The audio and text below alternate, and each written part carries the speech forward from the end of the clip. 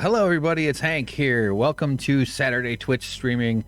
Whatever the fuck Hank is up to on Saturday is what we're going to be streaming about. So today's docket is we're going to look at the hog animation, and we're also going to do meaning I've got it installed. I did a little work on it and I've got it installed. That's not even how you talk about it in the whatchamacallit, where it's going to go. So I want to show everybody how that works out. Then a little bit of work in Photoshop on our Halloween graphics, the scared pumpkin and his buddy the candy corn.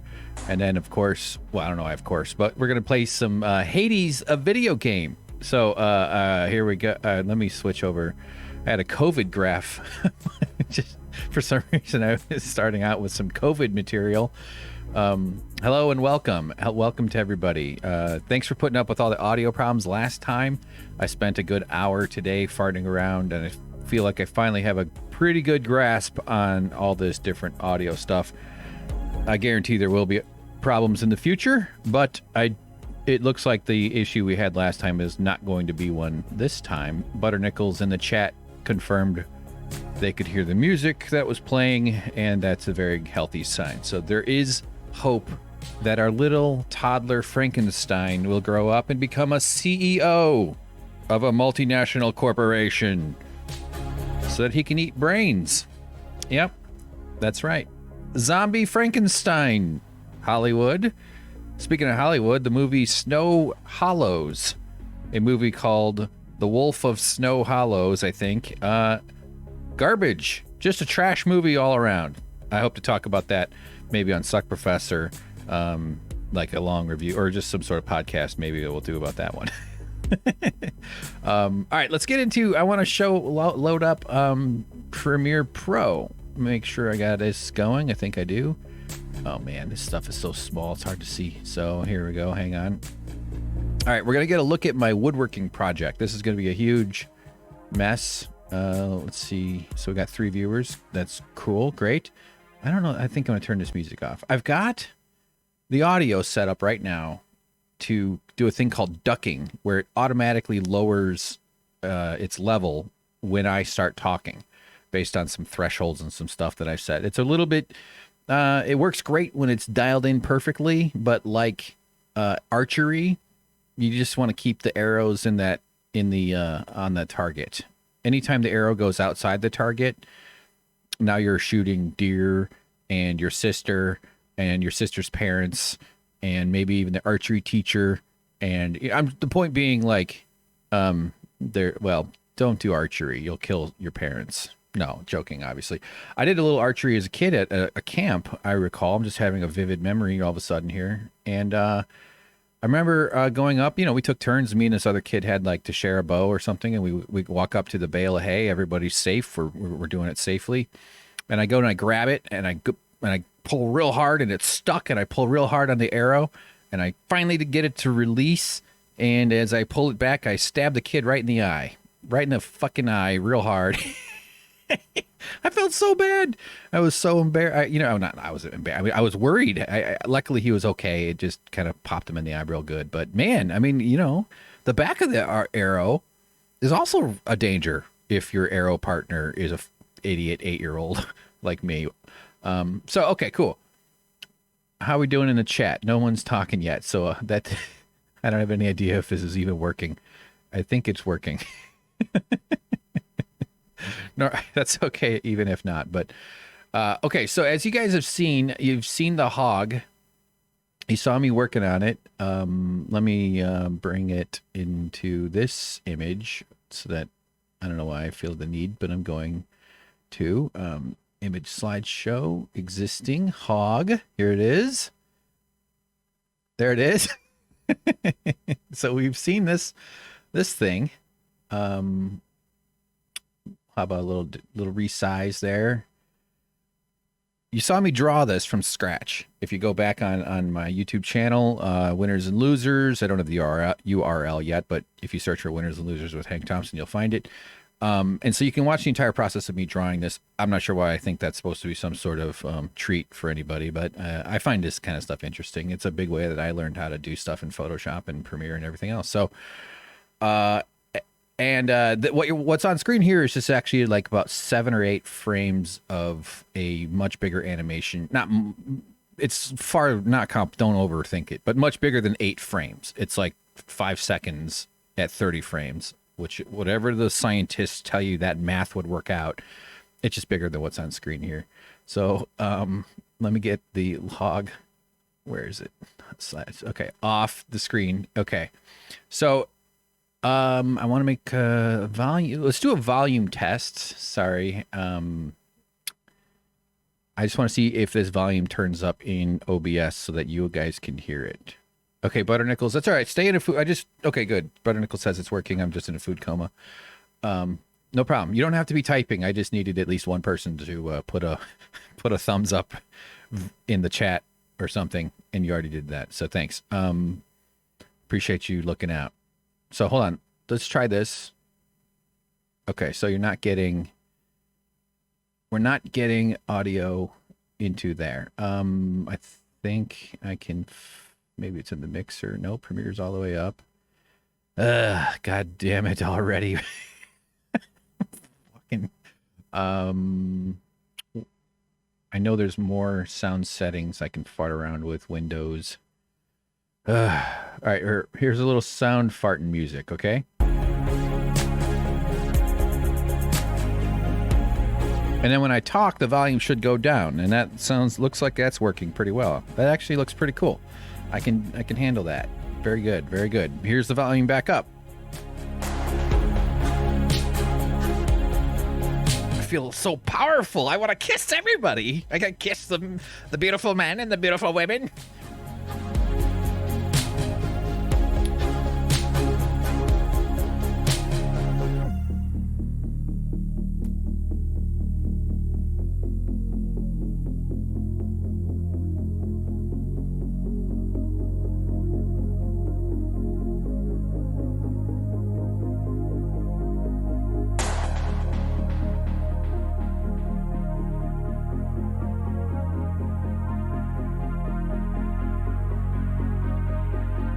All right, music's off for a second. Let me try this again.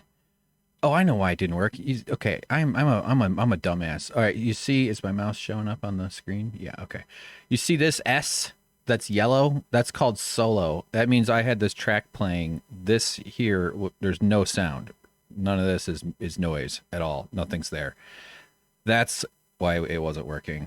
User error, as usual. So you're not going to see all this previous shit that's going on, and we might watch more. I don't know. Depends on kind of people. If people ask, I'll probably have a hard time saying no. And so let's just let this play. The hog will turn up. You'll see it, and you'll kind of get a grasp of it. So focus on the screen. Stare into your computer monitor, and here we go. Audio might be goofy when I start, but I'll adjust as needed. Hopefully it works.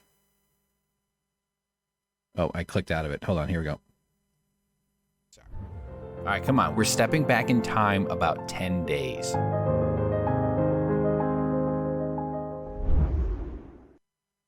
These are my first ever hand plane shavings. Here's my first pile. You might say I've popped my Douglas fir. Normally, I've read, you'd want to tune up a hand plane before first use, but because I'm nowhere near finishing and I hadn't yet acquired my ugly flattening tile, I went for it. concluding that the sole being factory flat, untuned, if you will, was good enough for the task at hand. The task? Hogging off lots of material. Boom! So you basically got boom! Hogging off lots of material. I like these full screen with the letters. Task? This part here, and where the letters come up as you talk. So here, let me play it again. The task? Hogging off. Why is it? Hold on. What did it do? What the fuck? I animated that. God. Oh, mother. No. Oh, I know what I did. I replaced it and I didn't do the update. All right. Time to watch me do a little video editing here. This is probably going to be embarrassing. That's not. I actually have this transform already in a different folder. I got to use the transform thing because I want to have the video, the shutter angle. It doesn't really matter what I put that at. I just go high. Who cares? The normal motion settings don't allow you to do shutter angles in as you can in. So see how it's getting blurry right there? That's the shutter angle being calculated by this transform effect. So it's pretty fun. I just wanted it to zip up. Ease in on that guy. This is called interpolation. And we'll put this over there so as it lands smoothly, he comes up fast. Okay, so you see how many frames am I at? I can tell my computer's struggling with. So it's actually right now it's currently less than 2 frames, which is very, very, very not enough frames for proper animation of any kind, really. Oh crap! Oh no! There you go. Hogging off. Whoosh. So now it's not rendered, so it's struggling to keep up a touch. Let's just get that bad boy rendered in there. Oh, Built in England is signing on. Hey, Built in England. And Built in England and Butternickels are talking, which can only mean one thing. Romance! I smell a summer hit wedding. Pretty soon. A wedding attended by everybody's favorite wily uncles who get drunk and yell about how they're for fascism without really understanding what they're saying. No, I'm just joking. It would be kind of fun, though, to have, like, weddings, love stories where people fall in love. And, what the fuck am I talking about? You know, where that's, like, the thing on the Twitch channel is, like, you know, all we do is our community is so strong, everybody gets married. Every single person. All right, so now we got green bars there. It means it's rendered. Hogging off. There you go. It's a little bit short or slow, actually. So... you can see this is the sound. So I want, like, you know, done. That's probably good. Let's see. Just move that left a little to increase the speed. Hogging off. Sure, why not? That's lots of material. Great. All right, you guys want to watch? Let's render it, and then we'll watch it, and then maybe we'll play it forward a little bit. By the way, I'm joking about the wedding. You guys do not have to get married if you would. It's an aspirational dream to connect people and so that they can someday die in separate bedrooms when they're old. I wonder if that's ever happened. You know how, like, they'll be like, oh, they died 2 hours apart. But they're like, yeah, they were in separate bedrooms. That was just bad luck. The other one could have lived. The second one could have found the dead one first. You know, so if someone's doesn't get the privilege of watching the other one die. The origin of that thought is a Louis C.K. bit from long ago. I have to loading up my stand-up comedian brain there. I don't want to be claiming anybody else's premise. Although, you know, not that someone else couldn't have thought of that. All right, here. Okay, for God's sakes, let's play this. I'll play through a little bit. We'll get to watch a little bit of this woodworking stuff. All this green is rendered, so it's pretty good. Let's make this a little bigger. All right. The task. Here we go. Press the wrong button. Here we go. Tuned, if you will, was good enough for the task at hand. The task? Hogging off lots of material. Nice. You basically got to remove this much material, between 1/8 and 1/4 of an inch, to bring the whole top down to anything approaching flat. But I'm going with plan B. Instead of planing away all this wood to perfect flatness, I'm going to fill the gaps with wood filler and plane down from there, reducing how much I have to remove. Since the boards weren't really ever flat to begin with, this plan has the side benefit of filling any voids missed during the glue up. Gaps where water, bugs, or other of nature's elements might find purchase and work in their dastardly ways. So I've turned the raccoon into the representation of anything that can go wrong outside. The cartoon of this little raccoon character will be appearing whenever I talk about shit getting, because this bench lives on my balcony, so it's exposed to the elements. If you've seen the first video, you'll see the first appearance of the raccoon. Here's a little more. I don't know if you guys would you prefer it full screened up like that? Or do you like seeing it with the little thing with this timeline down here? That can be kind of interesting to non-video editor types, which is what video editors called regular people. It's just a thing that we do. What if I was like the masked video editor? It's like, don't find out who I am. All right, Jesus Christ, let's keep going. That's the theory anyway.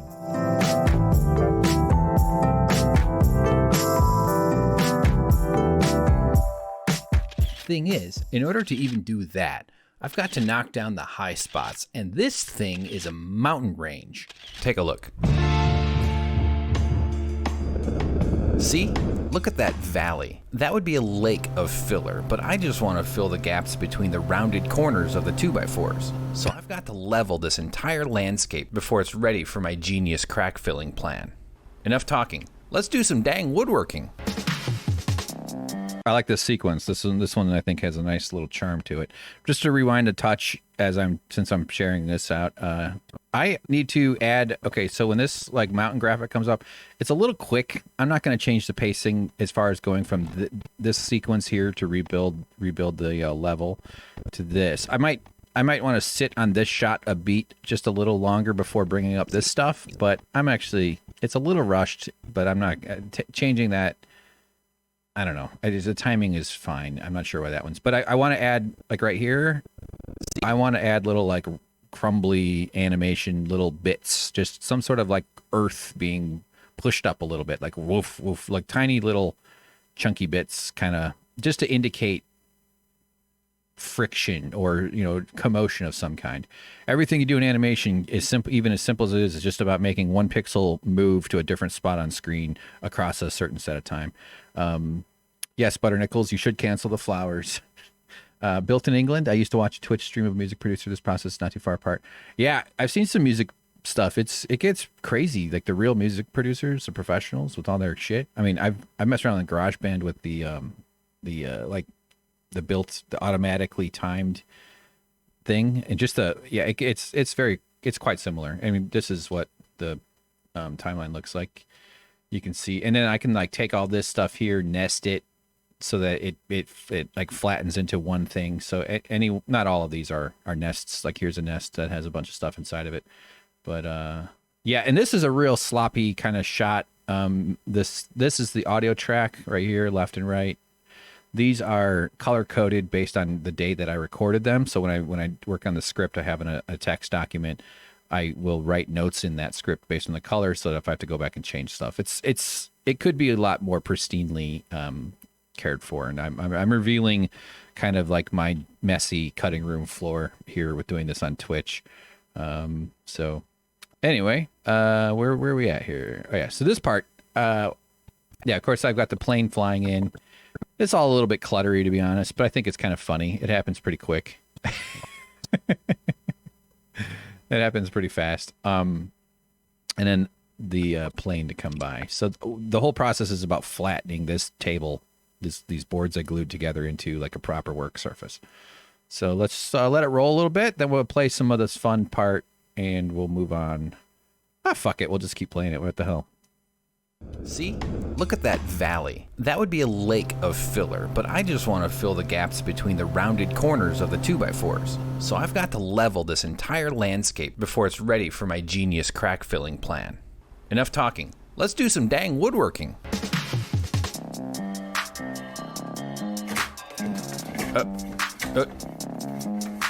Okay. That's not good. The table's...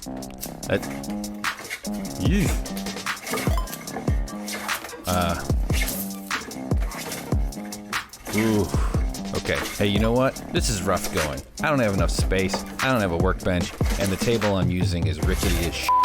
But even though this is a horrifying display, I can tell I'm gaining experience points with every cringe-worthy blow.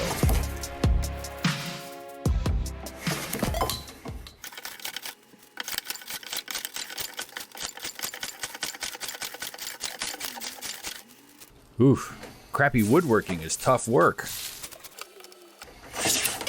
Gotta love that sound, am I right? Let's keep leveling up. So you've probably picked up on the experience points, and I have been weighing all kinds of ways of approaching that, because I could easily fold that into almost everything in this video, and it would be really tedious and take forever. But I like it a lot, because woodworking, almost any skill, or doing any kind of hobby really is kind of an RPG in a sense. You do develop different abilities and gain equipment and upgrade your party. You finally when you finally meet the princess who knows all the secret codes to the ancient scroll factory, then you're almost at the end game. That's true for all hobbies. But anyway, so all these little these guys here that come up, they're fun, and I kind of want to do them for every single time, but that gets real tedious real fast. So I'm hoping that by the time I'm done with this whole thing, it'll feel organically present, not too much, not leaning too hard into that joke or otherwise. But I do want to do some like stamina, like stat screen kind of stuff, which I haven't even started to think about yet. So here we'll just go from here. Butternickel says, I love the landscape and plains. It's charming. Oh, thanks. Appreciate that. I'm hoping it's quirky and charming, but also not distracting. I don't want it to derail. That's a risk you take when you're going off standard sort of formatting.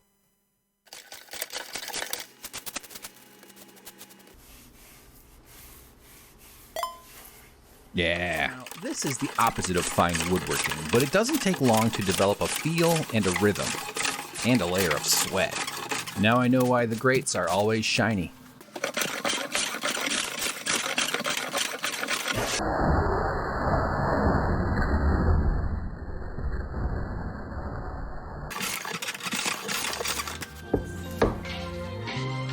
Okay, a decent first pass made. Already feels flatter. But the straight edge here shows there's a lot more to do.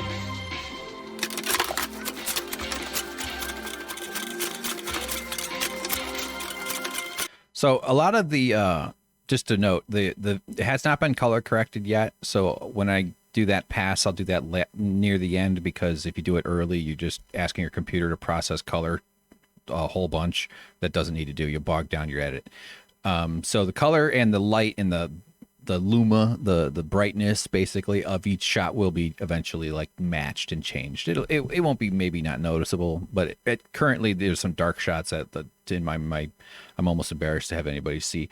Same with the audio. Like one of the final another fun thing you do near the end is like a proper audio pass where you make sure all the levels are matched up. Like right now, this music was a little bit loud for this moment, but and I'm kind of always doing a partial audio edit as I'm going in terms of levels, but there's more of a formal kind of way of doing it when I go during the near the end. Formal is a little too strong a word, but just a heads up in case it seems like audio and color looks shitty. All right. Built in England says, I've built a few workbenches for customers, so it's always interesting. Oh, cool. You've built workbenches. You must work in the trades of some kind. Yeah. And interesting to look at other people's ideas and be critical. Hey, be critical of this for sure. This whole project idea is to show all the mistakes. Like most woodworkers make videos after they become woodworking experts or have some proficiency. And I used to design and install aquariums and build tables, and I built some cabinetry, and I've always been good with building. Like I'm just a good hands-on repair. I'm one of those repair kind of guys. So I don't know. Video editing is actually a lot like woodworking in terms of assembling, taking a pile of raw materials, farting around with it laboriously. Although granted, you're a lot less likely to slice your fingers off or open or get stabbed in the chest with a table saw kickback. Actually, I've never used a table saw. So this is kind of like a both a filmmaking and a woodworking project in one. I've only got one video up on Bum Rush Industries. That's the name of YouTube channel. And I have limited space, limited tools, limited budget, but I know how to put a video together. So I'm like just folding the woodworking into my other skill and trying to make it an interesting series, including all the mistakes. So that's kind of how I'm conceptualizing this whole project. And then actually low key, and then not that low key, is I want to sell stuff. I'm actually trying to sell shit on Etsy or via a website that I've started working on. It all gets a little overwhelming, but I'm going to call it Bum Rush Industries, and my first product will be making shit stools out of found furniture. So anyway, Built in England, you've done some work. Tell me a little bit about your experience. Oh, here you go. I build for workshops and have built farm buildings, not super fine finish work. That's awesome. Can I move there and live with you and make? You must live in England, I'm guessing. Make some farm buildings, some English. That sounds amazing. I would love to work with my hands and get out of, like, as much as I like video editing and all this animation stuff, and I'm pursuing it as a career in addition to trying to be a funny jerk, someone who's paid for their humor, which is possible, I guess. The staring at a computer screen all the time is just like devastating. It's just soul deflating, to be honest. Partially what I love about woodworking is you get to look at something that's not a glowing rectangle. Let's keep going here. And by the way, this is literally like my first time planing anything. I've never used a hand plane before. This whole series or sequence we're seeing, most people don't put their first time ever on screen. But most people aren't charming ass motherfuckers, okay? Here we go.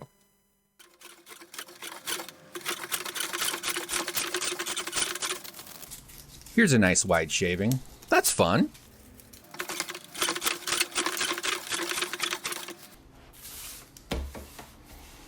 This little pokey bit has got to go. Lining it up, finding the right angle, mustering courage. Take that, pokey bit. Yeah! Drop the bass, motherfucker!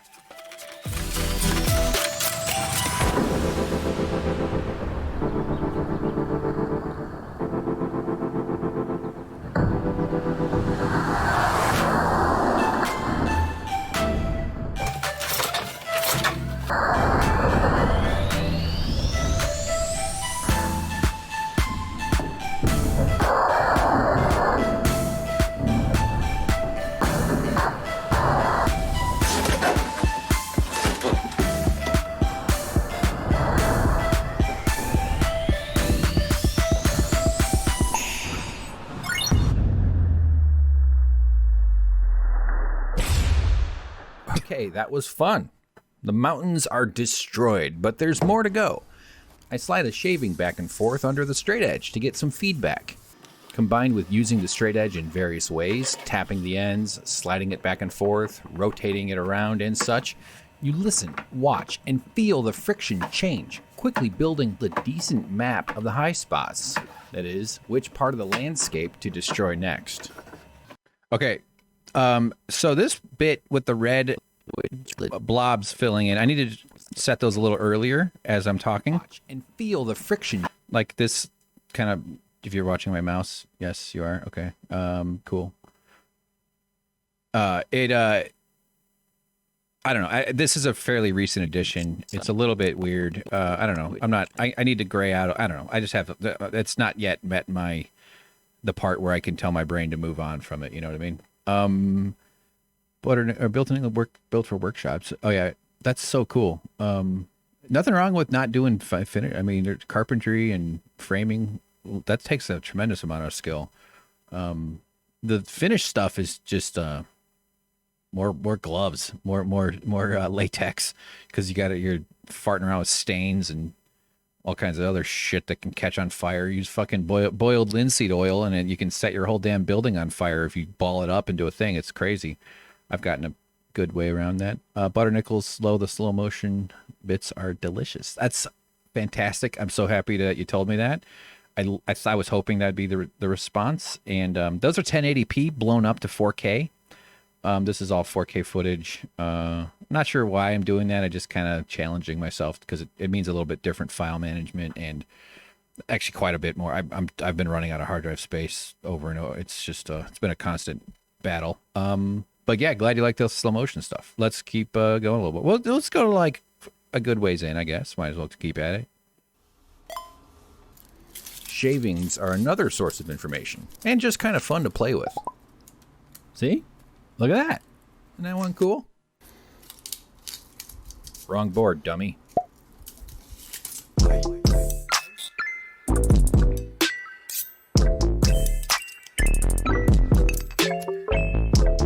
It's flat enough for wood filler, but there's something in the way. Dried glue. I could leave it as is or fill around the glue, but I want it to be consistent, so I get busy chiseling and scraping, trying a variety of tools I had laying around.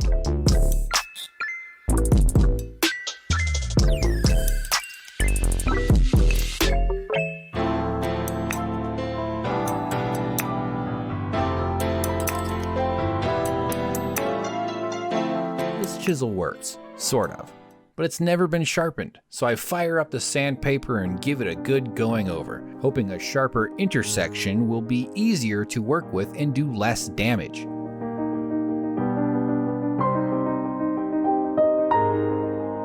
I even give it a micro bevel. That's that right there. That's the micro bevel.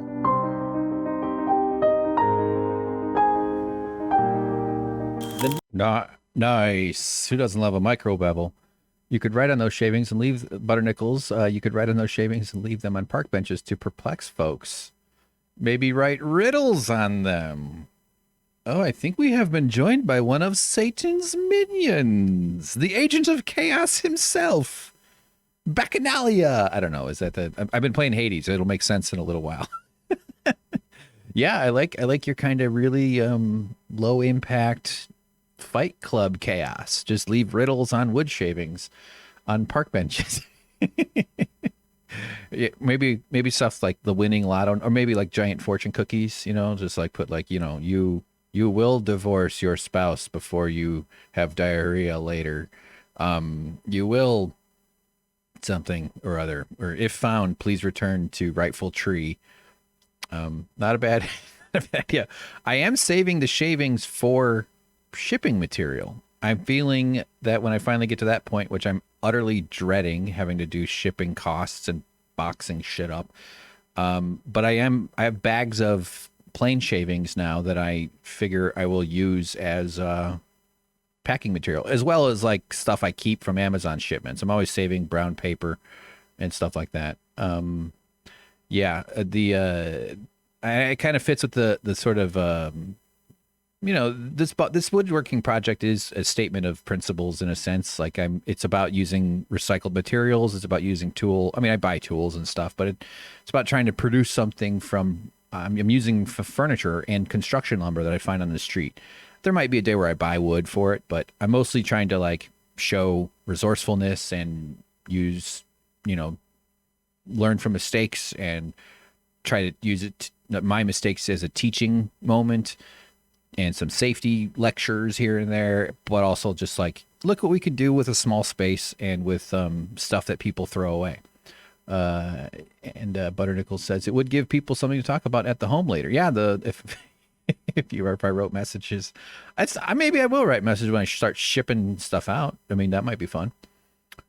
What kind of wood is this? This is Douglas fir, which is a very common pine wood, often used in construction and construction lumber. A lot of the 2x4, 2x4s, 4x4s, and like big kind of framing lumber, you're going to get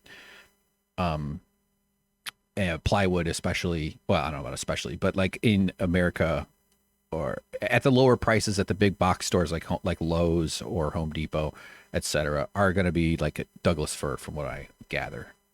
I'm starting to learn a lot more about wood lately, reading up on different species. Like it's fascinating. I would love to make little profiles of trees and like try to like, maybe if this woodworking project becomes something else, I want it to sort of evolve into like an educational process, educational videos too, not just like boring ones though, but like I think it'd be really cool to like build up a name and I could travel and go interview trees No, I'm joking about that. But like visit wood people all over the country or something, and then make cool little like travel featurettes about going around the country and learning about wood and learning about woodworking and seeing other stuff. Because that's the one thing I love about it is just how like as to be a little douchey, how powerful and versatile wood is as a medium for art, for both cool, you know, whatever. Okay, here we go. Keep going here. There's more.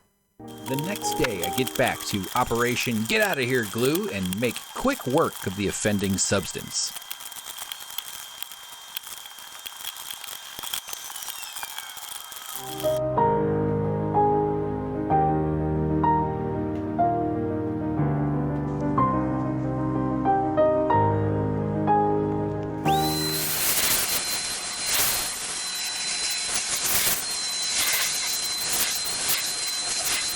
Here, I'm making a mistake. I try to use the corner of my other chisel to scrape out the grooves, but all I accomplish is producing these unfortunate jagged shreds. Not a big deal considering the stage I'm at, but lesson learned. The ends still have voids that go all the way. That chisel's messed up. I gotta get a better shot, because what you don't notice is how bent it is. It's really bad. It takes a lot of force to bend this much metal. I don't remember how I did it.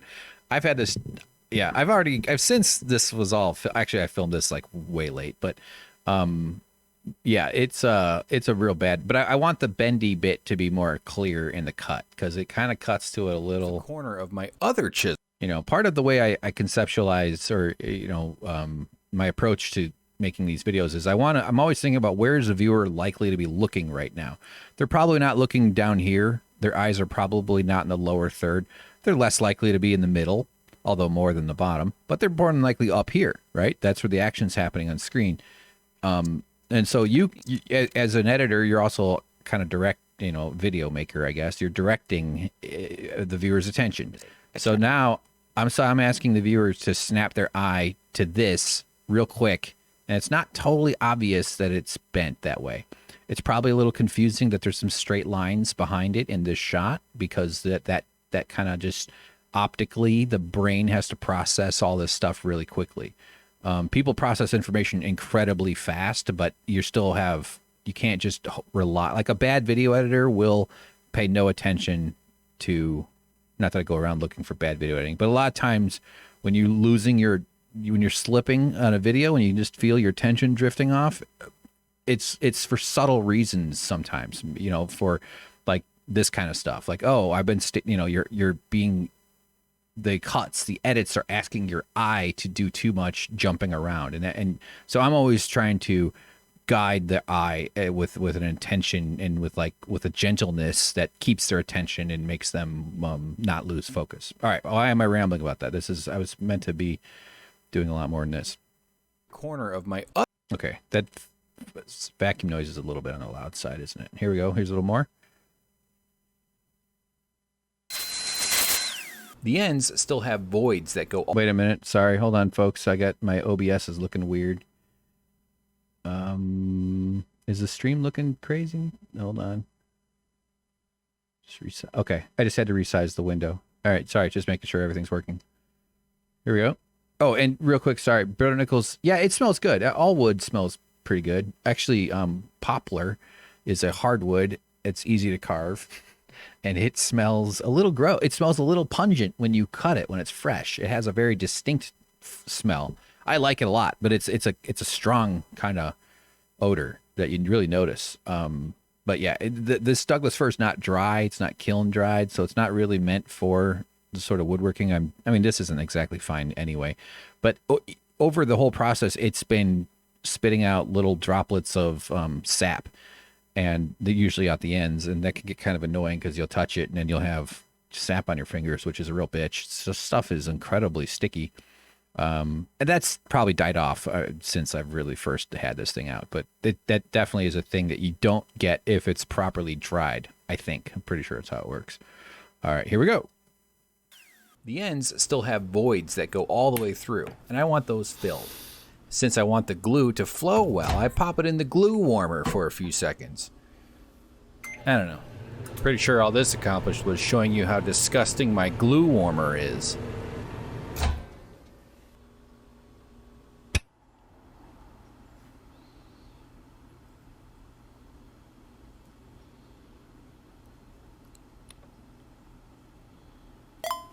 There you go.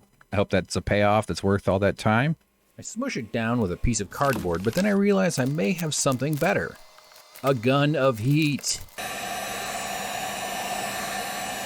This is either making the glue more viscous, allowing it to flow a little further, or it's drying it out faster. I honestly can't tell. Either way, it's a waste of time and effort. I take that back. It's learning. Oh yeah. Crack filling time. Mixing dish, check. Glue, check. Sawdust, check. I know you want to watch that plane flying again. Built in England says, cedar smells amazing, clad a house in it. Yeah, it's amazing. By the way, I love the word clad. It's a great smell. I love cedar smell. It's also useful in closets. People get cedar, wooden hangers and cedar just boards and stuff to keep moths don't like it or something, I guess. Or like shoe fills, like those fake feet. Yeah. Butter Nichols would watch a video of us cladding of farmhouses. Yeah, that'd be fun. I highly a gun of heat. Yeah, no, I like that. I highly Built in England says I highly recommend Samson Boat Company on YouTube. My favorite channel. So interesting, makes me feel inferior. I'm guessing they make boats. Boat building is its own really specialized. There's a few subcategories of woodworking that are like artisan trades, like boat building, music instruments. There's a really amazing, beautifully filmed video of a master violin maker starting from scratch and making a violin. It's got all these great, crazy little jigs that he uses to bend the edging, and it's a really impressive. But yeah, boat building. I got a lot to say about boat building. Ask me about boat building again someday, because if I start talking about it right now, I will go on and on forever. My dad has been trying to get me to build boats until I finally had to tell him I don't like boats. All right, here's the wood. Here's the flying over with the green bits part. I take that back. It's learning. Crack filling time. The sounds are funny. Let's just do the sounds by themselves. How about? That's what solos are used for. One more time. Nah. I don't know why that, like, this obviously ties into the other one. And if you look closely, you can see me moving. You can see my head move. I was going to have my arms like flick each green blob out, and I was also going to have it like come out of the, but like at that, then you have to animate it. It just, everything becomes more and more complicated as you go. But I did put it a bit of time to draw this little fella here, who you might recognize from. look how freaky the eyes look above the glasses. It's funny. Yeah. So, man, that's weird. What a weird. I don't know what. How do you? Okay. All right. Okay. I'm not going to interrupt. I'll just let this go for a little longer. Filling time. Mixing dish. Check. Glue. Check. Sawdust. Check. So this isn't ideal. Fine dust from a sander would have been preferable. This mix has fine particles, but also a lot of larger bits from the circular saw. Plus, there's little flecks of blue paint from that old dresser. It's really simple. You just take some glue and squirt it on there. That's not rendered, so it stuttered a little bit. You just take some glue and squirt it on there.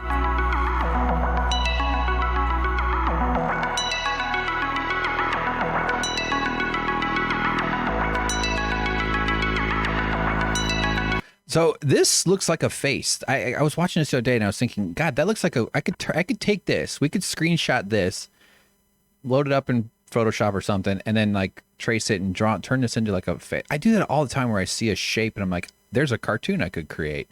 I don't know if I'm ever going to do that, but it does look kind of horrifying. If you look, looks like a dog. Ooh. Okay, here we go.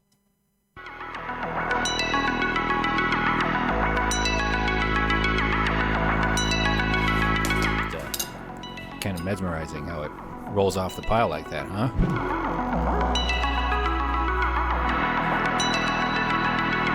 So that shot, I didn't realize I was blocking the camera for what's really funny, and I didn't do this on purpose. You might have noticed the first one where there's air in the glue bottle, so the first thing I do is blast out a bunch of air and mess up my pile. And it's so annoying that I was blocking the camera with the scraper, or whatever the hell that thing is called, putty knife. So it's really funny. It just would have been such a better moment if I hadn't blocked the damn camera. And then I realize it and I move it, so you'll see that. But yeah, what a pain in the butt. I don't know the perfect ratio, so I'm going for spreadability. Something like room temperature peanut butter or that disgusting cheese we all grew up on. You can't unmix it, so if it seems off, add more glue, add more dust. You really can't screw it up. Just trust yourself and just have fun with it.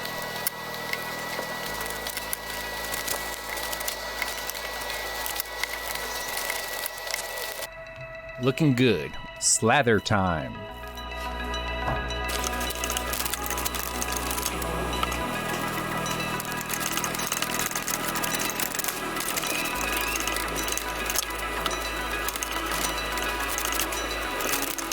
Since I don't know how deep the voids go, I use firm pressure and take several passes until it seems like I'm just spreading it around on the surface, indicating that the void is full. I mean, I guess, for sure.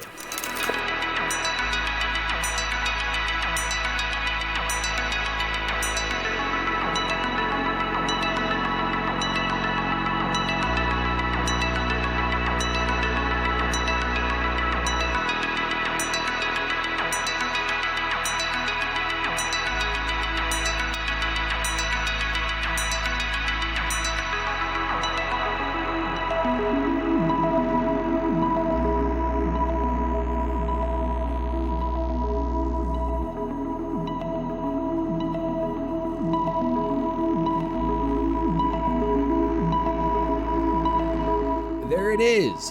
What a mess. I haven't seen this much devastation since my toilet broke. But okay, we'll give it some time to dry, and then we'll do exactly the same thing for the other side. The other side. Okay, cool. How about it, huh? Woodworking mid-production process. It's only taken me 2 fucking months to make this freaking video. Yeah, this long bit here where I have it kind of pushing in on the on a black background with just sort of a very basic motion controls. I like it. It's supposed to feel like we're making progress. We're moving forward. I don't know. You know, there's like this weird tension between wanting to keep the people interested in paying attention, but also sort of, well, meaning like when you want, I like things that slow down. I like when videos take a breath and aren't so hurried. I'm definitely, I'm always talking to keep up with my thoughts because my thoughts are a lot faster than my mouth. And, that's why I always get in my own way. But it's something like this, like I'm going to follow what I like. I'm going to do what I think works based on my taste. And so I do like this little section here. But I could see it being a little bit slow or whatever. But that's okay. I'm all right. The other thing I was thinking is maybe putting something behind it that gives a little bit more of a depth, some sort of like basic After Effects or some kind of just simple graphics behind it that makes it feel a little emptier. But there's really hard to get emptier than a pure black void, which is, pretty common too. So yeah. All right, good. There you go. One more look at the pig, since that's the whole point why we watched all this. Where's the hell's the pig? There we are. Here we go. Task: hogging off lots of material. Beautiful. Congratulations, everybody. You just watched a partly a woodworking video. Built in England says, yes, he's building a boat. And why are you smearing barbecue rub on your wood? Hey, man, women, I'm good with whatever she asks for. If she wants to do something weird, I'll put barbecue sauce on anything. Yeah, the boat building is cool. I have a ton of respect for the boat building because I'm not going to take this workbench and go try to keep myself alive in the ocean with it. So, or a lake. All right. Fun. let's put on a little music and switch over to, I got all this like gentle ass music. I don't know. There you go. We're switching to do some work on our pumpkin guys. So hold on, hang on.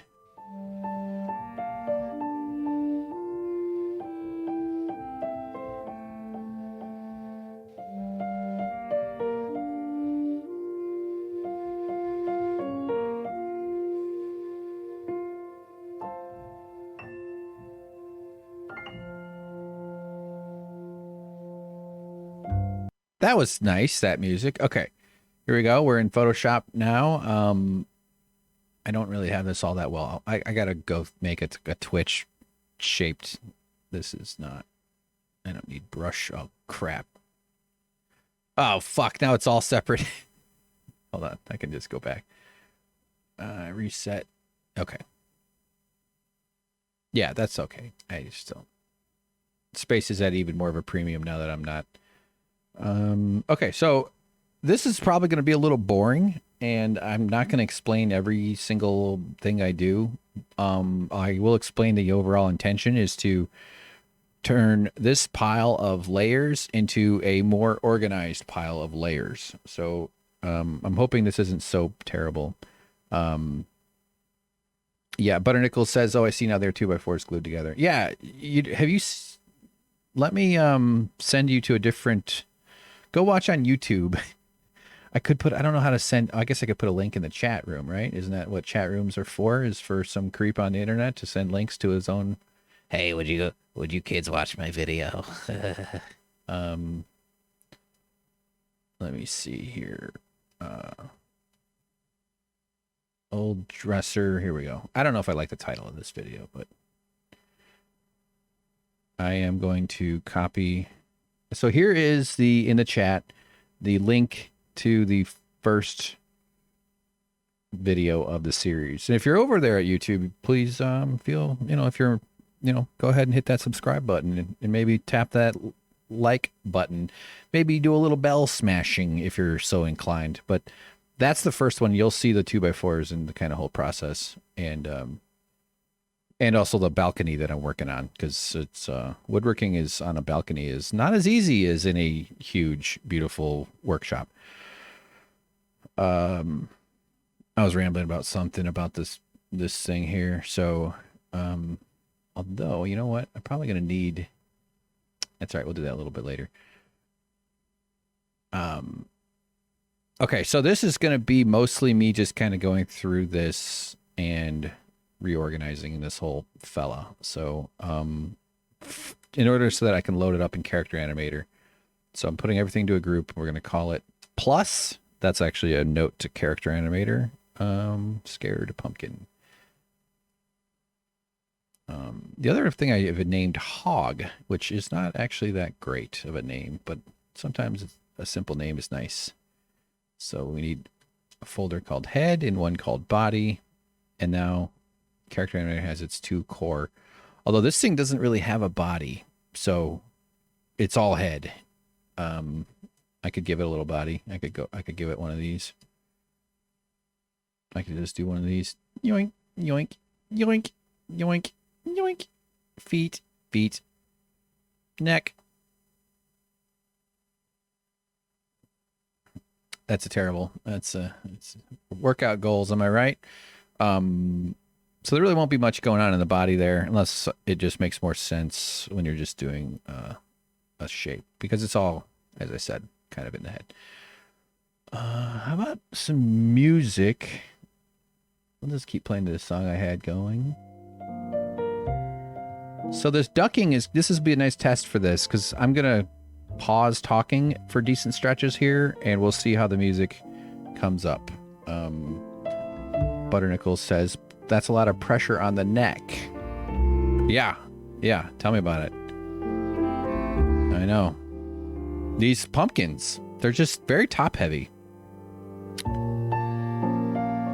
All right, so basically, it's kind of logical once you get into it, and I don't really have the mouths. I have multiple mouths, I think. Yeah, so these will be set up for its own. Oh yeah, it's even got the mouth grimace lines. All right, so this is all going to go under mouth. That's actually eventually going to be changed. Body, or no, head.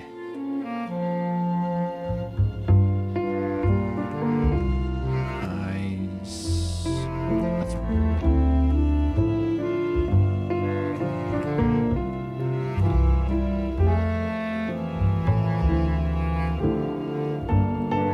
Oops. No.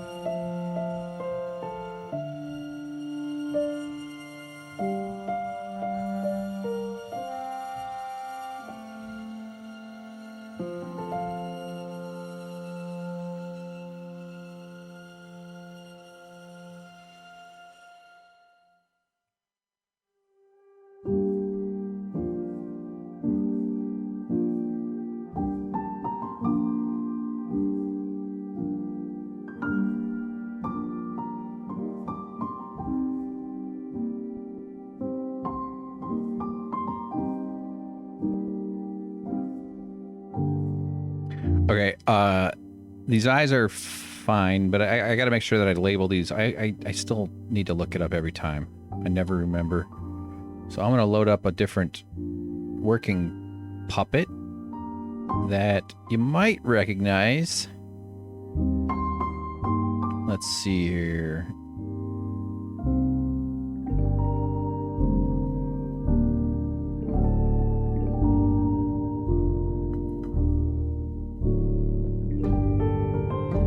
Here's a puppet that some people have seen.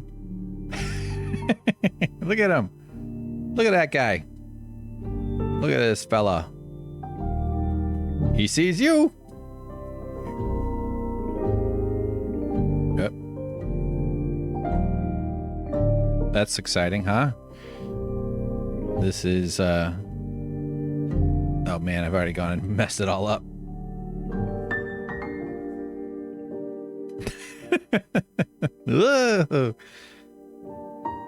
Problem is when someone's cross-eyed like that, and it's hard to make them like look around when you have to animate the pupils on separately.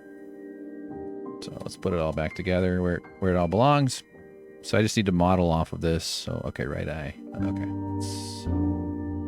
got it.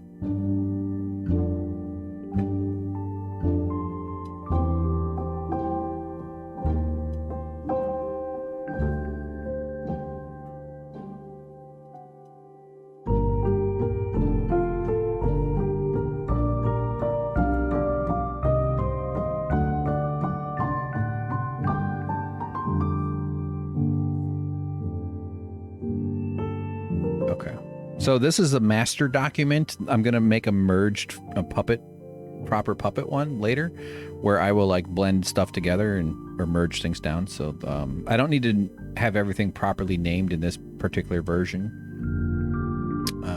because I just don't. I mean, it could easily, but you got to decide stuff that you need to, you should work on or not work on. Like this, see here, stem copy. This means it's all merged into the stem. This is one of the, I did this years ago, so I didn't have character animator even on my mind when I was making it, or else it probably already would have been done. So body.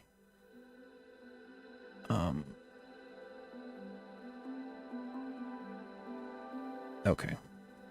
This is a no, delete. Okay. I think mouth it's supposed to have a plus.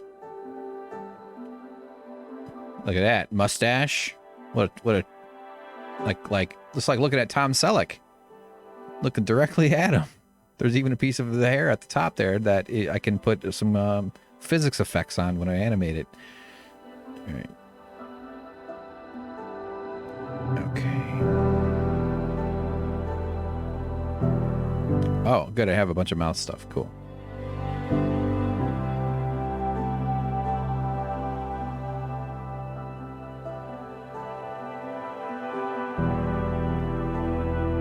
These are identical.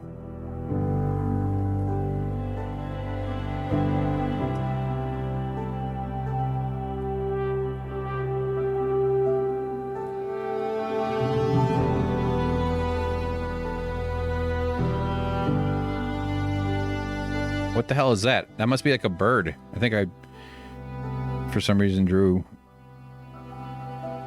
I don't know what... okay. Well, whatever. Who cares? Oh, let me... sorry. Oh, crap. Built in England said, watch the vid just before you mentioned using the knotty timber on the leading edge. I was saying to myself, no, use the tight grain wood. Yeah, I fucked up. That was a big mistake. People don't know I used a board for the front board, which is the big toe of the boards. It's a very important piece. And I had a nicely tight grained piece of wood that was perfect for it. Really is like, it's pretty much quarter sawn. I don't know if that's a thing. Yeah. I know. It's funny.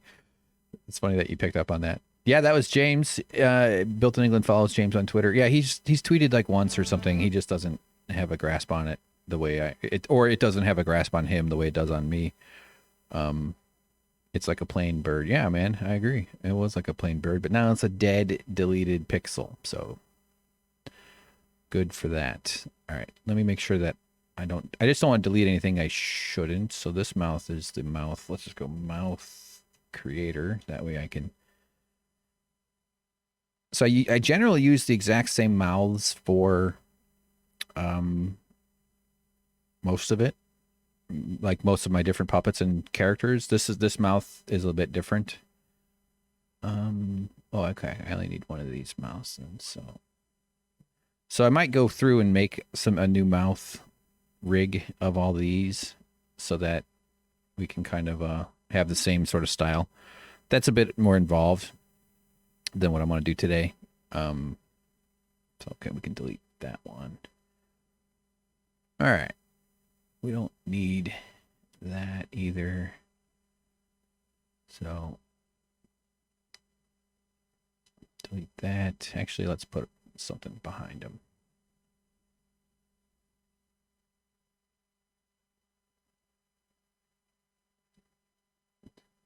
Is the sound gone? Sorry, hang on. I don't hear any noise. Oh, sorry. There we are. We're back.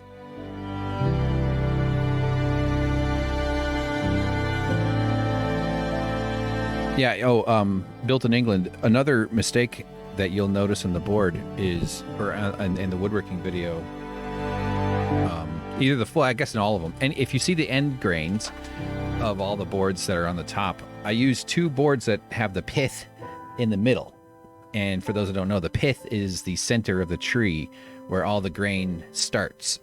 Those are basically its baby pictures, so to speak. And cracks form in wood in a kind of radial pattern to the pith. Some sort of, I don't know if it's perpendicular or whatever you describe that, but a crack is probably going to cross through the pith. So I have my woodworking bench with two boards that have the pith in them, and you'd probably want to avoid that. It's filled with pith and vinegar. No, I don't know where that wasn't even clever. Yeah, that's just a big goof though. It doesn't matter. It's not like a fine thing, and besides, it won't come apart with the way I have it all set, glued together. And it might split, but it's still going to hold together because the legs are attached very strongly to the whole thing. So I don't expect it to just like fall apart like a, I don't know, like I'm trying to think of a classic film moment where something falls over, like a dead mafia guy. But even if it does, I can fix that. That's the whole fucking point of being a woodworker, is you fix the shit. So I'm not worried about it. It is an amateur move, but I know that it's not going to be devastating. It's just funny to have that there. All right, let's okay, so I'm not going to worry about all that stuff for now. And so I'm just basically just setting this up because I want to be able to do a little bit more with these characters, and that's kind of what this whole process is right here. So let's okay, we'll do it this way. Center it. One crucial detail. Is that not? Why is it not? There's no way that it's perfectly centered already. Oh, okay. Hold on. Why can't? Oh, something's locked. Yeah, there you go. Super important that was locked. Okay. There we are. All right. So I want it to be centered to. So it's really important.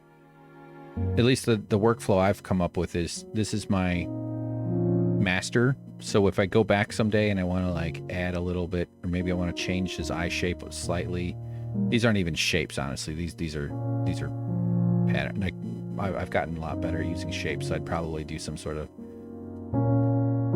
of shape manipulation to create eye shapes and stuff like that. That's obviously not what I was going for, but I'll make the changes on the master.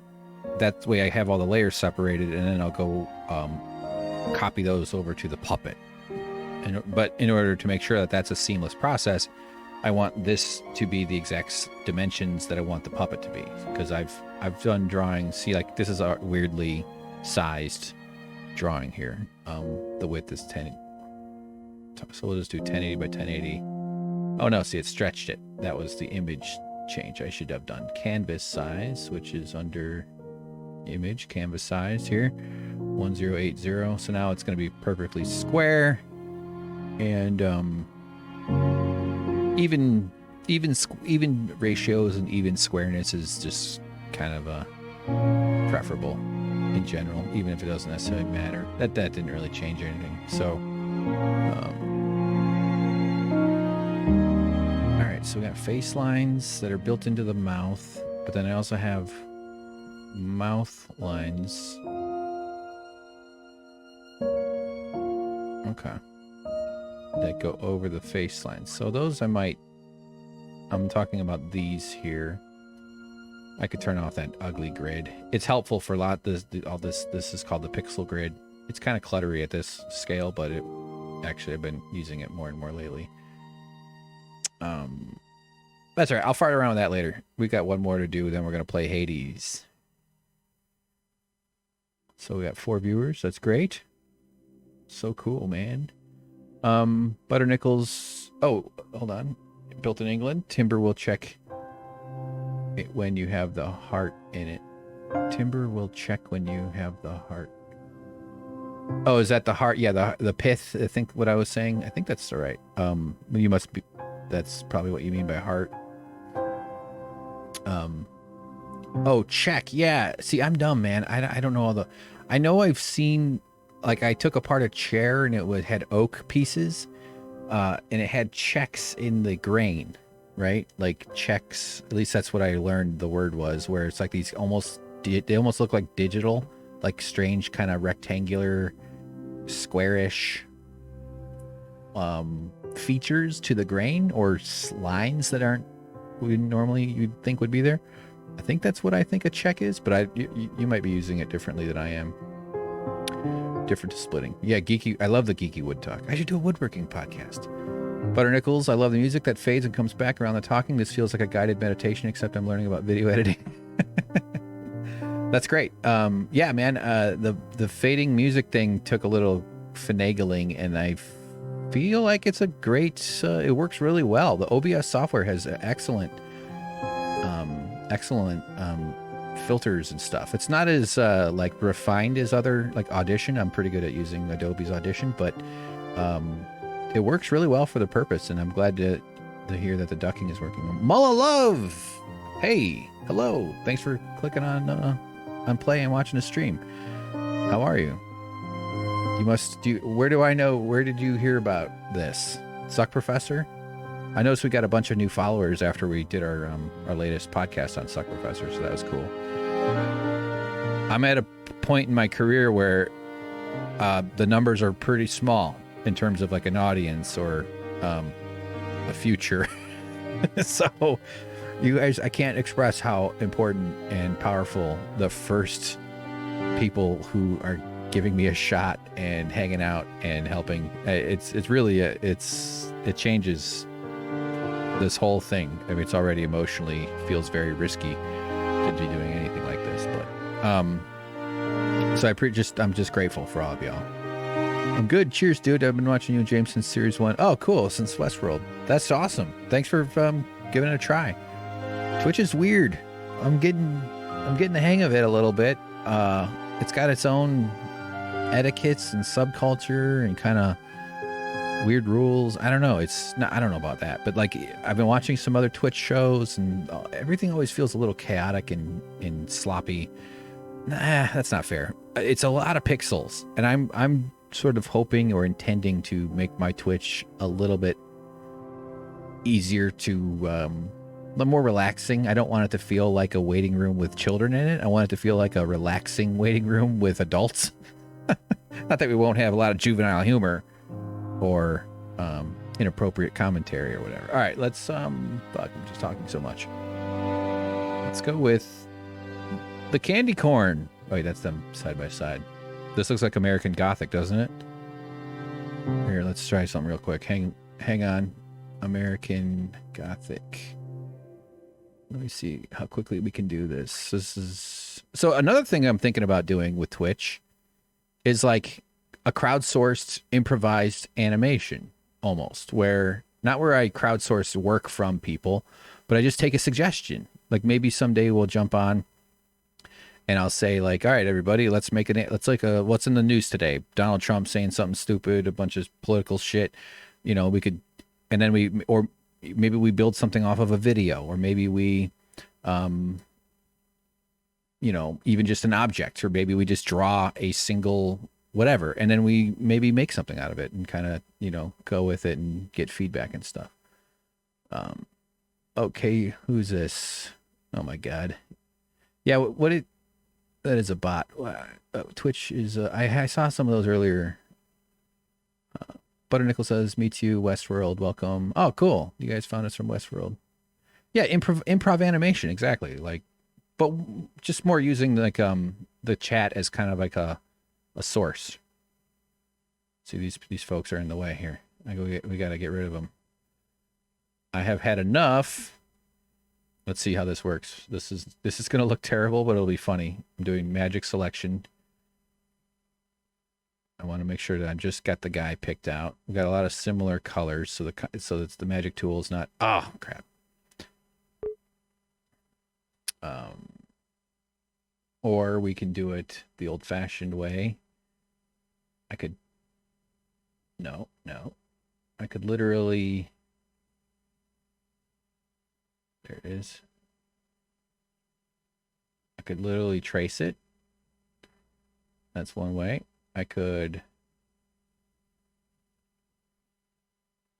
We'll do it like this here. Let's see how fast we can make this work.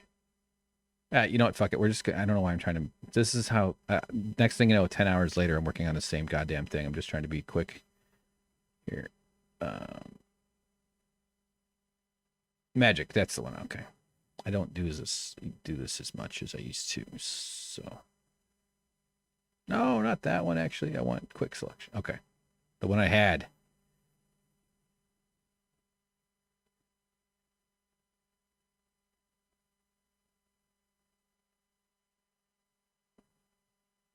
All right. Is there music still?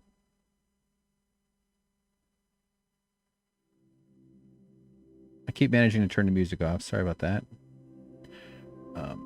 Okay. No, that was incorrect.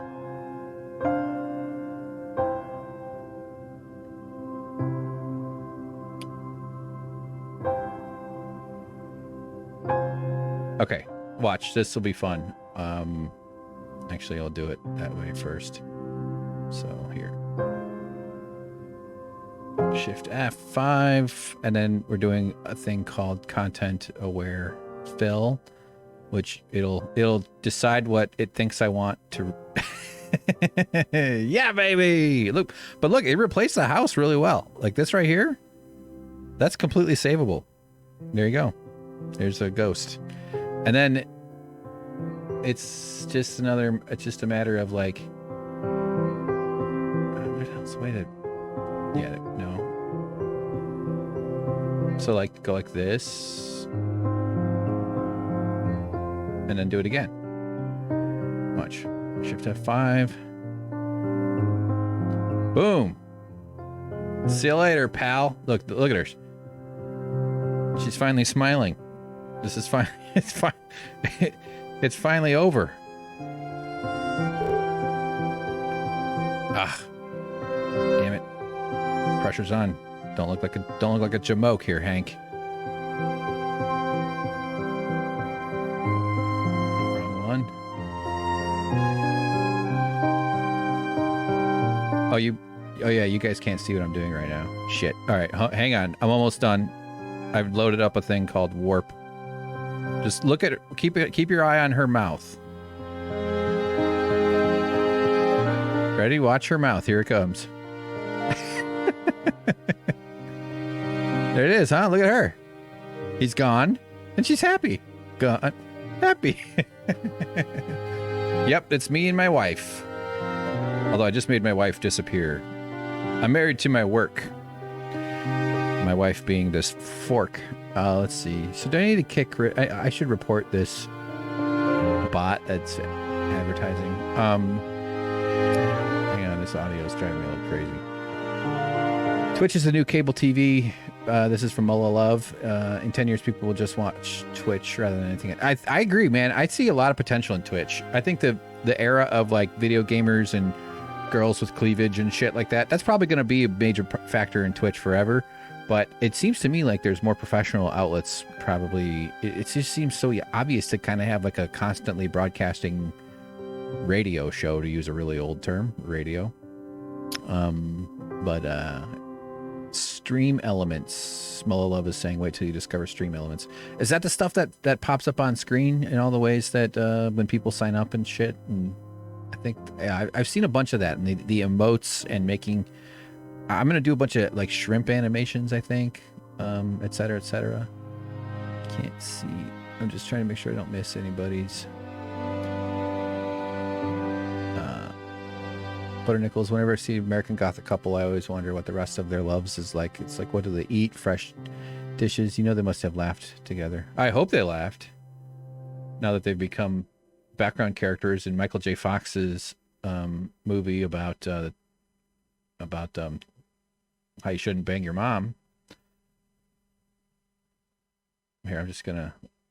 These two people have haunted the American psyche.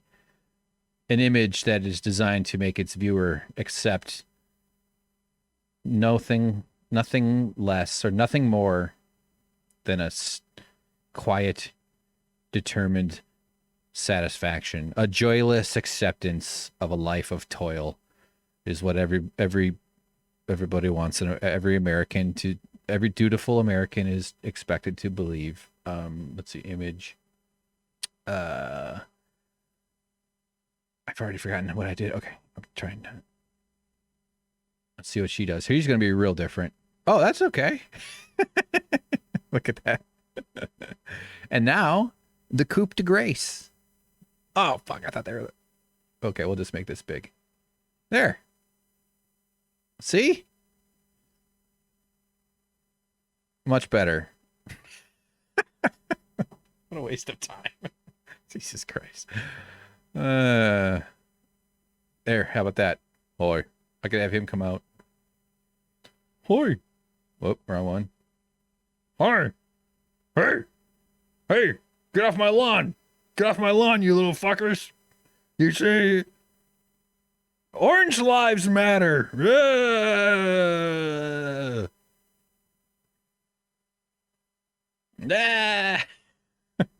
So ridiculous. Yeah, man, maybe we do improv animation. Maybe we do like meme hour where people suggest memes, or we modify. I don't know what a meme is. I'm an old man. I'm honestly, when I was working at Young Turks, and I worked with Haas on some stuff, and he's like, just meme it up. And I was like, what is a fucking meme? I thought this was a meme. Meme. Hold on. Font. Impact. regular, color, white. Here, let's type up something better.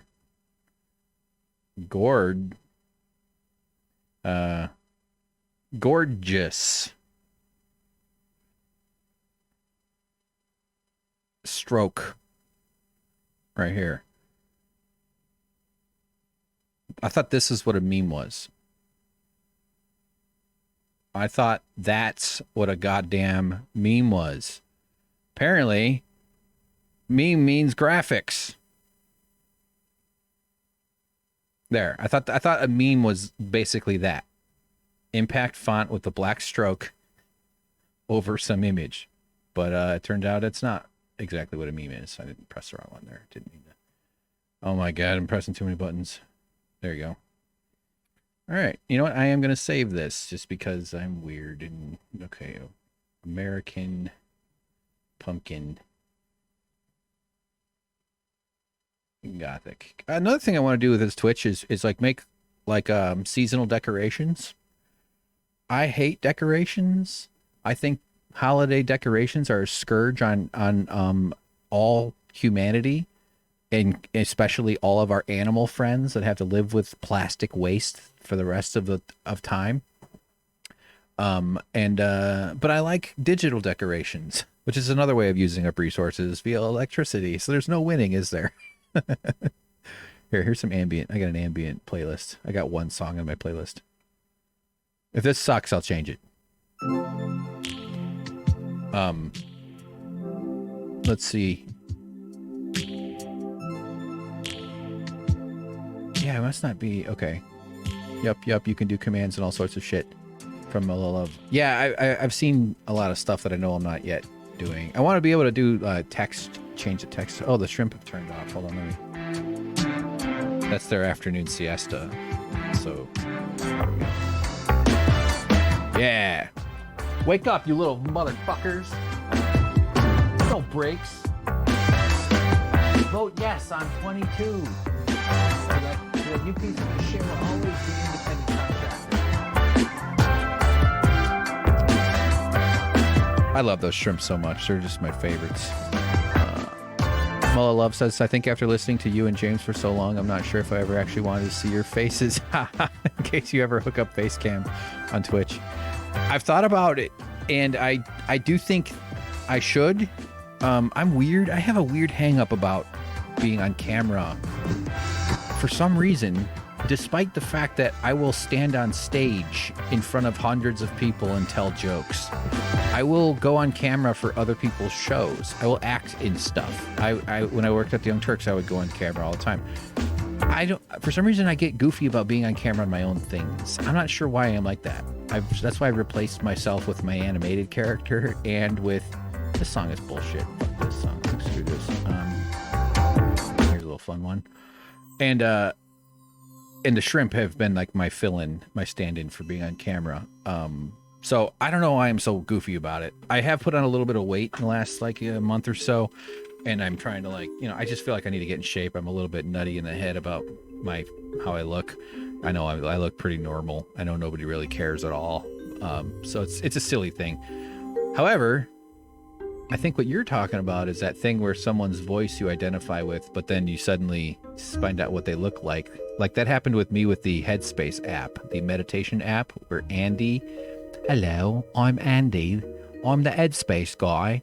I'm going to talk you through your own fucked up emotions, and you're going to pay me for the privilege and probably tell your friends. Close your eyes, motherfucker, and meditate. That's Andy. He's got a beautiful British voice and a very soothing affect. And finally I saw what he looks like, and it was devastating. Utterly world-changing and devastating. Not true at all. It was fine. He looks like a pretty normal guy. He's actually even bald, like one would expect somebody who is a professional relaxationist. But yeah, man, you probably will unfortunately see what I look like someday. I'm sorry. There's tons. I mean, I've made short film. Like, there's all sorts of crap. I did a YouTube channel called Infinite Clicks, which is like a talk show. That was the first time when I worked at the Young Turks. I did that years ago with another comic buddy. And so there's plenty of ways to see what I look like. Oh fuck! I turned off the shrimp. Why did I just? It's like there's something on my computer. I'm just gonna press a button. But yeah, I don't know. I think life is easier when you're not on camera all the time. That's kind of why I don't want to worry about being on camera and being, I don't know. Oh crap! See, that just. Okay, let me focus a bit. We'll go back to some music that's at least probably relaxing here. Yeah, this is just sort of chill out, gentle stuff. But Mulla Love, I appreciate all the listening and that you're here now, and it's super cool. Built in England says Mulla Love Hank has got to get pink gamer chair and cat ear headphones. Hey, how do you know I don't have those already? Yeah, you know why there's been a shortage of pink highlighters? Because I've been making my chair into pink, and it just takes a tremendous amount of highlighter ink to do it. And my cleavage is getting nice and big too, so you can expect to start giving me money, you fucking ingrate not donators. Give me $200. Blah, blah. Is that the way it works? My cleavage would be pretty good, actually. I think, although a little hairy. Yeah, the hair kind of concentrates right there in the valley. Yeah, that's what a meme used to be. This is Mulla Love. However, they have evolved into a different beast. Yeah, that's what Haas told me. He's like, oh, he just says no. He's like, that's not a meme. I'm like, I don't know what the fucking meme is supposed to be. I just take it to mean graphics. It just means a picture with some words or not, and maybe a GIF. Hank and Delphine do a squad stream. I'm gonna guess that's one of my main competitors in the cleavage wars. Holding up 2 fingers. Butter Nichols says lol. Yeah, the voices never fit the face. I wonder what you think I look like. Probably really hot, because my voice is super fucking sexy. Hey, look who just signed in. James heard us talking about cleavage. Should get a sub option going. Got this Amazon Prime sub. I don't think I can get subs until I reach the affiliate requirements. I think there's like a it's almost like unlocking achievements that I have to go through. Hey James, say hi to Mulla Love and Butter Nichols and Built in England. They're hanging out and talking, just reliving the old days back when men were men and women had to just live like this when it was all terrible. How funny is it? There you go. That's something else right there, isn't it? Okay, save it. How's the music going? I can't hear it. Oh, you found infinite clicks. Oh no, you've seen me.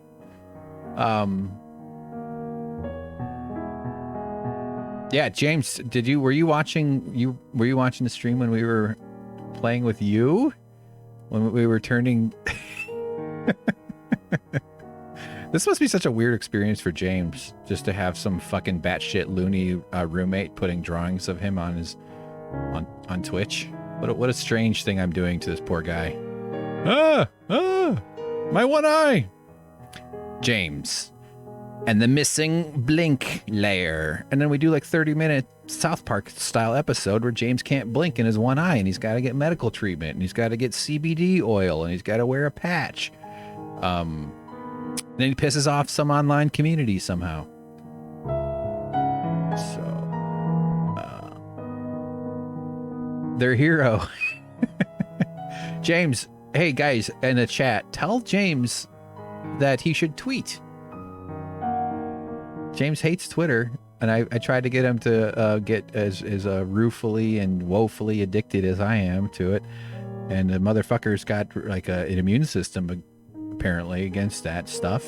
It's incredible. Oh, he's already started. Sorry, I didn't even see that comment. Remember when James joined Twitter for 3 days?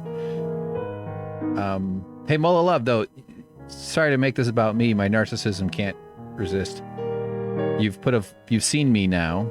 You've put a voice finally. How does it stack up for you? How did I do? All of a sudden, I'm fucking nervous.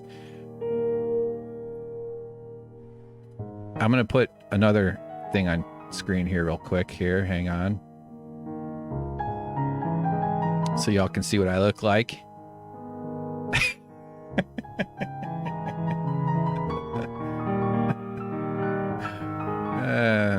That's not even the...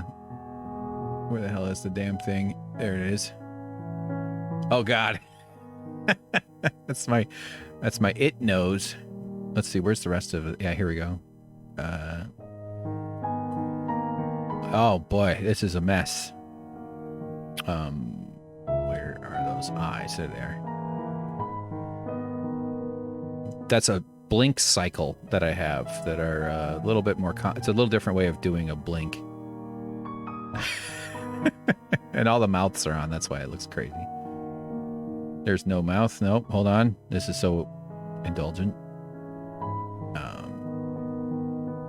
So this is what like a normal mouth, like what do you call this? A rig or something. But this is all the mouths that are used in character animator. So you assign them a label that has to be exact, and these are just obviously corresponds with different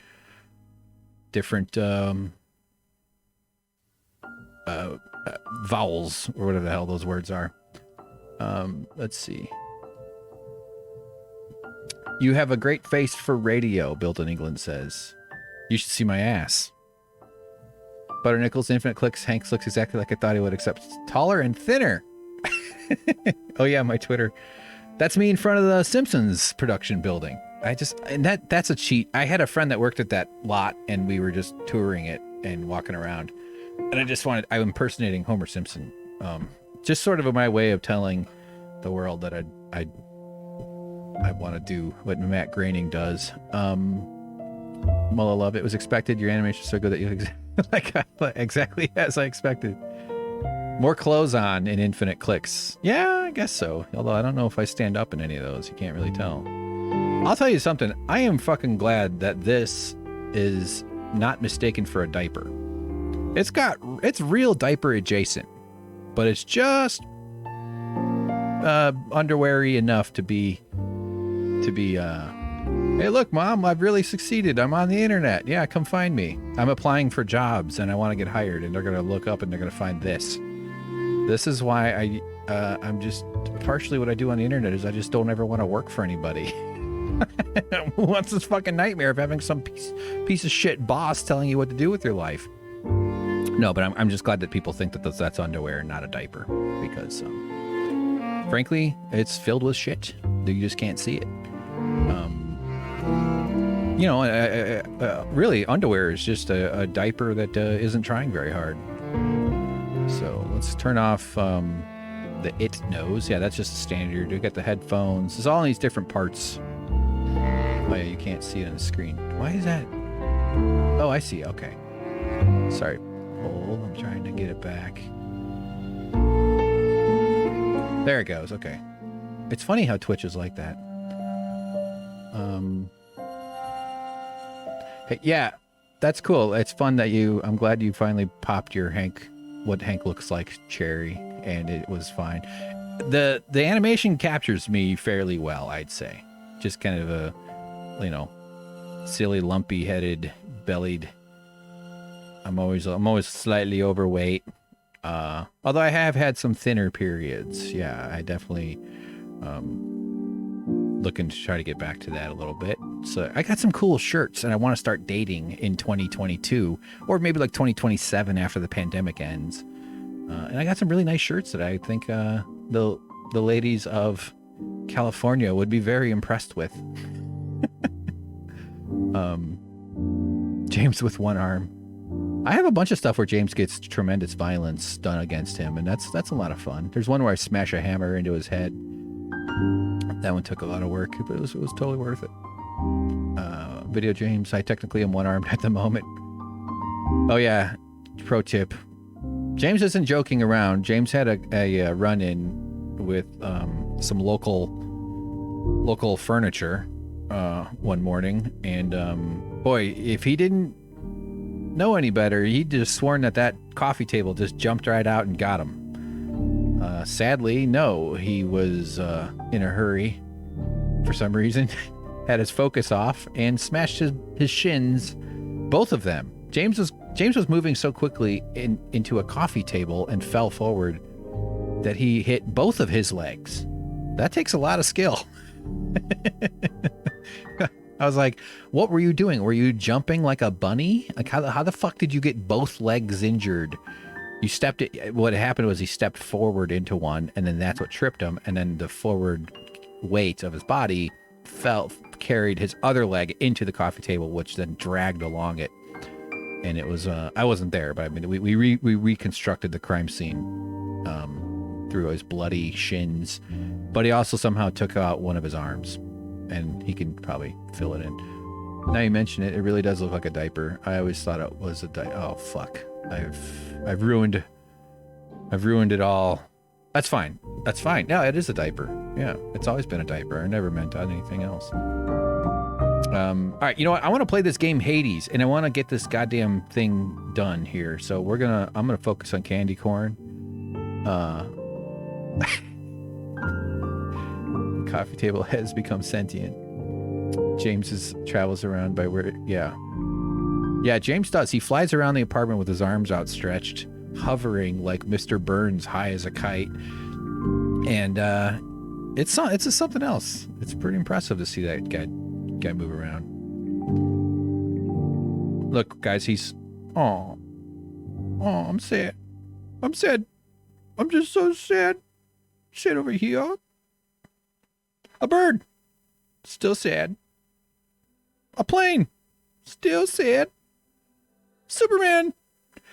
I knew a stand-up back in the old Chicago days who had a whole bit about how, like, why would you be so excited about a bird if that's what you thought it was? Why would you be like, a bird? It's a good bit. It's nice, solidly constructed. And that was a funny gentleman. All right, focusing here, trying to delete, because I've got the marquee on. It's a lot easier to concentrate when you're not broadcasting everything to the internet. Okay. I have named Candy Corn this character Candy Corn.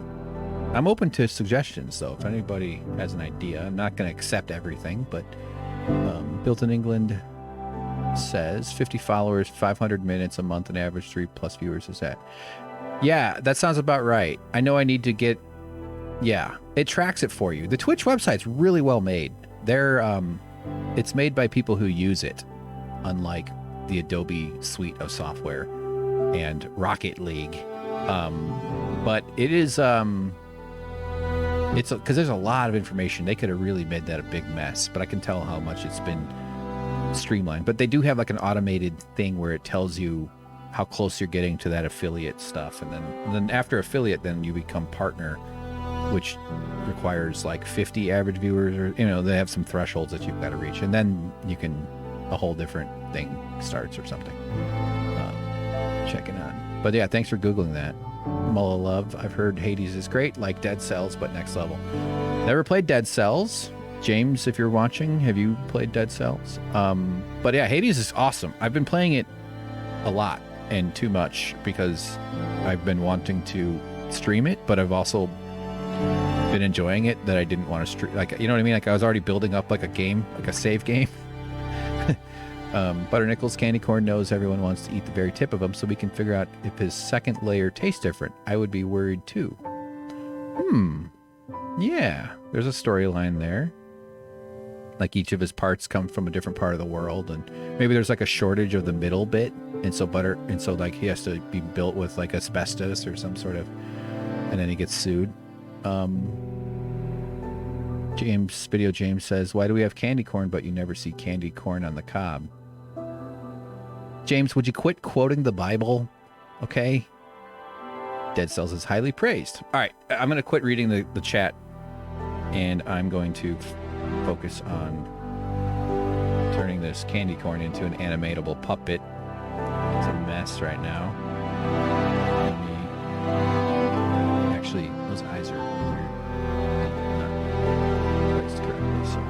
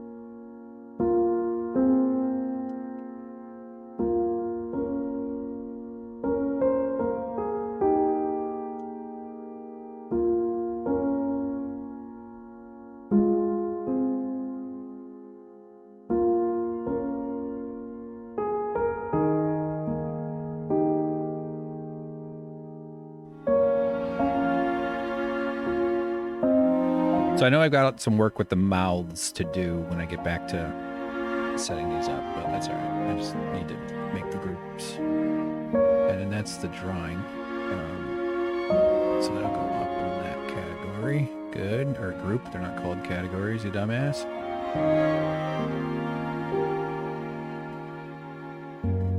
I like that look too. That's kind of fun. Oh, hello. What do you do on this planet for entertainment? Ah, you watch the news and see what the insane maniac who you put in charge says about his enemies and Rosie O'Donnell. That's what we do on our planet. Okay. Why did I do that? All right. Body.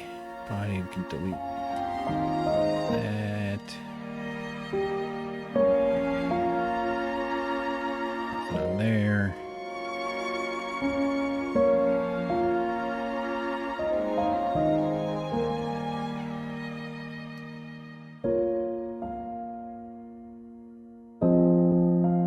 What the hell is this? Oh, that's saturation change. Okay.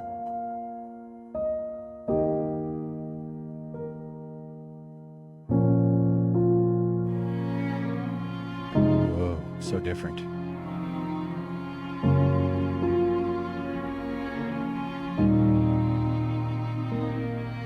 Apparently I preferred that color back then, so I want this shape to be that color, so I'm going to just repaint it with the, instead of keeping an adjustment layer on top of the whole thing. So see right here, I've got the color set up using the marquee selection tool, and then this one will do the same thing.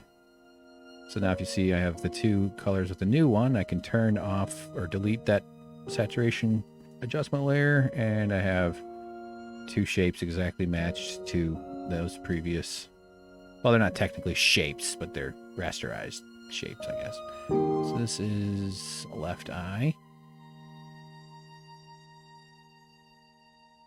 And this is, oops, keep doing that.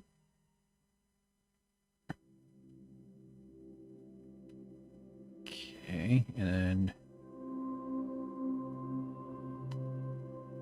all right. Delete that eyes. No. Delete. These eyes can delete too.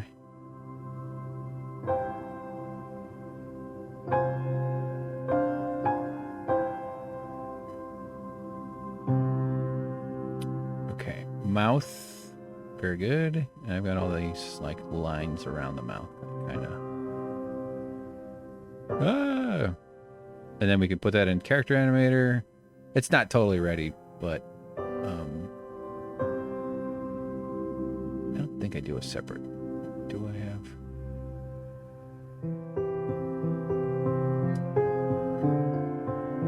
No, eyes are not on in their own group.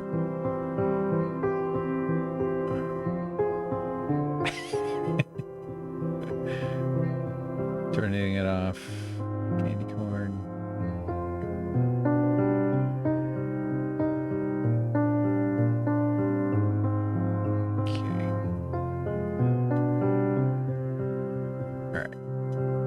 Oh, I know him. Okay. This is actually not the body. That's the head. And this all goes to the group head. And we need another group to be the body. Okay. What the hell is that anyway? What am I looking at? Oh, that's for the pumpkin. Or something. I don't know. Okay, that's probably some early attempt. Alright. That. Don't know where the hell that is. Let's.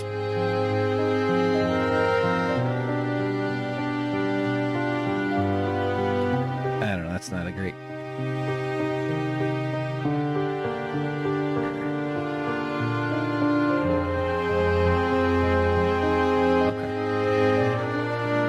Now let's do image size. Image canvas size. So 1250 by 876. I like round numbers.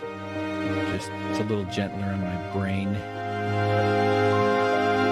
That's fine. Roughly equidistant in all directions on the sides. That's just kind of what I'm shooting for. And then we'll just center it using auto center. Oh, I know. Similar.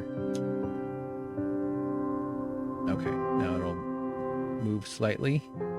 Yep, it moved a little bit. Okay, we're centered. The eye is all jacked up. I'm gonna have to probably just duplicate. Yeah, here, let me. Something went awry. I'll just put that there. Copy left pupil, so we know this is the good one here.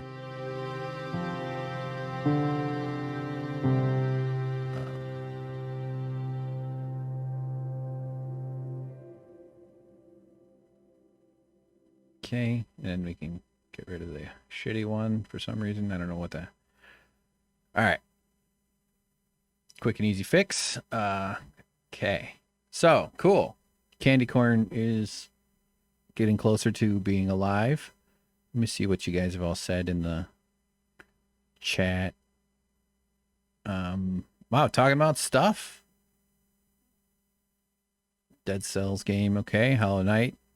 Nerd talk. Candy corn on the cob would be the height of decadence, the stuff of Willy Wonka. Dream scenarios. No kidding. That'd be as crazy as having a piece of bubble gum growing up right out of the ground. Or perhaps a river of Johnny Depp's diarrhea. Yeah, I got on that game, but didn't really give it. Okay, cool. You guys are talking games. Built in England. UK. Yep. Could be what they call summer teeth. Some are white, some are orange, some are yellow. I don't get it. I don't understand that. Is there something supposed to be something funny there? You guys have candy corn in the UK. Liverpool. We have so many people from England, like especially Suck Professor folks that. Fuck, hold on. That's awesome. They've not seen candy corn. Just north of London. Look at you guys everywhere. Okay, yeah, it's basically tasteless sugar and starch. Oh yeah, you can see my mouse on the screen. Divisive here, as some people. What happened to the music? Come on, I'm trying to put people to sleep with this boring ass music. This song's good. Yeah, it's just like it's like if popcorn had no salt or no butter. Although I don't mind like basic popcorn. But yeah, candy corn's weird. I don't know what it is. It's supposed to be. It's probably mostly sugar, but it's like they took the sugar out of sugar. It's like filler or something. It's obviously a little bit sugary. Yeah, sugar and starch. It's not as weird as those brown wrappers and just the black and orange brown wrappers. Kind of thing that makes you an egging target if you give it out on Halloween. Yeah, corn is a US. It probably does originate from corn, from like corn being such a prominent crop in America. Here, let's do a very Twitch origins of candy corn. Here you go. And then we'll switch over to. Let's see. Browser viewer. Did I close it?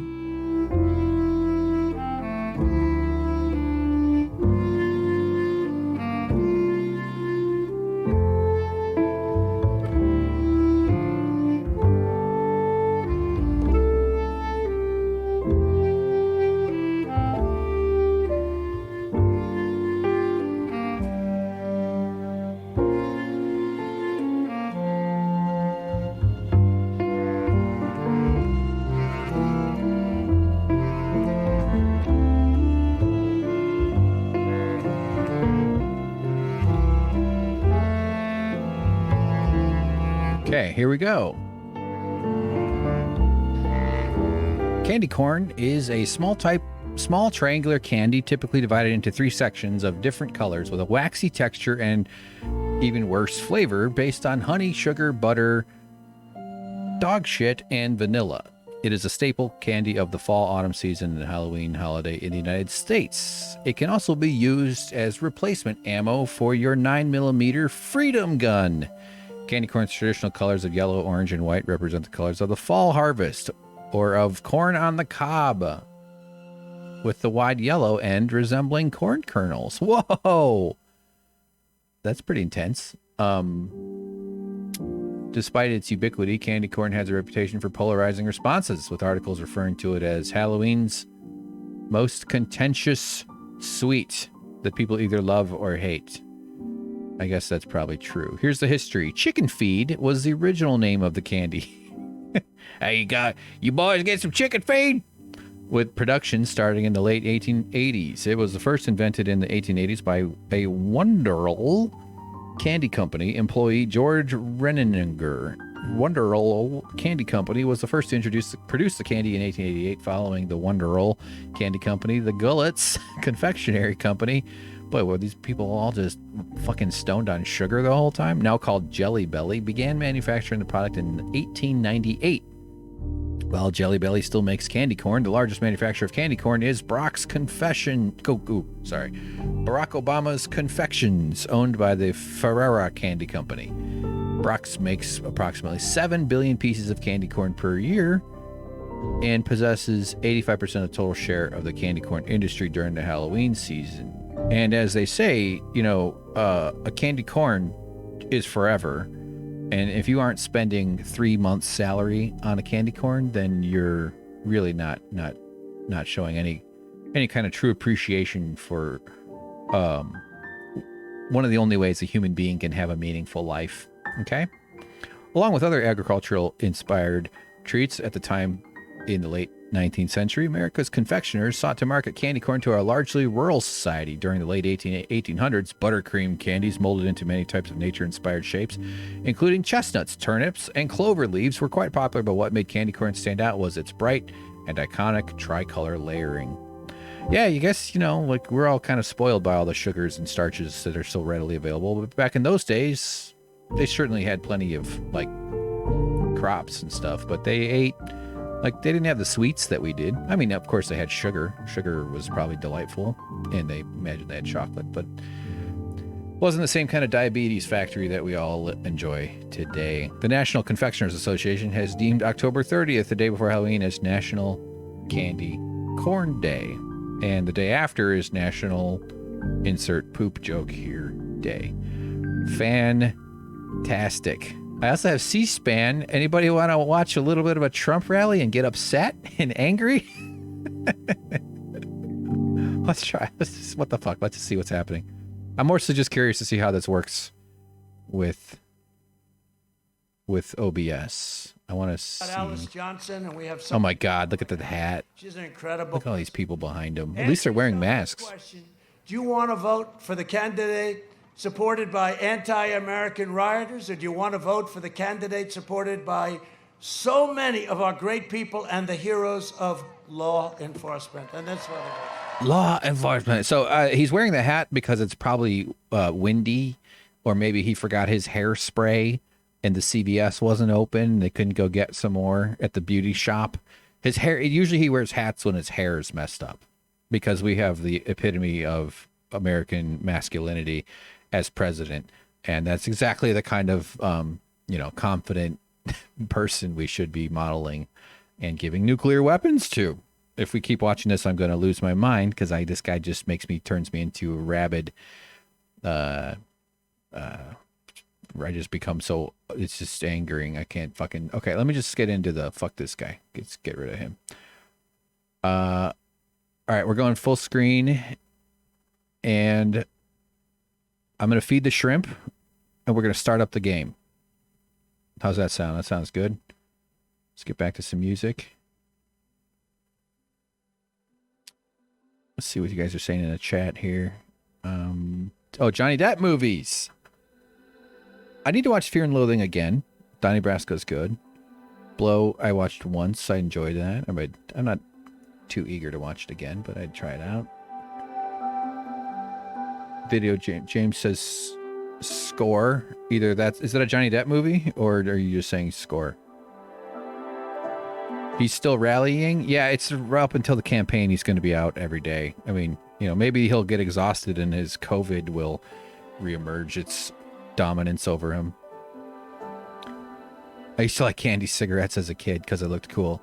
Yeah, we had candy cigarettes, and I think they even came with like a little powdery kind of puffy sugar that you could sort of pretend was smoke. Talk about an evil industry. Fucking cigarettes, they're almost as bad as the social media industry. Anything that messes with your kids' brains. But yeah, like, did you have Big League Chew? You probably didn't have it in England.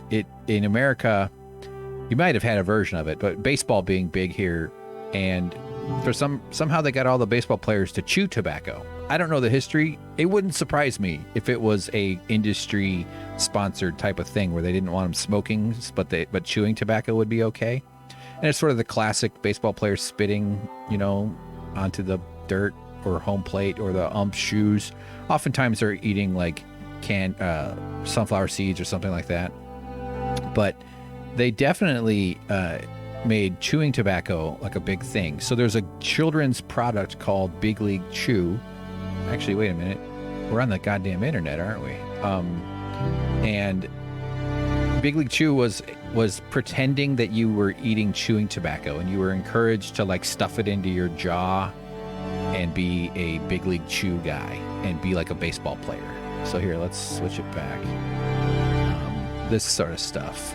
So it came in these packets, and you'd roll it up and fold it in and pretend to be eating like tobacco to get kids addicted. It's so insane that this is something that they had since 1980.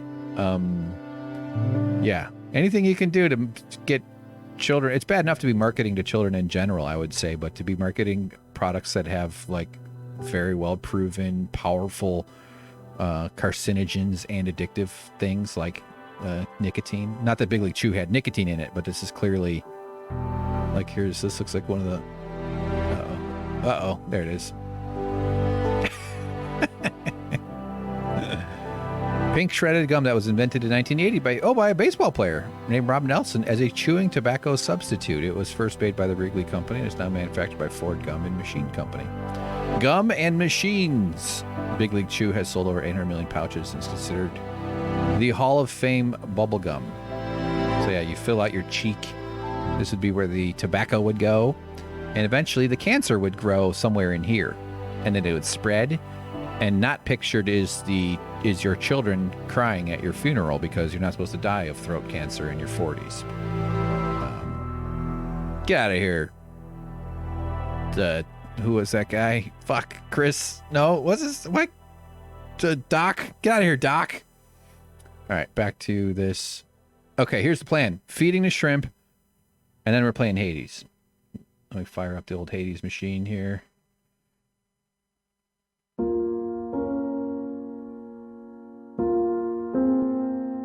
Molo Love says they even put a cool cartoon character to get it more to kids to buy it. Yeah, Joe Camel, the ultimate in evil. Christopher Lloyd. See, thank you. I knew someone would do that. Oh, I have a way with words. I'm doing away with words. I'm trying to get rid of words. Oh shit! Did we hear the? Now we have both things making noise. Okay, you're hearing Hades' music, so this music will become quite familiar. All right, we're feeding.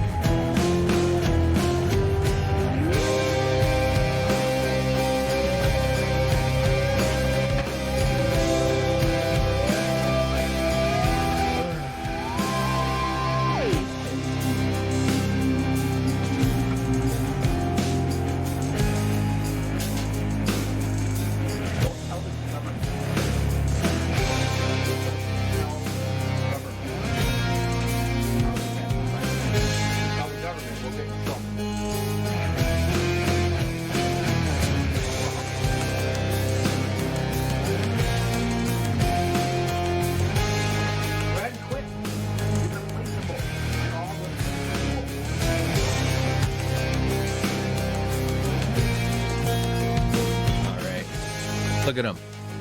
Look at them going nuts. Look at them eating the shit out of that. They're gonna start fighting. They're just having little family differences. Built in England asks, what are the shrimp typing? Built in England, that is an excellent comment. I'm gonna give you the award for best comment so far. Better than anything I've said. Better than anything James has ever said. Okay, James? No. I like the idea that they're typing. Oh, that is pretty funny. That is an entertaining concept. Thank you for putting that in my head. I'll never be able to see it. Okay, this music's a little loud, right? This game is a little bit intense there for me talking. Okay, so game capture. I gotta turn on the game.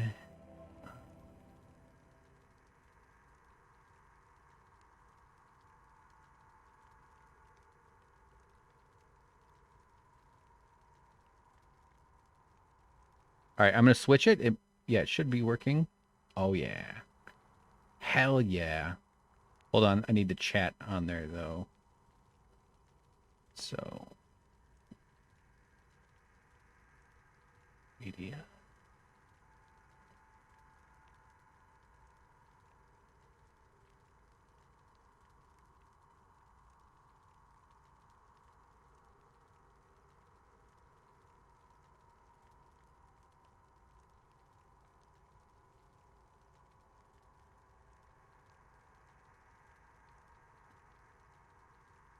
Okay, the chat is appearing.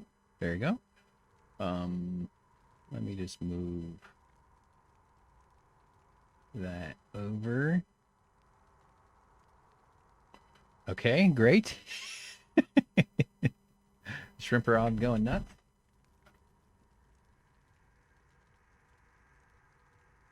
You might notice that the plants got a haircut.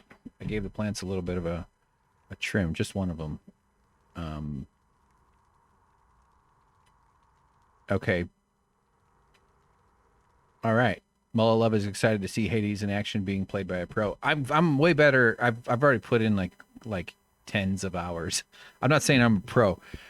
It's a very nuanced game in a very kind of rewarding way, and I'm just starting to get to the point where I'm able to even detect that nuance in terms of how you progress and stuff.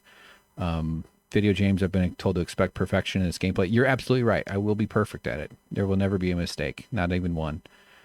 Butter Nickels, Big League Chew was a great fat kid product because you could choke out your rage with the shredded sweetness. It was bulk trauma sorbent that was explicitly meant to be crammed in your mouth. Yeah, yeah, the tank also looks cleaner. It's a bit cleaner. It might be a little... I stirred up a bunch of stuff. Although, funny thing, the shrimp, whenever you mess with the gravel, it kicks up a lot of like bits that they didn't know was there, and so they'll just like swarm. Not quite like they are on food, but they'll definitely investigate whatever you do because you stir up a lot of little bits, and they just get into it. You know, kind of like when God comes into my house and rips my bed off its mooring, and then I get to find a whole bunch of empty seltzer cans. It's good times. Here, I'm going to back up the cameras.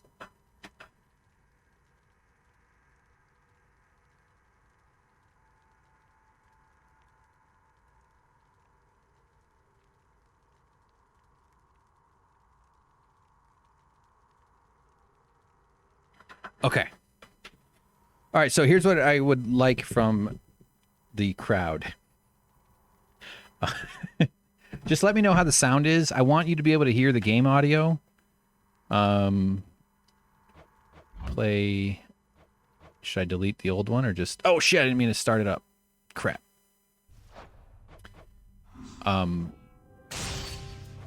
Just let me know if the sound in the game is either too loud compared to my voice or... I'm going to do it all the way over there. Or, why is it? There it goes. So now we're starting from fresh. Or isn't loud enough. You know what I mean. whose very name inspires fear and penitence, reminding us of the inevitable fate which we all share. All right. I, however, mean to tell you such a tale. Listen carefully. All right, we're listening. Thanks for tuning in. This is a Hades playthrough on Suck Professor on Twitch, on Winners and Losers. So this is a rogue-like game where the levels are randomly generated, but they're sort of not like they're I don't know. You'll see. You'll get in a sense for it. But they've integrated the way that the Sorry, hold on, Mike. Okay. They've integrated the random generation and the variety of levels because it's random. Well, it's not pure random, but like it's so well built into the story. And now my computer's not detecting my controller. Hold on. There it is. Okay. So the premise is basically, and I'm not going to over-explain it because I think the game will kind of explain it too. Let me turn the music down on the game here. Shit, I went to the wrong one. Oh yeah, music doesn't give me. That's fine. Voice volume doesn't matter. Okay. All right. Music is always a little bit obnoxious. So you are Hades' son. No, is Hades the guy? I'm such an idiot. You are, I guess he's the devil. He's a god, though. He's the god Hades. Yeah, God is Hades. I mean, like a god. So it's built around the mythology of Zeus and Mount Olympus and a lot of the kind of heroes of the great Greek religious deities and stories. So the story is sort of advanced via text, meaning like the characters aren't real animated. They're drawn really well, and the art I think is beautiful. I really love these, like, see down here, you see these little hands and stuff. I think that's pretty cool. You get all these ghosts, creepy head things, meaning that their faces have no face, therefore they're creepy heads. These are like the souls of the damned, I guess. It's got a bunch of clay pottery that you get to break, so it's just like when I go to Pier 1 Imports, except without being arrested and having to call my dad to bail me out of jail. Fucking Topeka, Kansas cops, pieces of shit. So you get upgrades. Right now, I have, well, nothing really. I'm just starting. I have very basic. I just have a sword, basic attacks. You can dash. So this guy, look at his hair. He wants to hit me. Sorry, pal. Oops, I wasn't even pointing at him. So I've gotten better at like watching, like, you know, when it's kind of a button mashy game, except for the part where you die easily and you realize you shouldn't button mash. Like you can get somewhat far with button mashing. And a lot of times it feels like button mashing. It'll look really sloppy, I think, to a casual viewer. Because any given playthrough, you'll have a different array of boons. That's the word they call for, what are those called? Buffs? So you get these different buffs. They're called boons. And different gods will appear and give them to you. You have a little bit of influence about what you can get, meaning like you can choose to you can choose some ways of influencing that. It'll make more sense later on. But so there's a sort of you have some control, but you don't have all the control, and that gives it a sense of randomness and like kind of rolling the dice on a new try. Therefore, every time you do a different level, you're trying to escape hell and to see how far you can get towards getting out of hell. So this symbol is Athena, if I remember, and it says accept because it thinks I'm. Let me get rid of that. I think I can. No. Just controls. Yeah, I think if I just go to. Yeah, RB. I don't want it. It's annoying to have the keyboard. Then here goes nothing. In the name of Hades, Olympus, I accept this message. Okay. Video Jam says those things on the side of the screen have enormous heads. Yeah, you're right. No, so now we're getting a message from Athena. There we go. Now, let's get you from that miserable place. I'll see that all of us upon Olympus do our part, beginning here with me. All right. So then you get to choose. a upgrade, and later on I can get rid of these, or I can upgrade these specifically, or I can build on them.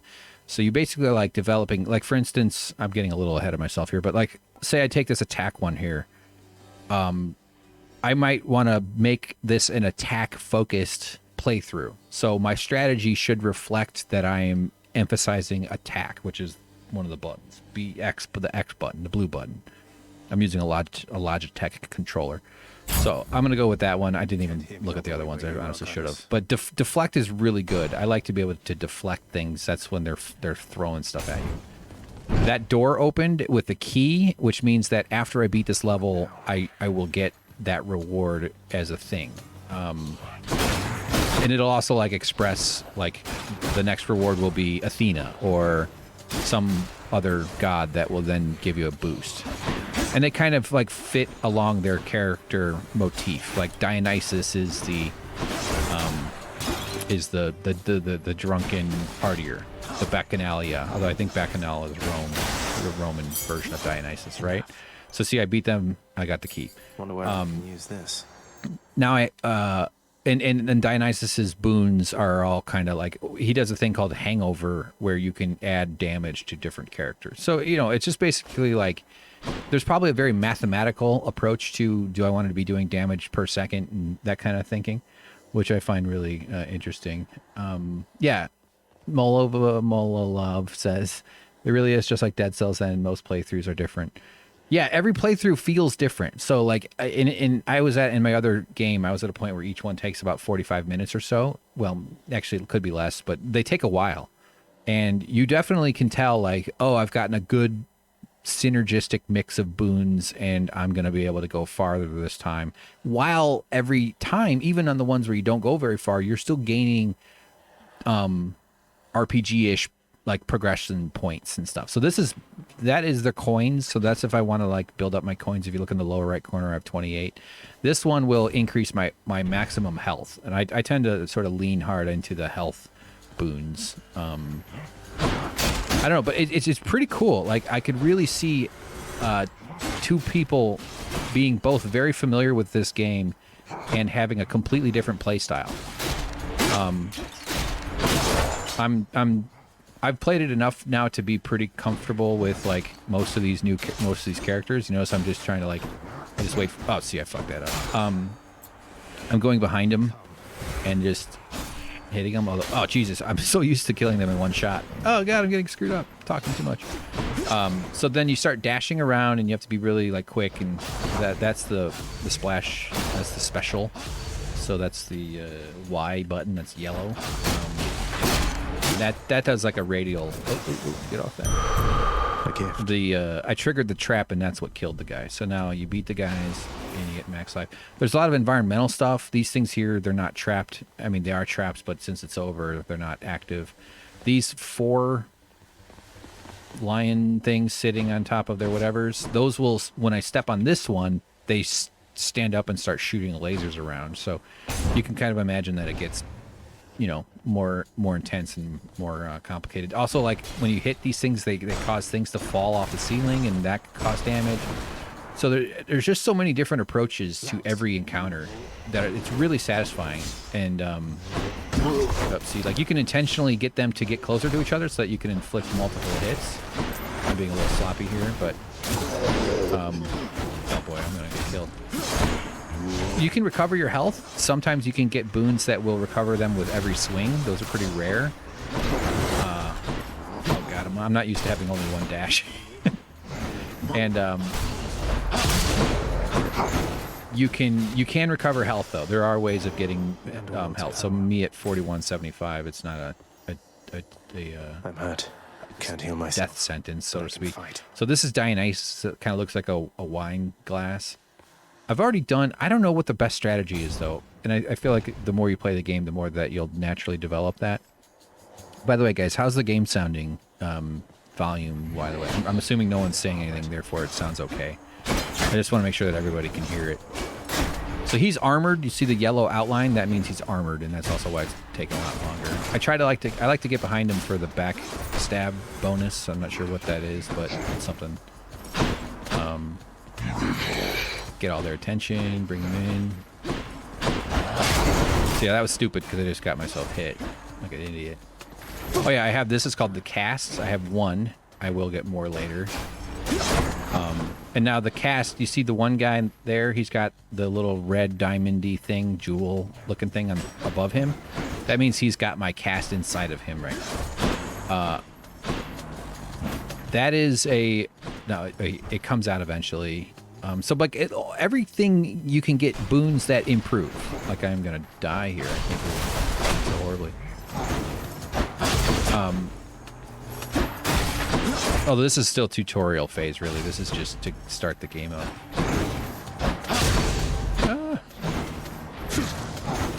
You can get things that change your cast. You can get things that just give you so much more power. I know there's a thing, it might be always, where the guy that has it has your cast jewel in them, or I don't like you saying the word jewel. Who could possibly be a guy that casually uses that word? Oh yes, I'm going to the store to pick up some jewels.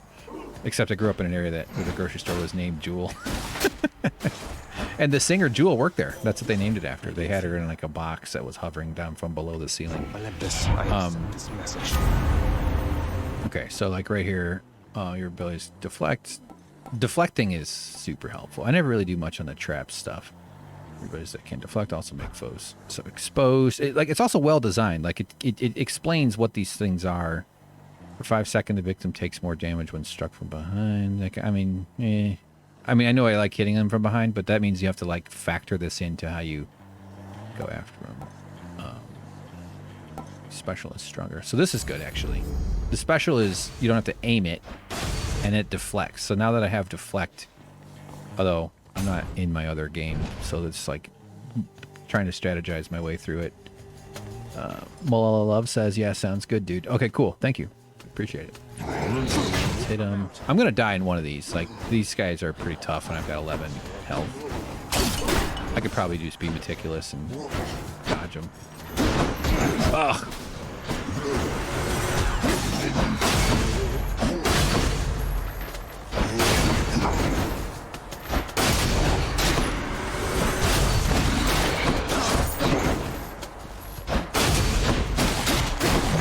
So yeah, I mean, you get a sense for the. You can be really strategic. You can be like a range player if you want. There are weapon changes later that are very interesting because your whole play style changes depending on the weapon. I've only used the sword and the arrow. In my other playthrough, I did not. I intentionally didn't unlock the other weapons, figuring I'll just save that for the stream. I think that was Hades. That's so this will be a tough fight. I got one. I'm not gonna survive this. There's no way. Okay. These guys also drop a bomb when they die, so you have to be. See how I'm deflecting their bombs? That's where. Deflecting, I've at least discovered is pretty damn useful. I don't know if their own shots hurt each other. You get bonuses if you smash them against the wall, or you can get things that turn on that bone. Like, you know, it sounds like you guys have played enough of these types of games. So you probably have a better grasp on the whole thing than I do. But the see, he had I think my deflect pushed it. The replayability is so huge. And even though I wouldn't say far, I got somewhat proficient, I could tell how much more, I can't believe I didn't die, I didn't take any damage. How much more bound to show up, I guess. There is to go. In the name of Hades, Olympus, I accept this message. So, I guess I'm going to let him speak out everything. I kind of want to skip past a lot of the talking. You there, I have to say. Most intriguing, and yet no surprise for someone born in hell itself. You come on out of there and tell me all about it. I'm a fellow student of death, you see. Okay. Okay, so these are, let's see, dash creates a blade rift. That one can be good. You basically leave behind a spinning blade thing. Your next attack, inflict doom after you take damage. Yeah, I know. What is this? Kill or be Butter killed. Nichols says he was AFK for a bit. That's okay. You're allowed to be away from Kana. That's Hank backwards. I'm just gonna get wasted on this one here. These guys. See, that's where deflect. Deflect shoots it back at him. Oh, yeah, I knew that. Okay, that's fine. This is just the very opening bit. Now we're gonna be. Well, we'll let you guys see it as I see it. Damn it.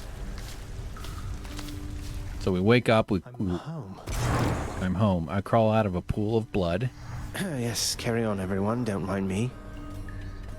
And, sorry, my volume. I need to get fucking stuff fixed in this. Okay. Okay, this guy wants to talk. Welcome to the House of Hades, where... Wait, I know you. Guess that means you died out there, huh? Well, don't be sad, though. Pretty much everybody dies sometime. True. Some of us more than others. Back already. That's my dad. This is his office. See? That's my dad, Dr. Hades. Does his shoulder have like an eyeball? It looks like an eyeball. Stupid boy. I told you nobody gets out of here, whether alive or dead. So how was your wanton ransacking of my domain? James says the same thing happened when I hit the coffee table. Yeah, the elevator blood. I mean, the Father. shit. My ransacking was a delight. Thank you for asking. So I'll just be on my... So they have a bit of a contentious relationship. He's a grown son who doesn't get along with his dad all that well. Indeed. What do I care? You shall... But there are, these Greek gods, these highfalutin elites. They're all a little, inbred and in each other's business all the time anyway. I've seen Keeping Up with the Kardashians. I think what James is talking about in the chat there is his collision when he tried to beat up a coffee table with both of his shins. Cerberus! Eternal watchdog Cerberus regards the underworld prince with mixed He's got a candy corn tongue. joy to deepest melancholy. All right. You watch over things for me, won't you, boy? You know I'd take you if I could. Okay. Let's pet him. There's a good boy. Cease bothering the dog. Does Cerberus have 3 buttholes? Probably not. Just one very busy butthole. So Cerberus, I don't know the whole thing. I feel like in the later stages of the game, Cerberus is going to be in a fight with me at some point, and I get the sense that you have to stay on Cerberus's good side. Not that Cerberus will kill you or something, but like, I think you're rewarded for engaging with Cerberus as much as you can. That's just the sense that I have. So let's talk to this Good guy. to see you, lad. Despite the circumstances, remember your training out there. The pain of death is but another obstacle. Okay, thank you. For the weak. Take care, Achilles. Okay. What did Achilles say to the dog? Heal. Yeah, Video James says if you get close to the end, you eventually fight. I'm pretty certain that I'd be stunned if there's no... Of Hades, that dark and lavishly appointed lair of the underworld's king, is home not just to him, but to his willful progeny. So I'm probably going to play these text... I can hear you, old man. I'm going to play these texty bits more during the first break-in phase of this game, of this playthrough that we're going to do here. Later on, it's basically just a way for them to like give you something or say some shit. And a lot of it's just like, the old man is up to his old hijinks, isn't he? Well, tell him I said, go kiss my butt. And then like, you don't need to read everything. So eventually we're going to start skipping those. These can be kind of, I really should have listened to Mother Cause of Death Impalement. And then they put these emoji faces on there. Man, we really are in the world of emojis, aren't we? Eventually, we just need to change the Constitution to all emojis. So yeah, there's just different stuff to activate. You run around and... You have come home. All right, someone's talking to me. Do not despair, child. Such setbacks are inevitable and may be overcome with effort and with time. You made contact with the goddess Athena. She shall be true to her word. I believe it, Nyx. I'm grateful that you put us into contact. I know you took a considerable risk in reaching out. Mm-hmm. The risk is not to me. I expected the Olympians would involve themselves in this eventually. Reveal to them no more than they already know. Are we understood? Yep, understood. We are. So there's some sort of tension between the underworld gods and the Mount Olympus gods and stuff, and but yeah, to James's question, I'd be stunned if you don't eventually fight Hades, especially. It seems like he's probably like the final boss. But this game seems really intelligently made, so whenever I detect intelligence and good chambers of Prince Zagreus lie in a perpetual state of utter disarray, despite his lord and master of the house repeatedly insisting that he pick clean up your room, son. Yeah. Oh, come on, it's not that bad, is it? Can't go to sleep yet. Look at these skulls on the wall over here. So I wouldn't be surprised if Hades, your fight with Hades turns up a little earlier. It's a little bit basic if it's just he's the boss. So this mirror is where you do like upgrades and shit. You can buy upgrades with these purple gems. So Shadow Presence, deal bonus attack when striking from behind. Exit a chamber. This is I'm just gonna do that one. Oh, I can do one of each. Okay. I'm only gonna get one out of it. It doesn't seem like much, but it is enough to make a little bit of a difference. So here's the armory, so to speak. We've got weapons. Escape through that pink window there. Yep, he's talking about this pink window right there. So these are the weapons. I don't know what these two do. I have the sword, which is kept right there. And then here's an arrow, or a bow and arrow weapon. And these are empty, which tells me there's probably something even cooler going to be there. This is the keepsakes. You can get them by giving away these little keep things. They're like little jars of honey or something. And these are just little like boons that you build up. And they all have their own progression. Over here is like your progress kind of. This is kind of cool. It's sort of just a place to the wretched shades of Tartarus. Easier said. Take a look around a little bit. And, I'll be running into Meg. and I noticed you can actually move your mouse around. Find a way up to Elysium. There you go. There, and after that, he wants to get to the Elysium DVD because he has to rent it from Blockbuster for a date night. It's nothing quite as exciting as watching. All right, well, good. Oh, you know what? I gotta change my stream manager. Hold on, guys. Let me. I'm safe for now. Just sit tight for a second. I need to tell Twitch that I'm playing a different thing. Let's see. Okay, Hades. I don't know if I hope that works. Okay. We'll see if that worked. Okay, whatever. It doesn't really matter that much. I'm trying not to screw up Twitch. Mulla Love, if you're still watching, you seem to have more experience with Twitch, so I'm very open to your feedback on like things to check out or things to look up. Or... Greetings there, young man. Look, your father's always been rather difficult, and he's not so much as called in quite some time. You'll have a better home where you belong, here on Olympus. And to help you on your journey, have my blessing. Okay. Thanks, Lightning Dad. All right, so special causes lightning bolt. That one's good. Dash is a lightning bolt. Chain lightning, that's what I like. I like that it attacks multiple people. Uncle Zeus lending his support. Like here, I can test it out. Oh, there's only one of them. Or night, whenever. Take that, John Candy. Oh, here's a little glowy bit. Composed of such innumerable, ever-shifting, interlocking chambers, the underworld of Lord Hades all but guarantees the dead shall there remain until the end of time. Interlocking chambers, ever-shifting. That's the randomness that they built into the story. So the world makes sense. Like, you're supposed to never escape hell because it's always shifting. And that just is a great little way of just explaining why it works, why this land is a puzzle that you can't escape. So the chain lightning is really... Oh, fuck, I hit the wrong button. Damn it.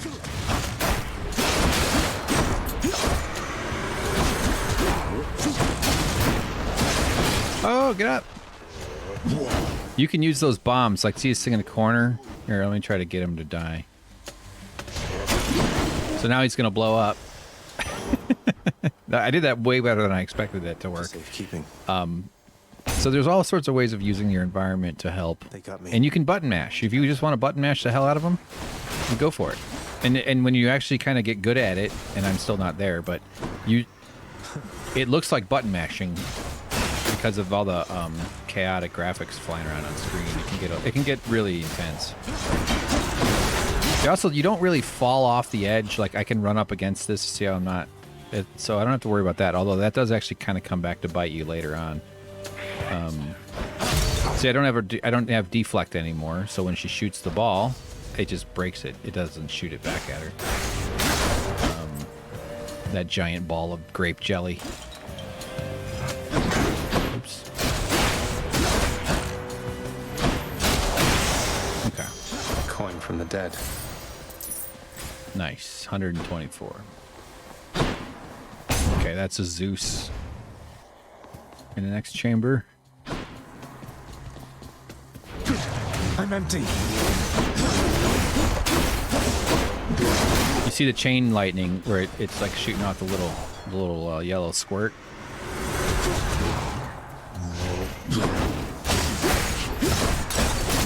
Heads up.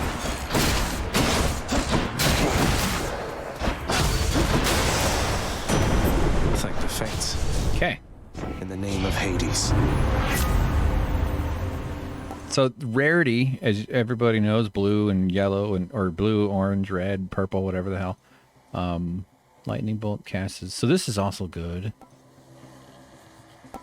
Jolted. Yeah, I mean, it's easy to. I can tell at this stage of the game. I don't think I need to overthink all that stuff. I mostly just have to do the repetitions as far as trying to get through as many of these early playthroughs as possible. But you should definitely, at the stage I'm at in my other playthrough, you really makes it. Oh, shit! I knew that was happening. It really makes sense to be thoughtful about how you, put your boons together and the way they synergize, because that's kind of like managing the synergistic effects of your boons, is, from what I can tell, as well as the general progression you're always making. But managing those effects are how you really do kind of gain. So, like, do I want key? Now that little skull on there means it's like more of a boss fight, like a middle boss fight. But I'm thinking I need to focus on building stat points and shit up. So those things like to charge at you. Ah. Oh yeah, so that's chain lightning. That's great. You can see it bounce around. Oh no, not paying attention.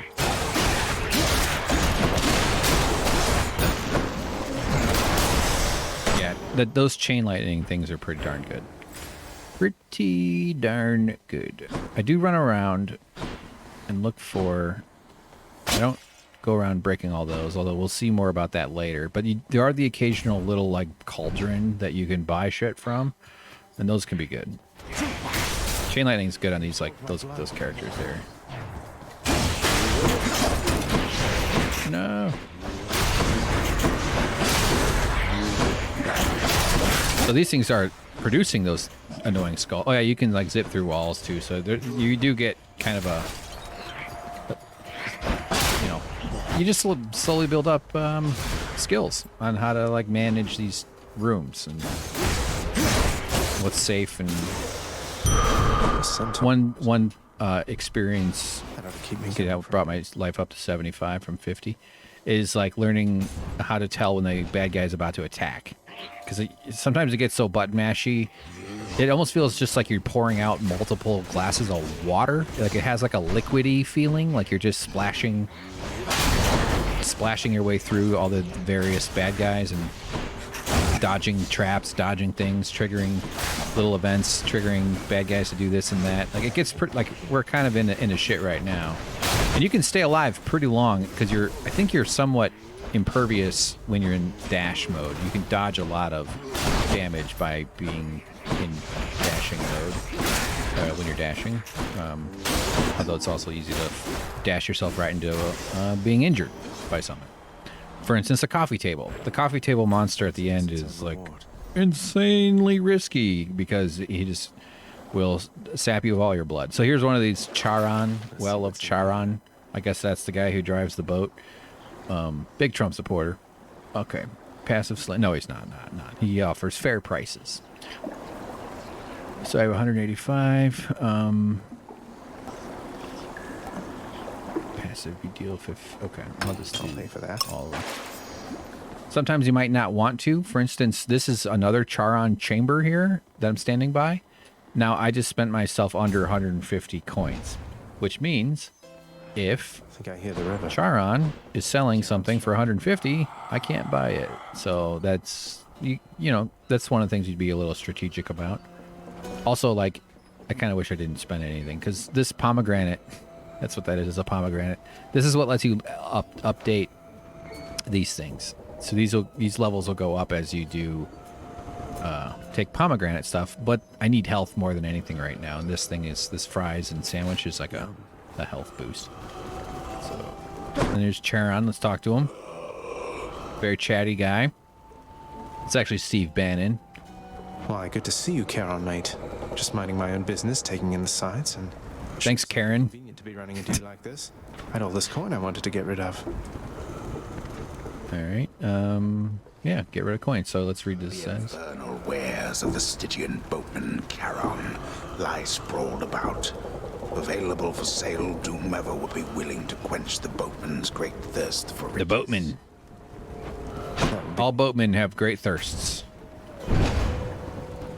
That's why they like being on the water. Numbskulls. Uh-oh. Forgot I had that. Oh, Jesus.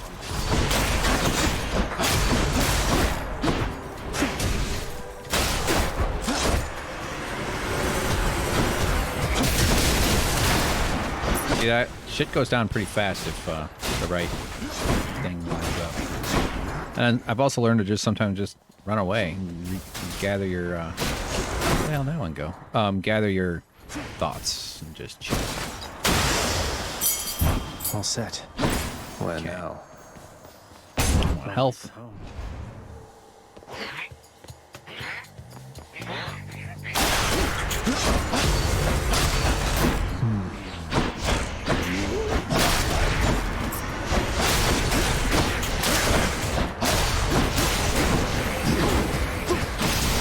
The chain lightning is great on that. Don't do that. But I lose it though. The thing is, you got to get your crystal or whatever the hell back. See, that was good, and then you can fire it again.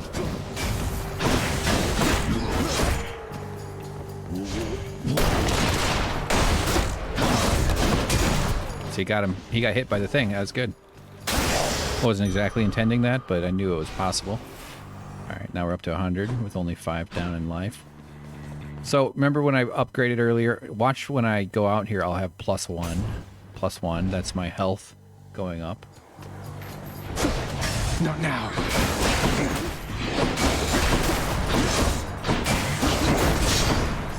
Hit there. I lost track of myself.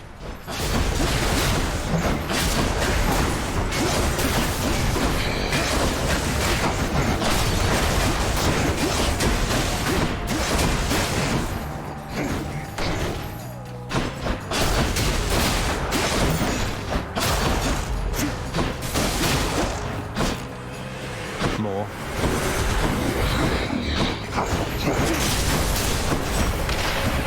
Ah.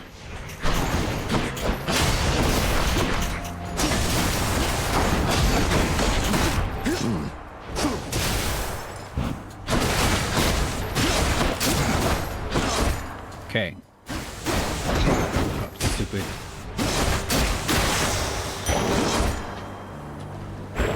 All right. So now I have a choice. Well, actually, no. So remember, if I spend money here, I know that the next room is also a money spending room. So maybe I don't want to buy anything. But I do need life. I tend to be pretty... Next boon has better rarity. Gain 6. Okay. I only need... The next one won't have... Actually, you know what? I should not have done that in case there's a pomegranate. Kieran's shop. No. But I don't need any life, so it won't matter. See what this says? In the present chamber lies the outermost perimeter of Tartarus, promising terrifying dangers far beyond the Underworld Prince's reckoning. Okay, thanks. I reckon quite a bit. Okay, this is a boss. Halt, Zagreus. Not one step. Come on, Meg. Haven't we had more than enough of each other by now? Besides, don't you have someplace else to be? Your father sent me. All in all, I'd rather be on your bad side than his. Now you can turn back, like a good little man, or I can send you home the painful way. What'll it be? Alright. Let's do it peacefully. Painful way. Oh, okay, fine. Painful. A man after my own heart. Alright. So she wants to have a fight.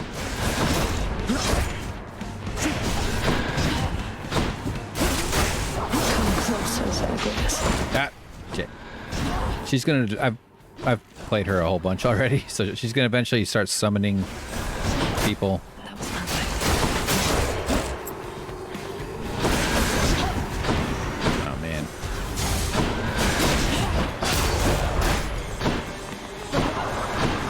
Ah, I should have known.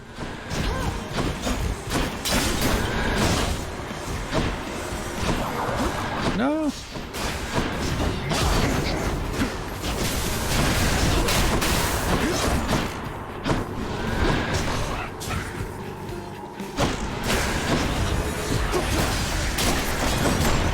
I'm totally gonna get my ass kicked here, and I really don't expect to live through this. I'm not being very careful. Also, like, I'm just not equipped to take her out quite.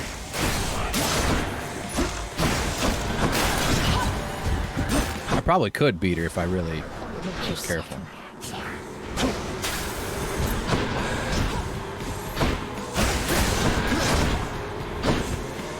Pin him down. These are rough. Oh.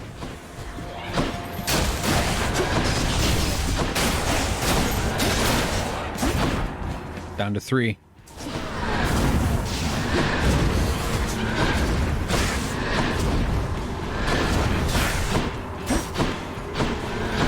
Oh, fuck. And it's okay. I finally got you. All right. Let's check in on the chat. I saw you guys are talking. They have an incubate in the corpse of a slain goat for 6 days. Wow, you guys are really getting into it. Oh, Kellyanne Conway. Okay. Oh my God, Kellyanne Pine. Okay. Great shout. Okay, thank you. Would love to be. This thing scrolls goofy, like it jumps too much. I would love to. What the fuck? Okay, sorry. I gotta. Okay, here we are. I'm new. Thanks for bearing with me. Thank you. Well, I'd be tempted to talk it out a bit with these guys just to hear them improvise. These bad guys look like the okay. Will Smith version of a genie. That was. It'd be funny if you could get Will Smith in there.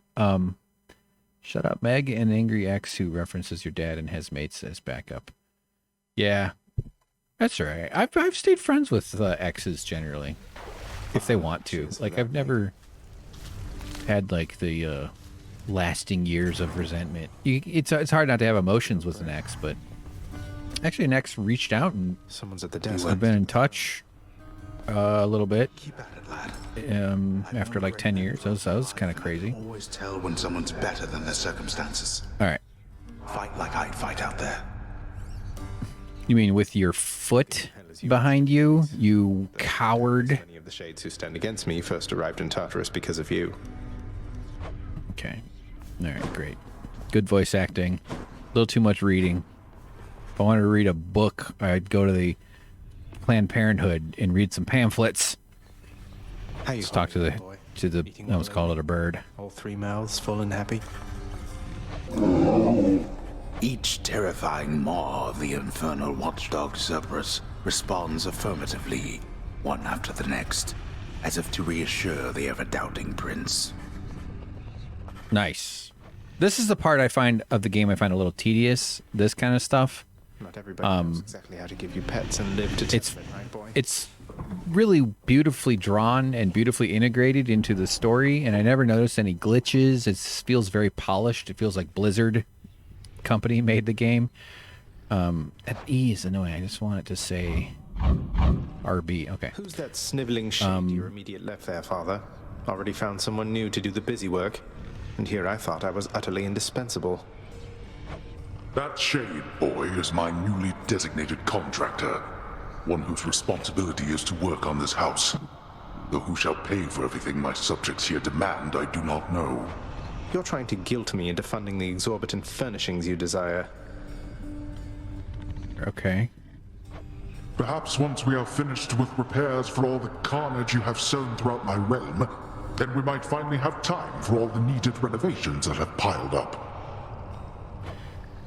Nice. Just classic grumpy dad. Yeah, so I guess they're called shades. These are all called shades. They disappear when you run through them. That's fun. Let's see what this little thing says. What once was a small lounging area within the House of Hades now is sealed off, in utter shambles, since the multi-headed Cerberus tore the space apart, mourning the missing prince. Okay, great. Again. Cerberus destroying a lounge. All right, so here's another part. Special offer for me, my good shade.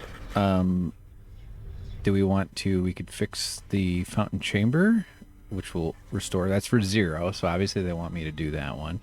So you can get these like cosmetic upgrades. These are all like different things you can do within. I think you can unlock. Obviously, they wouldn't have these if you didn't have that. So let's just do the first one there. See what the hell he says. A fountain chamber in the depths of Tartarus sounds like an excellent idea. Okay, so over time, like you can get a sense for it. Like this one will infernal trove, which means that you'll come across this thing that can give you money or health.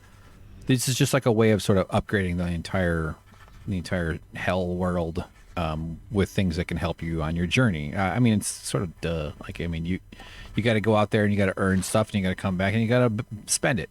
Darkness guide you, child. See what this lady says. You have outgrown this house. Of that I am now certain. Should you return again here, I shall keep you safe. Okay. I won't forget you, Nyx. I shall keep you unsafe. Wear a mask, you stupid lady. What's the latest? I would do anything for just one glimpse of Aphrodite. Cause of death, dehydration. She's like the hot, sexy god, huh? That's what I would be. I would be Mathrodite, and I would do small, simple algebra equations. And I would do them wrong. Alright, so I have 40 to spend. This is Death Defiance is a no-brainer. The next step up is 500, so that gives you a clue that it's pretty important. Brings you back to life after you get killed at 50% of what your thing is. Actually, did I? No, 15. Yeah. I should go. So it wants me to unlock a weapon, try out a new. Let's do it. There we go. Coronacht, the Heart Seeker. Okay. Let's deal some death. Psst, over here. Uh-oh. Who's this? Nice place you got here, boyo. Name's Skelly. How's it going? But enough with the small talk already. I'm here to do a job. So let me have it. Give me everything you got. Anything except the coffee table, because that's probably going to knock me out forever. Your old mate? Who's your supervisor? Oh, I'm not about to wrap my sources, pal. Just try and beat it out of me. I'm a former newsie. From New York. If you insist. So this guy just lets you practice your weapons and learn how to kill and stuff. So this is the arrow. I haven't actually done the arrow in a while. So the arrow, see how it flashes right when it all comes together? That's like, yeah, there you go. You can get like this tougher hit. So the arrow, oh yeah, the arrow has that move. Man, I really just focused on the knife. I did the arrow, and did I just call the sword a knife? I did the arrow and the knife, but mostly the knife. Oh, I killed him. Oh no. Oh no. Bet I got you pretty good. Yeah, you did.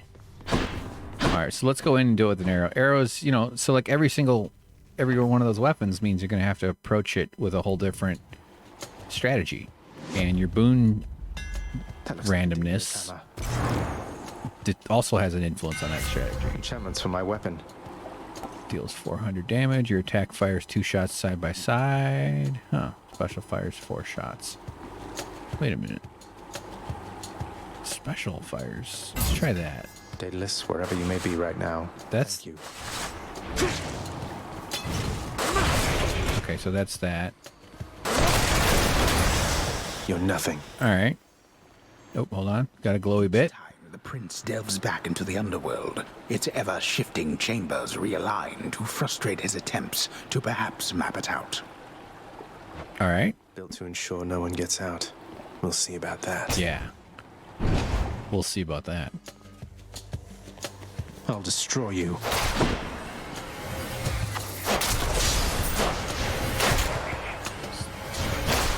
It does auto-aim because I'm using the controller. That's... I don't know how I'd be able to manage the arrow without that. So that's a huge help. Ugh. You can still do like dash shots shit. That's good. Mine. Sometimes it's worth checking out the rest of it in case there's a bowl of Charon that you didn't see. That's Aphrodite's symbol. So... if you can get up close on this guy with that special, you can like put all the arrows into one dude or something. I think. Ah, God. But the arrows go right... Oh, Jesus. I didn't see that. Oh, it's her. All right. That must be a mess. Let's see here. Hi there. In the name of Hades, Olympus, I accept this message. Is this thing on? Why, hello there, little godling. Oh, flowers. Or hearts. Quite the specimen, and so I've decided I shall aid you for the moment. You interested?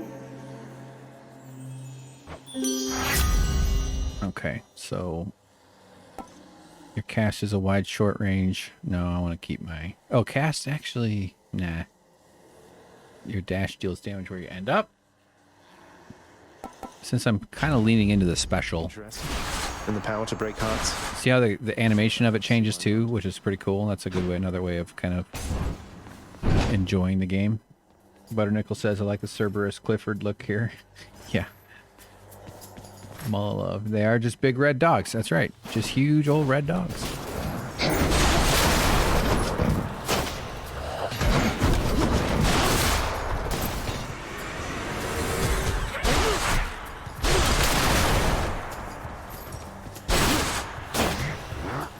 See, it's not the... I keep thinking I'm holding a knife.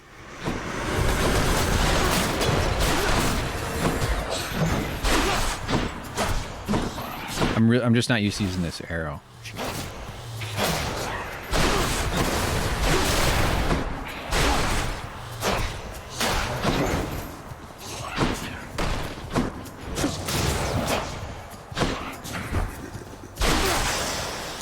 Take that, lady minding her own business.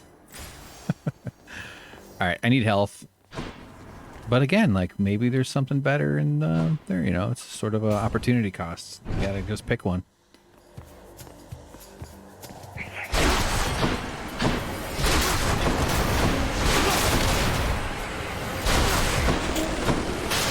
That's good.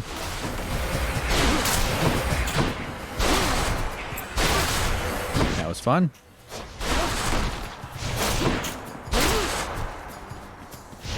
I mean, it's always a good idea just to make sure you keep moving. Don't stand still too long. Let's see here. Hold on, I got it. Ugh. Okay. Instant restore, yes. Passive cast deals 50. I don't have any money anyway. Okay, that's fine.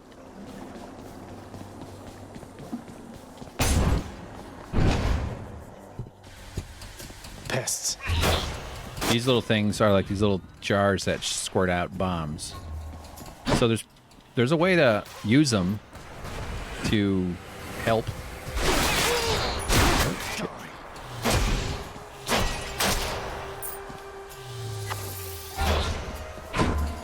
Meaning, like, you can those bombs can be like you can't target. You know what I mean? Like trying to like get bad guys to land in the bomb. I don't know what that's what I'm trying to say.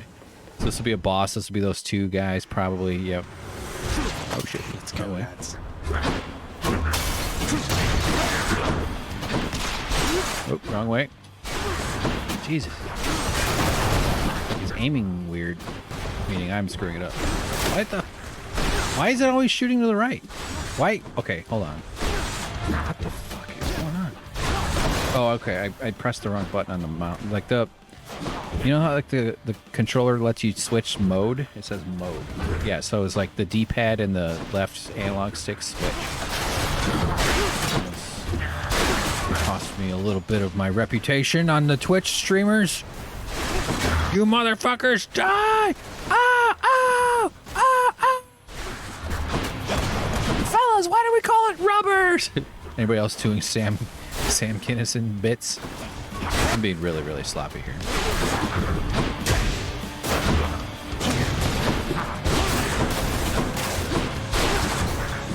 Like in my other playthrough, I just destroy these guys in like barely any time, so I'm not used to this, having to even think about fighting them.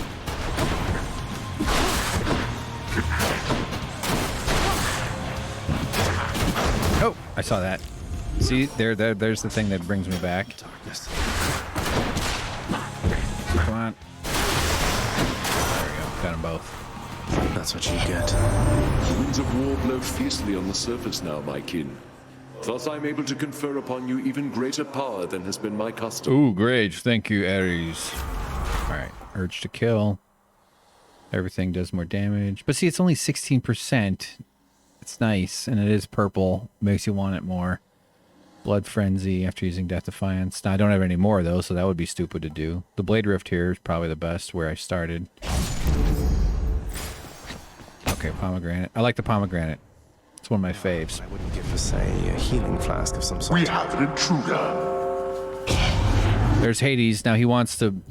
I need to survive for 45 seconds here against a bunch of his bastards.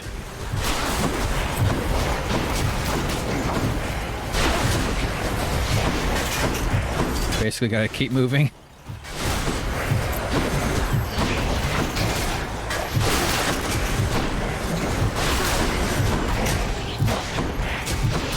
This is a mess. I could probably just hide. Yeah, I guess that's probably smart enough. Use.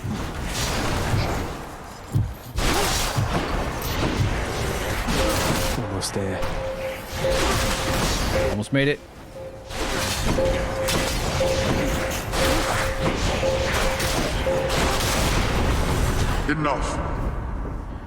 Enough.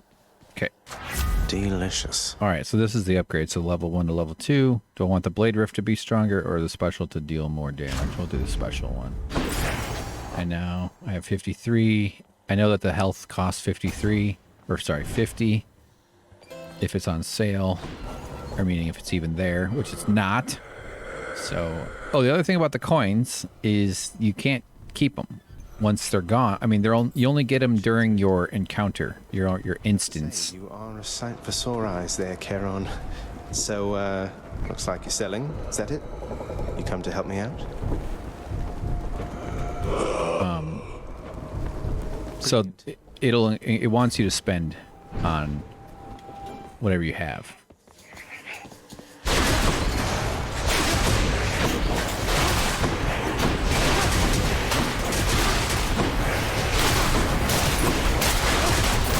I handled that way the hell better than I expected. All right.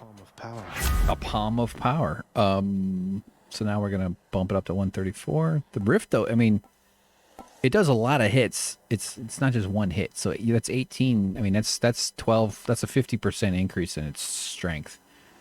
And it is pretty powerful. So let's just do it.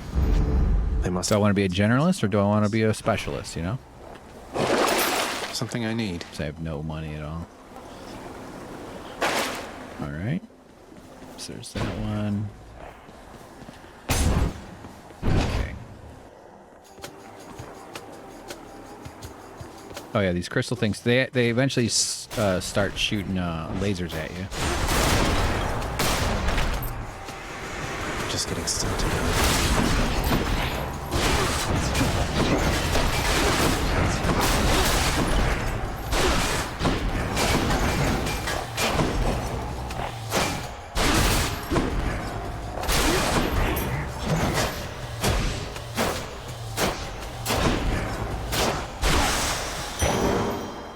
Part of it too is just not freaking out when you're next to a bad guy, because they're not in danger, you know?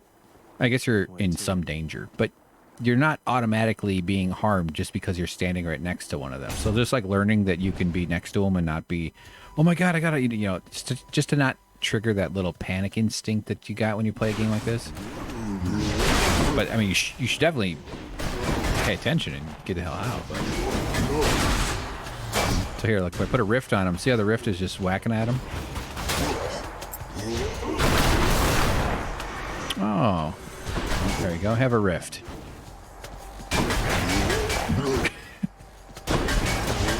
This is like if your little brother knew how to defeat you. Stop punching yourself. Stop rifting yourself. So that rift is good. You can see where the... Put it in a bottleneck too.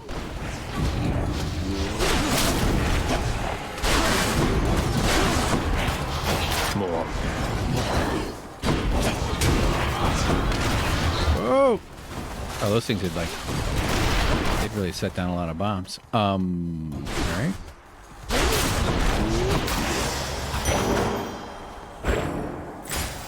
So, like, if I want to become a great Rift player, I don't get to practice the Rift. I have to, So this will raise my health and give me 25, but I might have a chance of buying maybe 50 health points. So I'm hoping for health.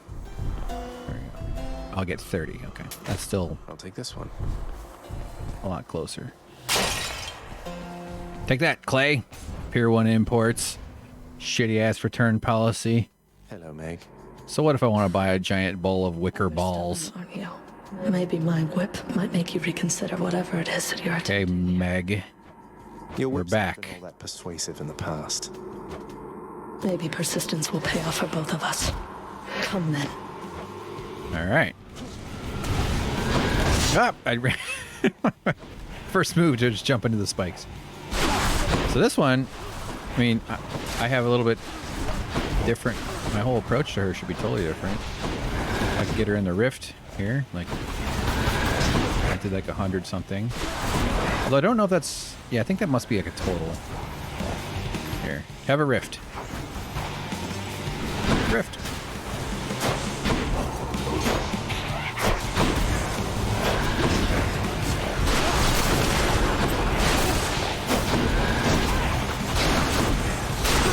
That's a good one. Scratch. Yep. Oh shit. That one, if you can deflect those, you can send them back at her.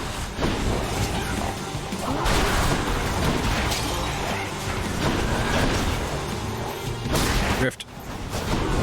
Oh shit. Hey, Video James, are you still watching? Butter Nichols, there's a shrimp doing a log roll on a pellet. Yeah, they go nuts. They get crazy on that stuff. Oh god, stupid. Ah. Ugh, Jesus.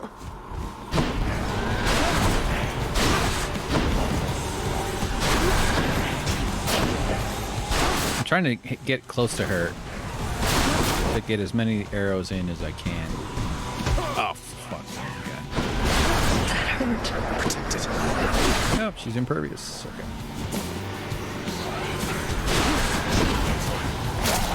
Catch.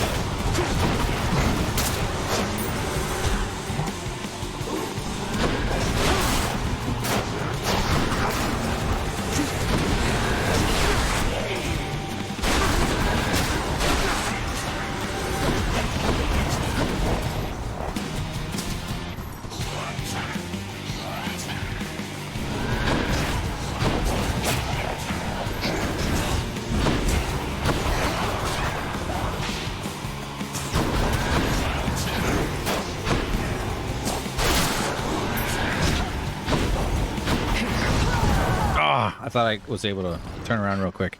Idiot. I didn't. I'm still a few attempts away from being able to survive that. So I think we'll play like at least one more, probably two more, and then we're gonna call it quits for the day. Get you for that, Meg. LOL prison life hacks. Oh, so Video James. What I was gonna ask him about something. Oh yeah.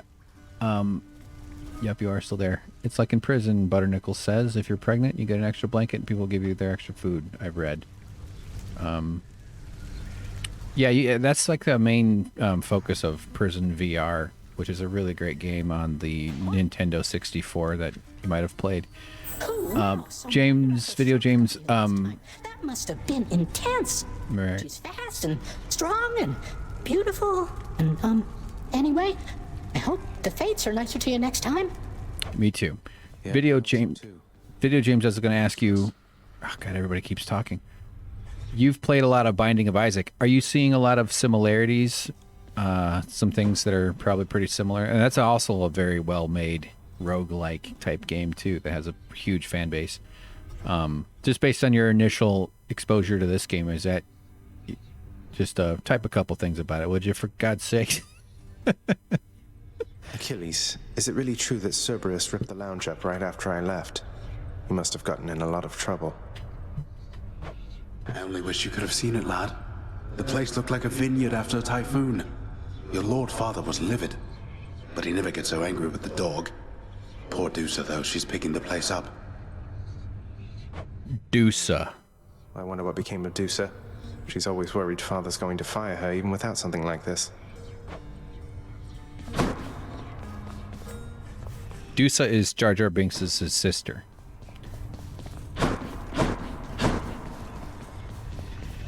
How's everything been going lately, boy? What's the good word? Ruh-roh. The Underworld Prince's casual inquiry serves but to frustrate the Infernal Hound, as none of his three heads possess the gift and could. Clifford is like the Dom DeLuise of Cerberus. Here, boy. Just as long as one of your three heads enjoys these pets. You're fortunate Cerberus sees something in you. Sorry to crunch ice. I forget that I'm recording this. All right, let's talk to Dad. Into the lounge. The only place for anyone to have a little fun around here, and you seal it shut. Oh, I had little choice about that, boy. You see, after you fled the first time, Cerberus, why, he was very much upset. Utterly tore the place to shreds. It's now under repair. All thanks to you. You're really blaming me for not minding the dog while I was out and while you all were here. I lay the blame entirely upon you, yes. Who else? It's fortunate that Cerberus has calmed himself since then. Come to his senses, I should say. May you yet come to yours. All right, okay, all right. James, let's see. James answered my question. Kinda. Do you get bonuses for beating rooms without taking damage? A nuclear throne, for example, you get a permanent life boost for beating a boss with no damage. Successful full run depends heavily on perfection during early bosses. And Butter Nichols says we were told this would be a perfection run. It has been a perfection run.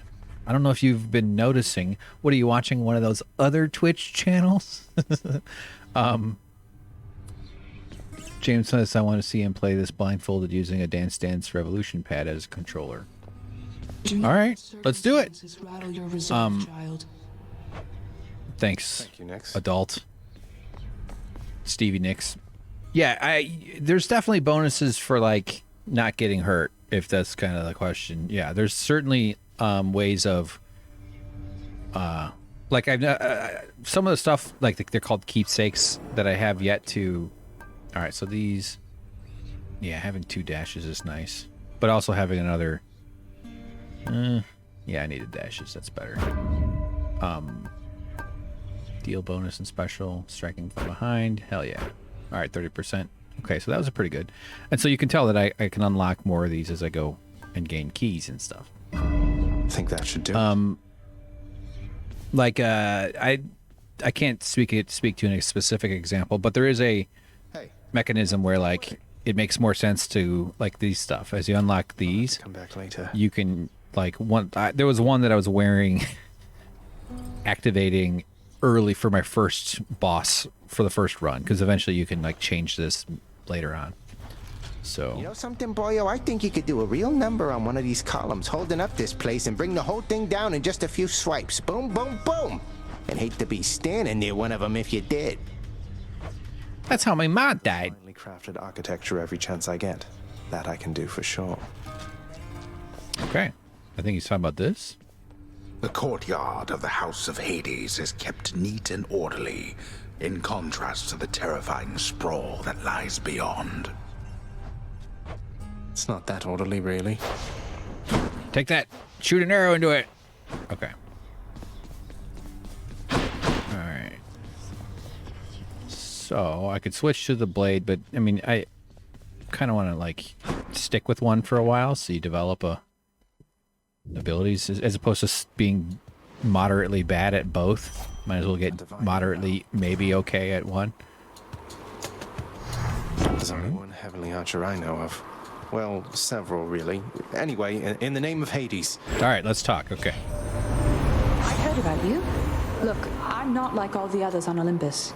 The power of the hunt helps keep me company, so maybe it'll help you too. Alright. Now, this is sort of like, where do we go? What kind of build do we want to do this whole time? And this doesn't necessarily set it in stone, but you're hoping for the synergies to stack up. So cast seeks foes and a 10% critical damage. Attack with 15% critical damage. That's probably what I'm going to do. No, the attack is... No, I don't have the 9. Okay. Ah, man.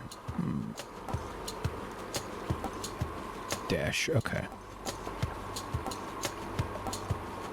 Yeah. I'm not using the main attack much. That's this one. So this has potential critical damage. Having 2 dashes is a world of difference. I mean, like, that's what I was struggling with, because...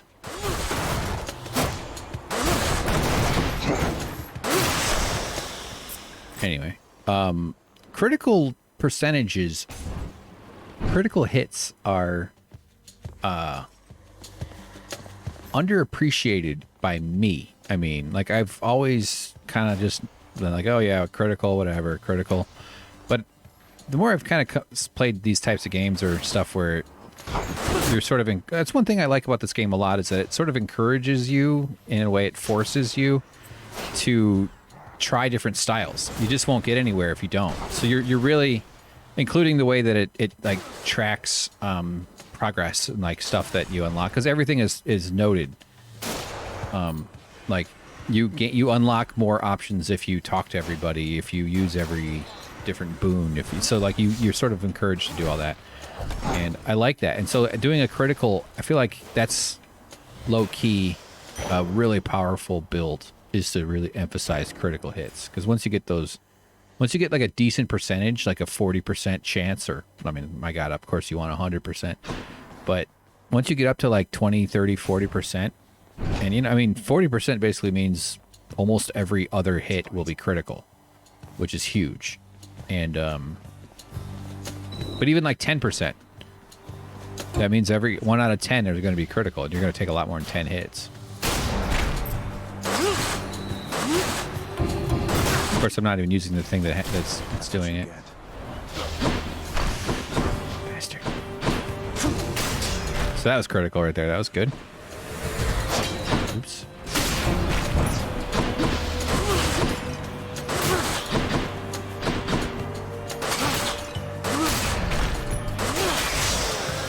Right there. All right. Right there. Your father Hades and my father Zeus have not communicated in some time, and Zeus refuses to explain.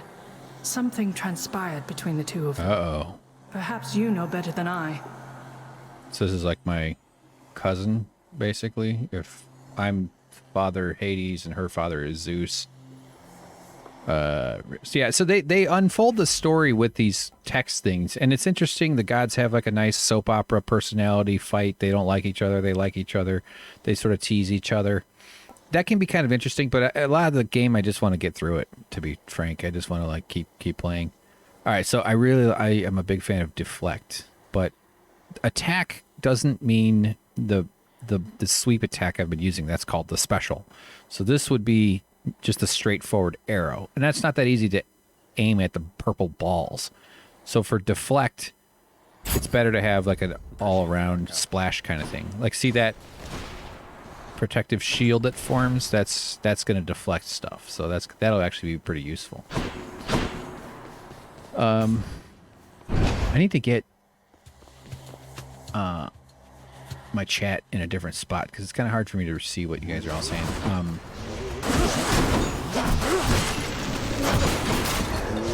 Oh shit! I thought that thing was going to take him out. All right, so that was sloppy.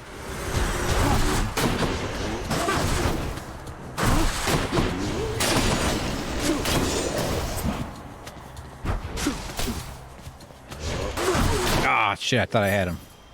I got my ass whooped there. That was really sloppy. To unlock a weapon. All right, let me check on the chat here. Sorry.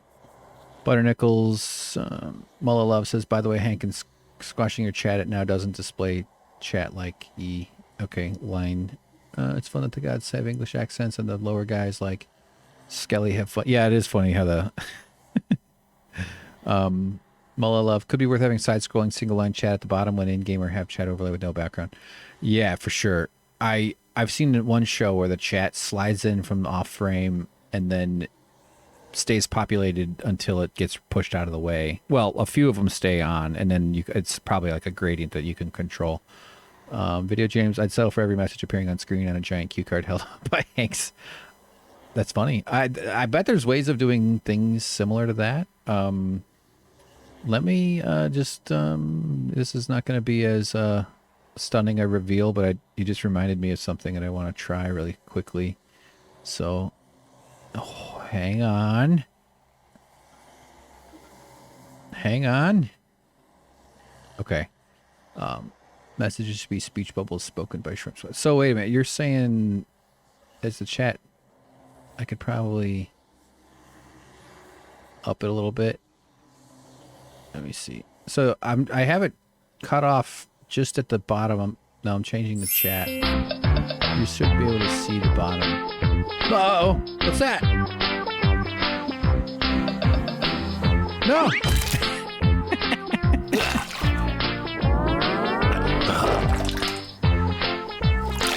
What the? A Bible?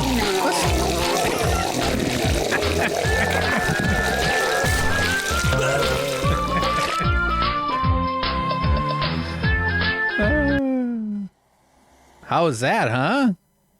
Did that make noise? Did you hear the sound on that one? I still am not totally confident it's all working. All right, I'm back in the game. Tell me if the chat is better, please. Mullah Love and Butternickles enjoyed the thing. Peek. Yep. Actually, that's probably right. A badly animated banana puking up a bunch of bananas, including a Bible and a purple-headed double dildo. That would be peak me, wouldn't it? That's what I would put in a time capsule. If it's like, hey, what do you want people to remember? That. Oh, Jesus. All right, so...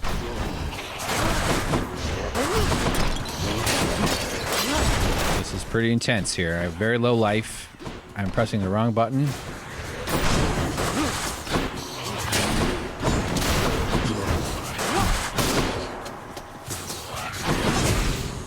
See how the deflecting? Watch. She's going to shoot it, and I'm going to right back at her.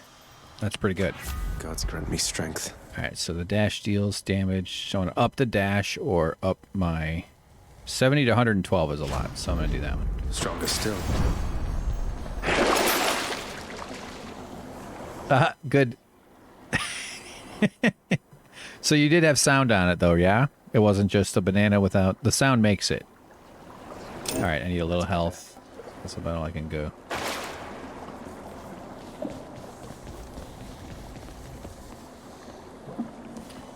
All right.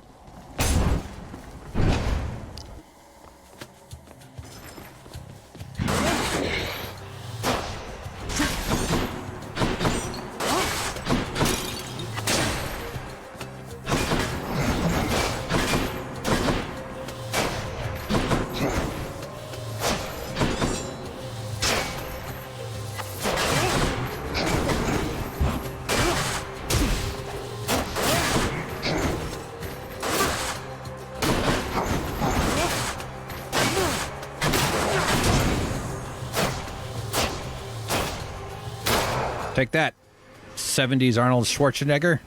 Oh, God, these damn skull things are annoying. Ah, motherfucker.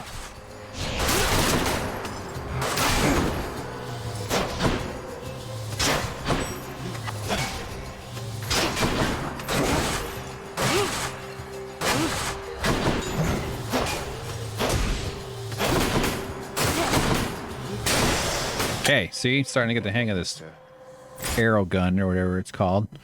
Loud and clear. Good, good, good. A spider does not, James says, a spider does not get stuck in her own web, but apparently a banana can slip on a banana peel. I know, isn't it kind of a fundamental ironic misfortune? That'd be like if I slipped on a bald wig. on a skin cap, on a swimmer's. It'd be like if I slipped on a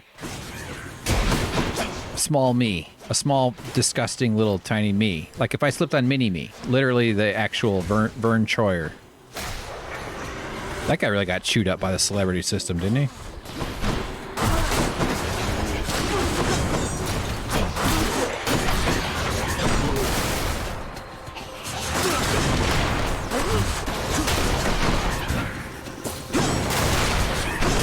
Deflecting is like really good. See, I can just push it back at her. Take that! The power of the gods. Bald wigs are very slippery. They are. Alright, cast does 141. I mean, I mostly care about the dash doing the deflect, not so much the damage. Got some zest. Okay. Oh, I can press a button for boon info. There you go. So this is sort of like my... This is sort of like the persistent... Up here, where I'm moving back and forth. These I will always have. That's what I'm spending those purple jewels on. Jewels. These are the boons I get during the level. And so it fills out, you see those like grayed out squares. Sort of, I guess they're diamonds. A square is just a 45-degree diamond, isn't it? No. You know what I mean. Yeah, whatever. I'm not going to correct that. Okay. I need help. Yeah, I love that banana animation. I feel like it just captures a lot. I actually originally, my initial idea for it would be to use it after telling like a really, really depressing story. Like those stories about like this little girl sold her kidney because her mother needed medicine to pay, needed money for her insulin, or, like where they're like, oh, this little boy started up a lemonade stand because his mom needed eyeglasses. It's like, no, that's not a good story. That's a declining, failing country story when children have to start businesses to pay for like their sisters' surgeries and stuff like that. It's a fucking nightmare. Or even much more depressing stories than that. And then I would play the bananas thing because it's a contrast. And in contrast, there is humor. Except there would also be very offensive. I don't want... The whole point is that it's just so fucking bonkers. I don't want... But it runs the risk of it seeming like I'm trying to make fun of those stories or the people in them, and that's never my intention. My intention is always to challenge the systems of power and politics and influence that force those kinds of things. Anyway, I do like the bananas thing. I pulled it back out of obscurity. I've been going through some old stuff, folders and shit, and finding a bunch of old stuff. So it's another reason I think Twitch is a good fit, because I can like take all that stuff and kind of like replay it. It breathes a little life back into a lot of old animations. I've got like a Game of Thrones mashup. I got all kinds of stuff on Suck Professor. All sorts of stuff, man.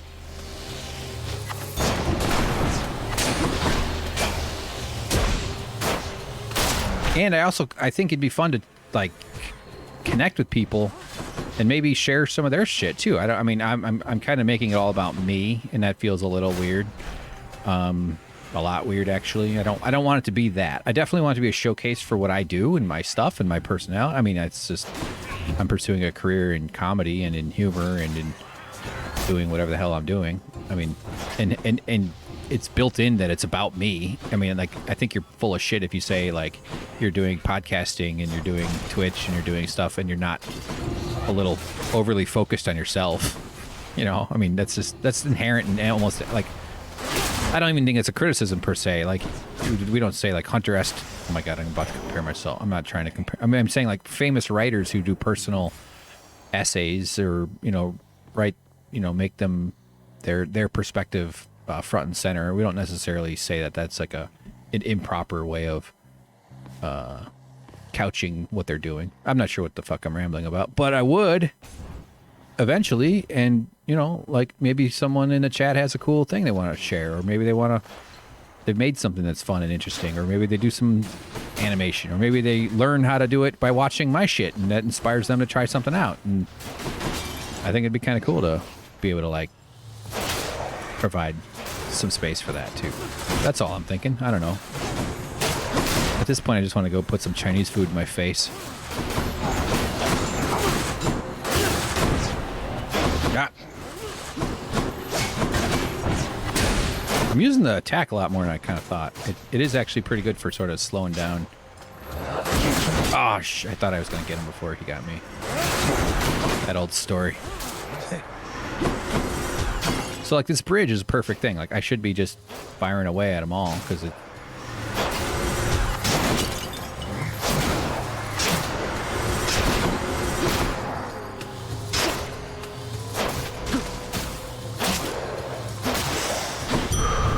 Alright.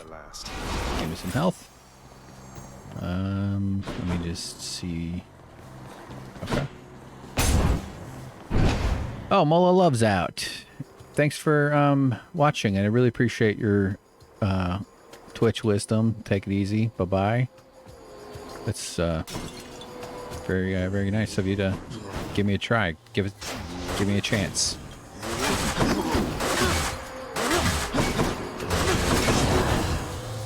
Enjoy London, or wherever it is you live. Just north of London. One of you is from Liverpool.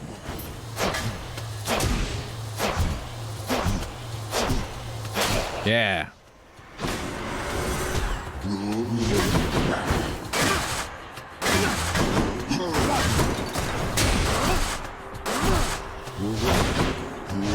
Yep. Saw that.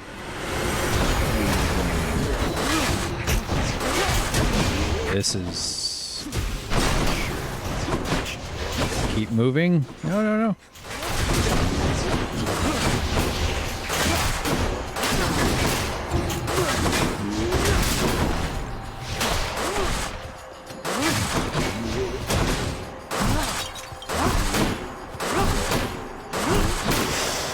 Alright.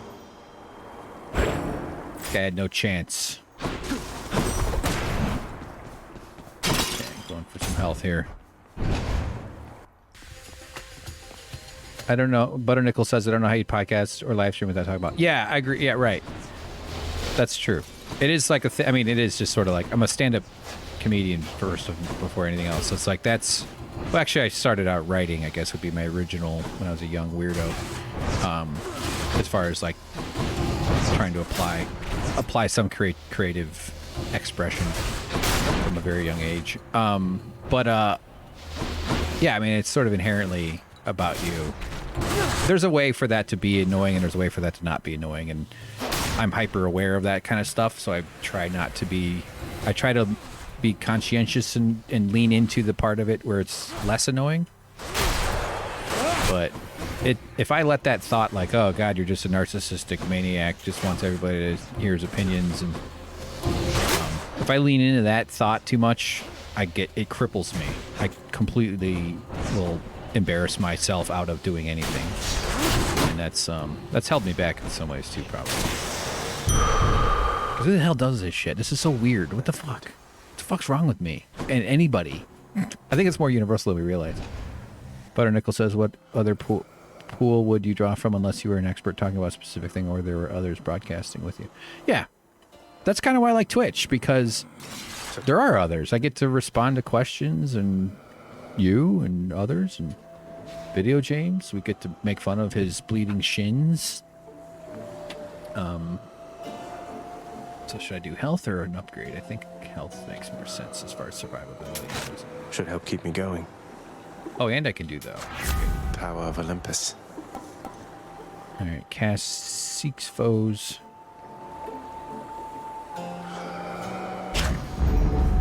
Let's talk to this guy. Poor James's shins, indeed. Fine. And I'm hoping to build this up to a point where like I have some guests, and I bet James will probably come on at some point. Maybe we'll do some shot by shot stuff. We'll have a seance and maybe an exorcism for James to exorcise the demons that inhabit his lower legs. Oh, hello. To expunge the sin from his body in the form of blood sacrifice. I'm sure he'd welcome. But there's also other like Twitch shows, and I'm doing some politics commentary and stuff like that. And I can reach out to different shows and maybe guest on those shows or have them on my show and stuff like that, and start to develop a kind of a network of people that are, because that's how, I mean, I've been working in that world a while, mostly behind the scenes, and I've also been just paying very close attention to it. And it's a big world. There's a lot out there. There's so much, and I'd like to be involved in that. And like it's just one of the best ways to gain more attention and more of an audience is to like share with other channels, meaning like go on theirs and they go on yours and stuff. So, but I'm a nobody. I mean, I don't have status. Like this whole industry, and I use that word very generically, is driven like status, basically. Like, what can you do for me? Are you a connection that is worth my time? And that's not necessarily always a bad thing. I don't necessarily think that if that's the only consideration in one's mind, they're probably overly focused on that factor. But I think you're a little naive to assume that you can do this without ever considering that. Like in stand-up, if you want to do a show, you want to do the shows that have bigger audiences. You want to go perform somewhere. You want to go perform somewhere that's got a reputation, that's got gonna have butts in the seats. It's got it's gonna sound good when you tell people you did it. Like, not to say that's the only show you'd ever do, and I would go on almost any show, but like that's sort of the credits kind of game that is necessary to help your career along by showing that you can be on shows, or either live performance shows or internet shows, or even like acting real credits and like actual Hollywood shit, because it helps you get the next one by proving to people who can put you on their platform or stage that they can trust that you'll do a good job and that you'll deliver. And that's what your reputation is in like, especially like in stand-up. You're just developing the ability for new bookers to trust you, and eventually develop relationships with bookers who have you back to do the same show on a different day. And all that sort of is kind of true for everything, I think. But there is a bit of a kind of like a judgmental side of it that I find a little bit off-putting. This fury, although I have a death defiance waiting, so I'm gonna survive my first death. And I'm not being very, I mean, I gotta keep hitting her with the critical, with the casting shot, because that's my critical chance. That's all you've got. Oh god.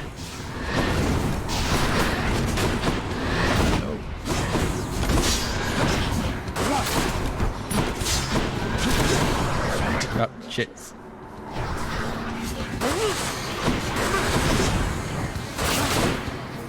Like, you can just stay mobile and move around. See, there's the death. Move around a lot and just take little pot shots and eventually win by attrition, basically. That's possible. It's easy to, like, lose track of that and just get up close and just start button mashing.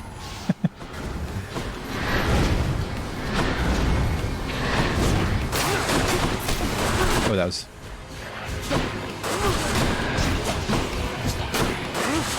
missed.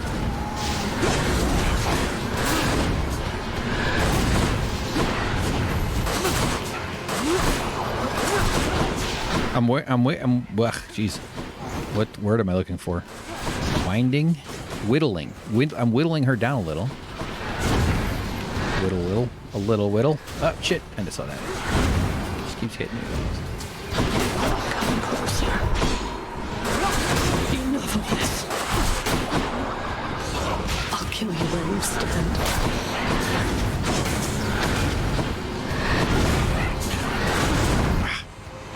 I gotta be really careful here. I have a chance, but I'm not optimistic. Maybe if I get a couple crit shots, so I gotta keep making sure of that when I missed her.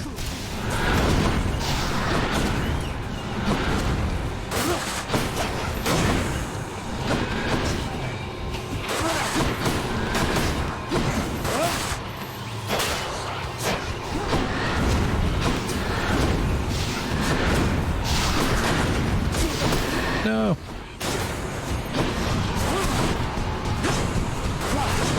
Oh.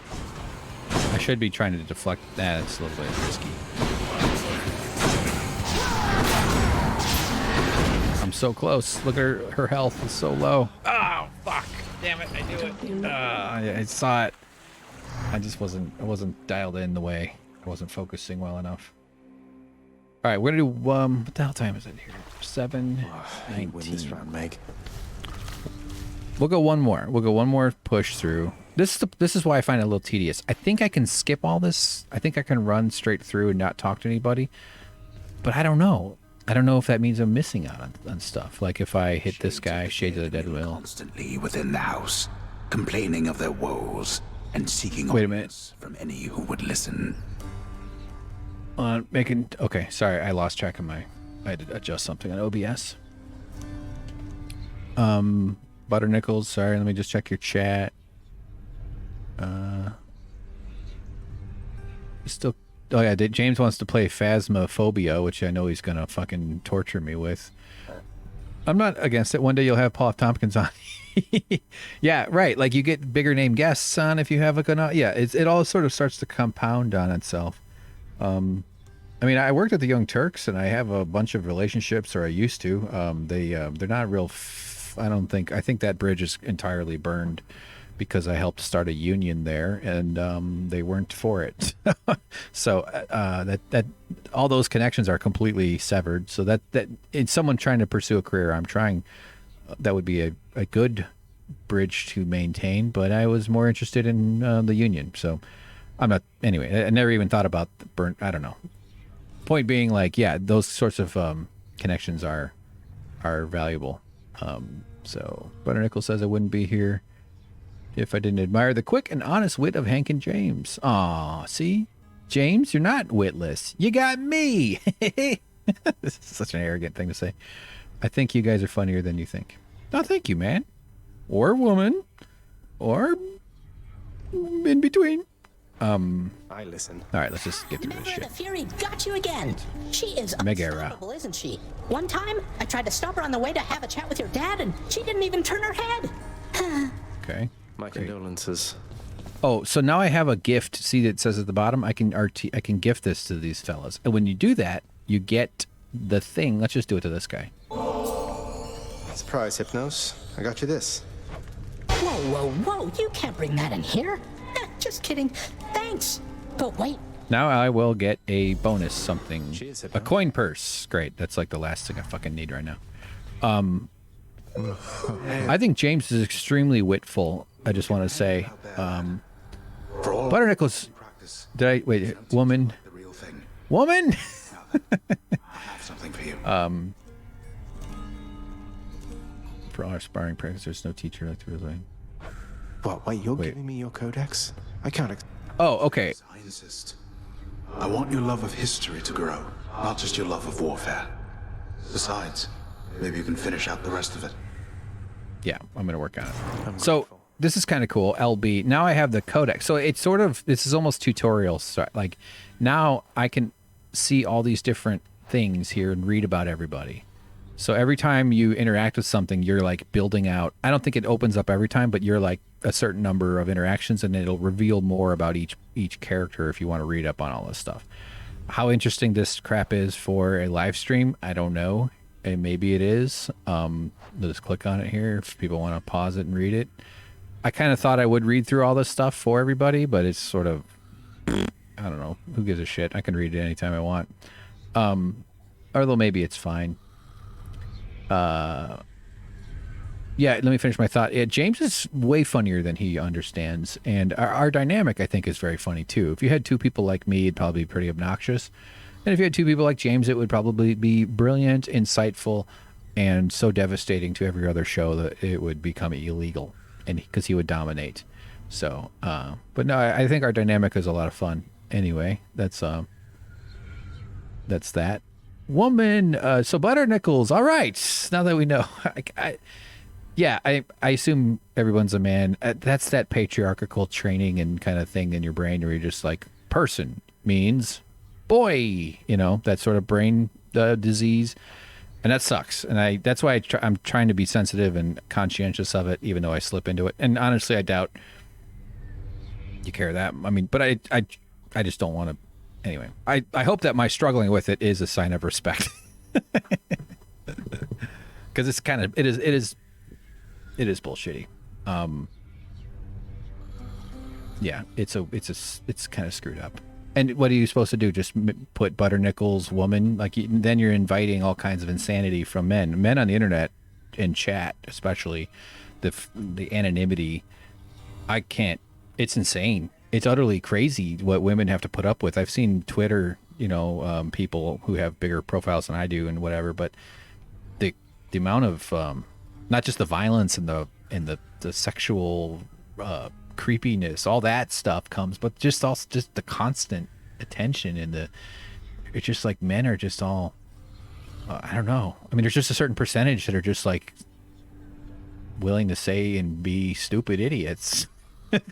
And I've had a male brain my whole life. I've definitely inhabited a lot of that stupid idiot brain some of the time. Okay, sorry. Aphrodite wields her beauty. Okay, you guys get the idea. So over time, though, this will fill out and there'll be more to read about, which is kind of cool.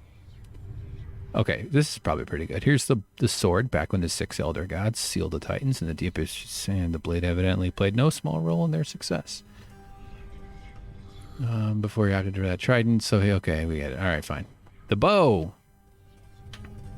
It's the so-called Heart Seeker. Is certainly the finest bow ever conceived and wielded by none other than Mistress Hera, who stood side by side with Zeus on better terms back then as they drove back the Titans under a storm of arrows and thunder. Hera since abandoned her once warlike ways, quite understandably, for she has greater matters to attend to now. However, I don't know. So, oh, there's even a number there. So see, it says 146. So I guess I'll learn more if I kill more people. That's just how the system works. I guess this is kind of interesting. The bad people, all the victims. Oh, built in England is on it. Well, good night. Good night. Don't let the bed bugs bite. I heard a dingo ate your baby. I was trying to hope that sounded ridiculous on purpose. I know that England is right next to Australia. Everybody knows. But no, joking. God, this is the stuff I can't delete because it's fucking Twitch. Good night. But seriously though, thank you for chilling out. It's been wonderful. Cedar scented sleep. Yeah. May you dream of an aromatic softwood that has great moisture resistance and is good for outdoor furniture. I built one of the first things I built was a pair of cedar benches, using Craig pocket hole joinery, and you really ripped the lounge to pieces, boy. Really loved it. I built those like 15 years ago, and they're still holding strong. You like that? In my dad's yard. Monster Cerberus admits to committing the crime, expressing some remorse for having implicated the incendiary. So Cerberus messed up one of the rooms. Boy, it'll be all right. Let's pet him. You don't like it when I pet your other heads, huh? No. Permit the dog his rest. Don't tell me how to pat the dog, jerk. Maybe I'll get him a cat, and he and the cat can be buddies. It'll be a 3-tailed cat. So how did it go? How did you die ignobly this time, pray tell? Cerberus and I can't wait to hear the tale. Okay, fine. In case I'll spare you the details. Fine. Your failure is quite easily imagined. How often it recurs. Almost as though my realm is built to keep you here. You and every single soul that's ever lived. But by all means, continue struggling. All right. Thanks. Great. What is... What, am I composed entirely of gemstones? So I guess I should get some gemstones.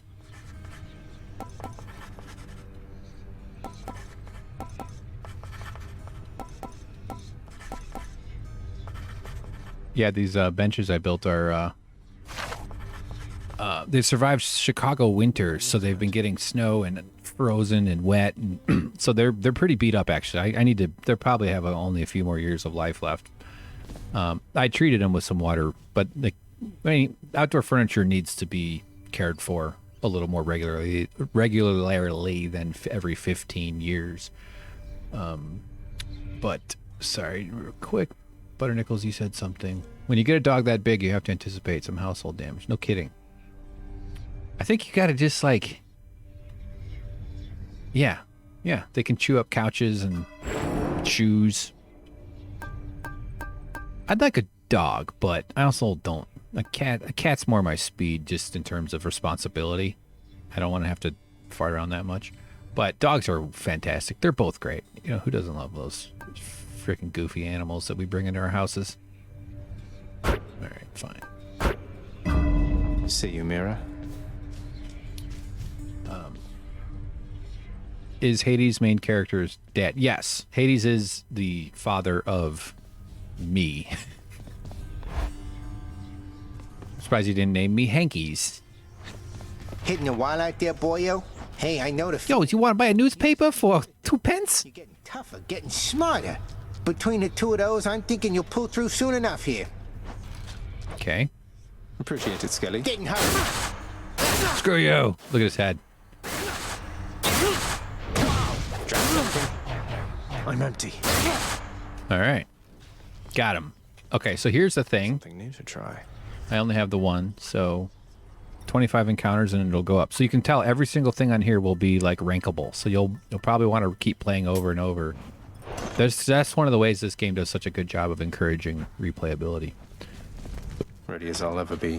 James says, reminds me of a story when I watched my dogs tear my house up for a unique reason. That sound. For another day. Oh, okay. Way to tease. Way to tease the crowd. Butternickles says a unique reason. Oh God, here's the story. Dad cut his toe off. What the Jesus Christ. Dad cut his toe off in an accident and was running around screaming, leaving a trail of blood. That's what you're supposed to do when you cut off a limb. Just run around. And they were chasing him and sliding in the blood and slamming into furniture. Good times. Jesus Christ. I mean, I don't blame anybody for panicking when they cut their toe off, but yeah, you need a little land. Exactly. Like, I don't expect to have land anytime soon, or the time, or just having a cat, even in an LA apartment. That was a bit much. Revelry. All right, so this is going to be the last push, the last run. Sure then. I need to In get the some name of food. Hades, Olympus, I'll accept this message.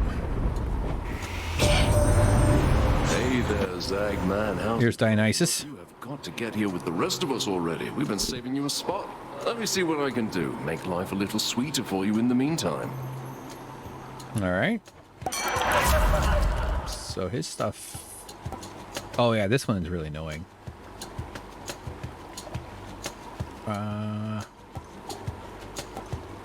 We'll do that eventually. Get to the god of wine to lighten things up around here. So they all get hangover, which means they just slowly take damage, and then you can stack that,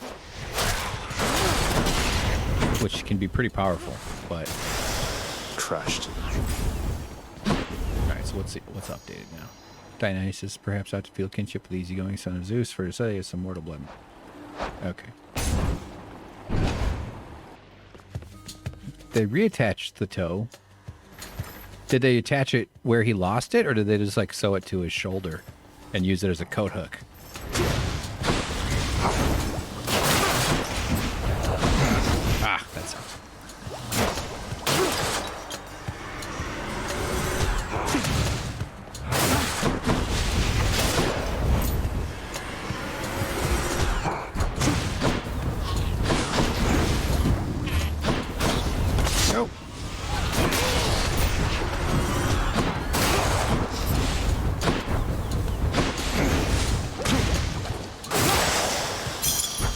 episodes. Jeezum Crow says Butternickles. Video James says he didn't want to wait until the next day to install some sliding glass doors, so he decided to try it himself barefoot. Lifted it up, hand slipped, and it went straight down. Wait a minute. What? Really? Like, so how clean was this cut? Like, if it drop a, I would think. I'm not doubting that so the toe literally came off, like it was a separate, or did it? And was it all smashed up? Because a door, even a heavy, like it's still a good 1 3/4, 2 inches, maybe even. I mean, it's not a small thing. It's not like it's a blade. Or was he holding the pane of glass somehow? Which those are usually already built into the door, especially like a big sliding glass door. Glass is tough, man. You gotta be able to handling glass is risky. Like as a trade, it's skilled.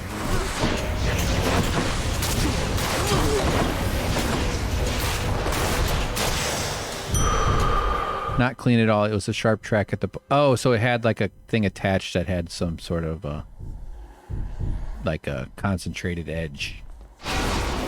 Yeah, that makes sense. Oh my god.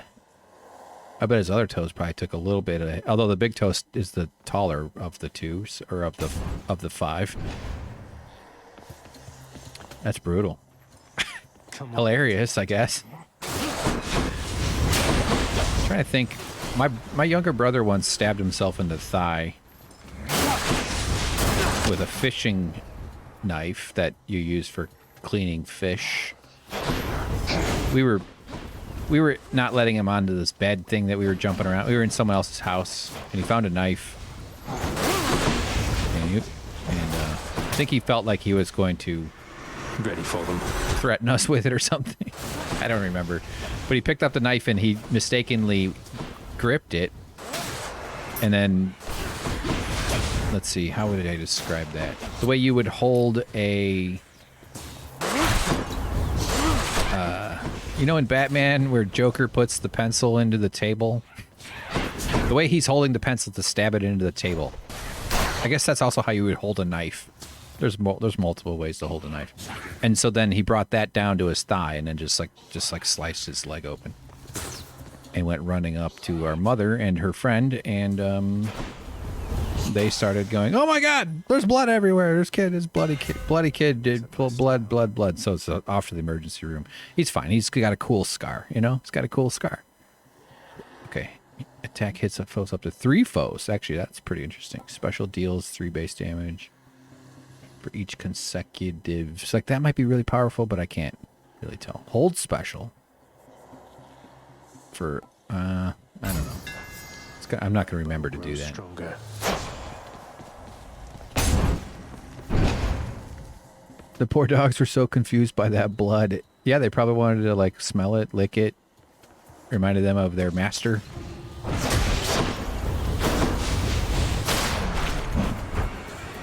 So does it hit 3 times on single bad guys?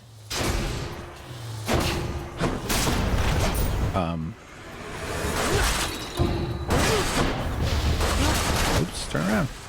I keep forgetting to use my other stuff too.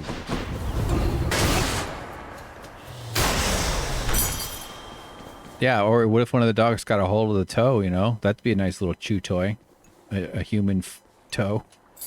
This can unlock a weapon back at home. Video James, you cut your second toe off. I'm telling you, man, whatever the heck went on when you were growing up, there's a lot of insane stories like that would make a great weird TV show. All right, let's see. What do I get? So I got Eye of Lamia. What is that?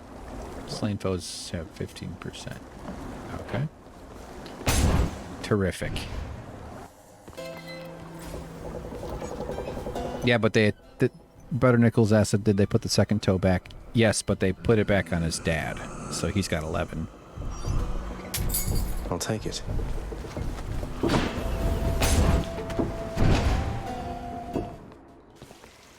It was still connected slightly. I remember walking and having it flip upwards and hitting the top of the... what? On each step? How did you not... how many steps? To my health. Oh my god, that's horrifying. Ugh, fuck. I guess I don't have a choice. Powered up.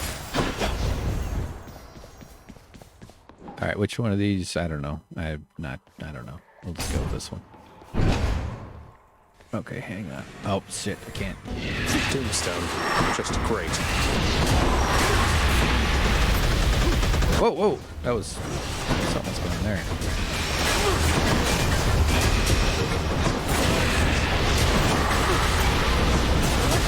I think I'm gonna not survive this one.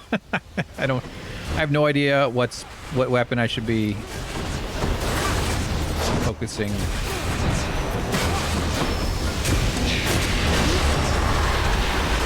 I am so dead.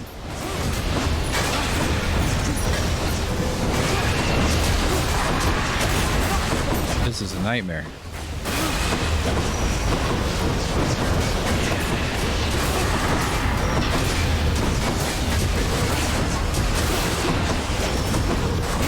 Right.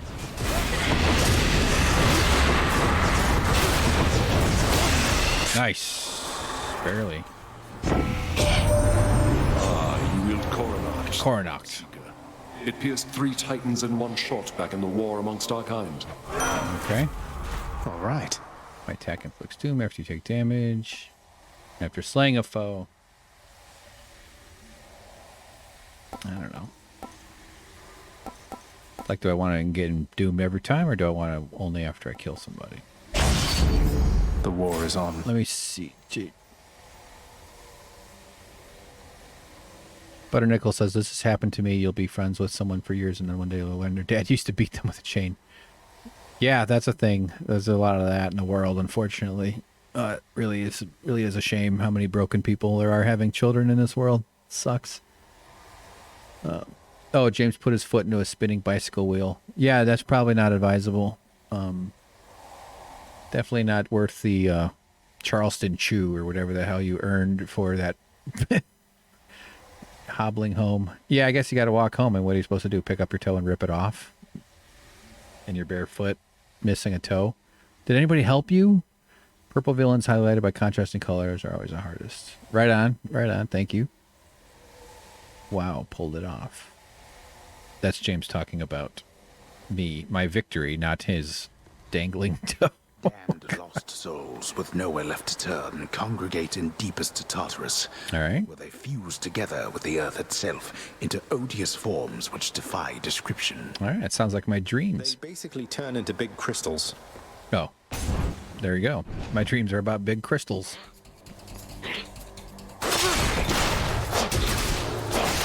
Oh yeah, I gotta use that more.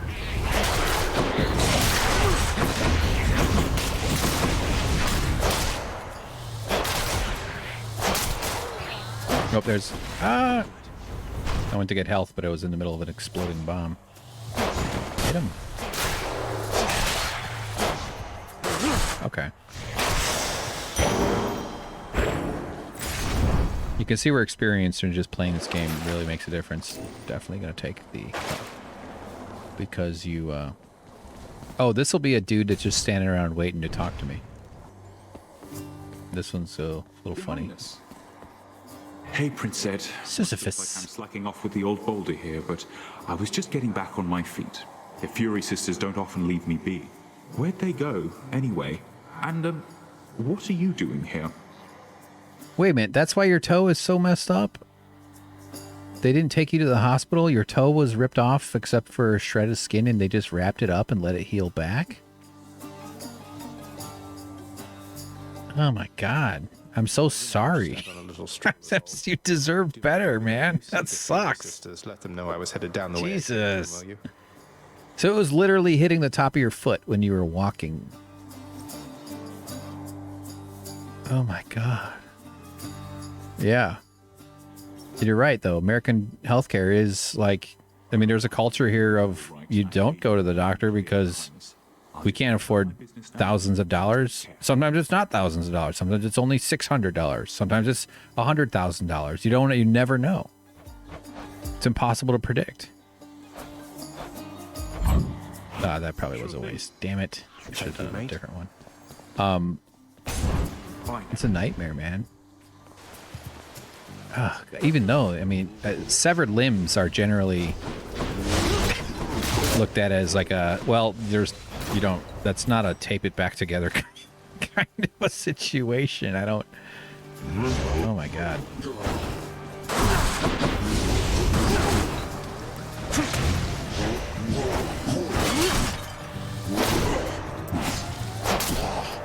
Okay, we're getting the hang of this. Nope.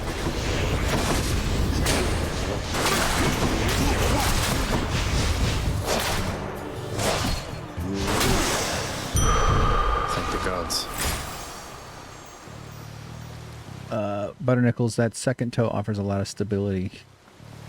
Yeah, they're all pretty important, right? I remember hearing a story about a lady who, she was having some other surgery done, and then they she somehow got the doctors to cut off her pinky toe because there was something wrong with it or whatever, but they just cut it off and thinking it wouldn't be a big deal. And it turned out it was like incredibly hard to learn how to walk again without her pinky toe.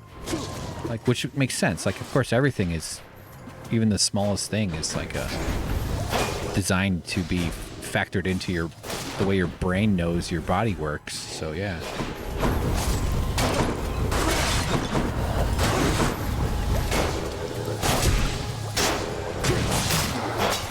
All right, gave that guy a back rub. Video James, yep, I remember hearing 2 wet slapping sounds with every step, one on the pavement and one on top of my foot. If it happened today, I would pass out. Well, yeah, being young, yeah. Well, you went to your parents and then they just, I mean, you still have your toe. I suppose it grew back on. Do you have feeling in the toe? Is there any, you can move it around? Like it grew back? Does it have a different range of mobility compared to the other corresponding toe that did not get severed in a bike wheel? It's just so horrifying that they would just tape that back. That's just crazy to me. In the fucking 80s. It wasn't the 1880s.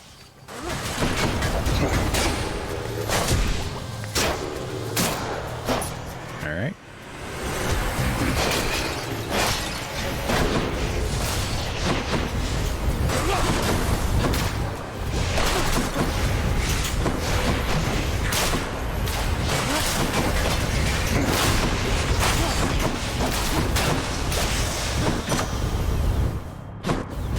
Good enough to eat. All right, there you go. I think this drunken dash. Actually, you're attacking. Yeah, no, let's do that. Palm power. Yeah, they don't grow back. But if you put it up against the foot and it's roughly lined up, it's got to have ligaments and tendons and nerves and vessels and skin and muscle. Like the whole thing is connected with like biology. It's crooked and the toenail is hard as a brick and a pain to cut. It's there. Can you move it? Can you move it like you can move the toe that you never got cut off?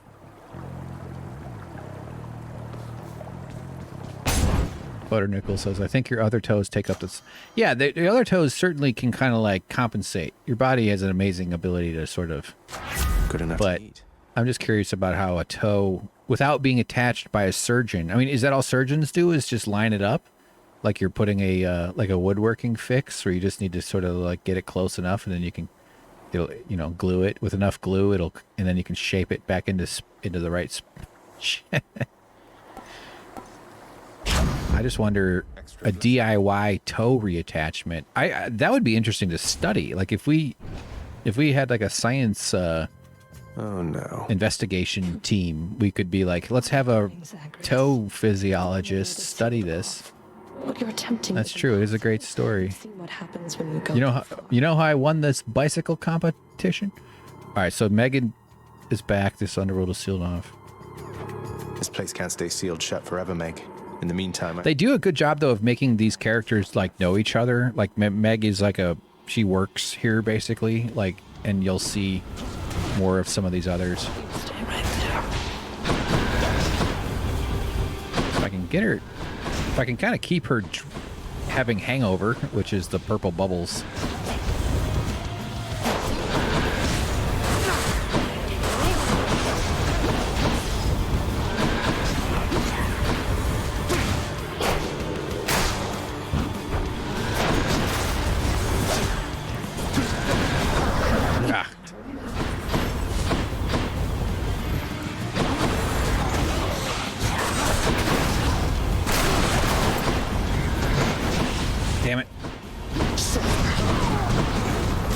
think I have any. Do I have deflecting?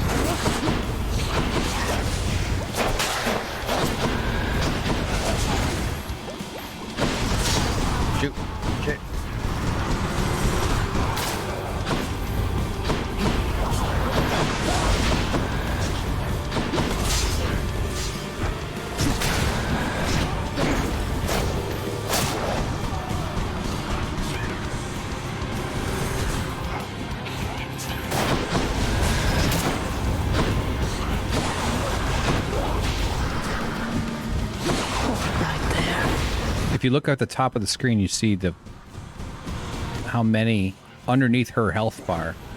You can see how many purple hangovers they have stacked. So that's actually what I'm kind of looking at. Right now it says 3. Oh, I'm gonna be Jesus. I'm done. Just get out of the way. As long as she's at 5, that's at max. So that's.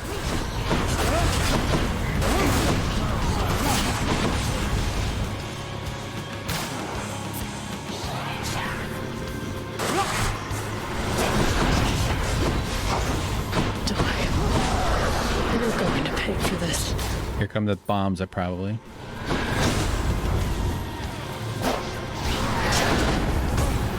No. Do those hurt her guys?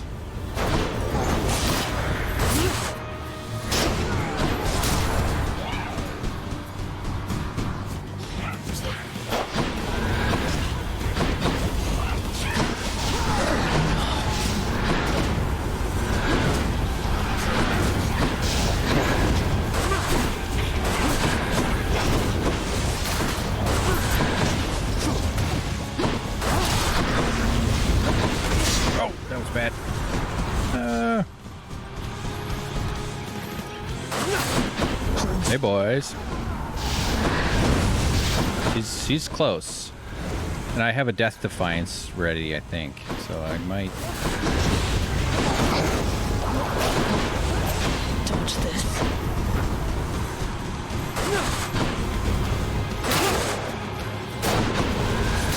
Oh, see? And damn it, I hit the wrong button. I'm so close on her, too. Impossible. Yes!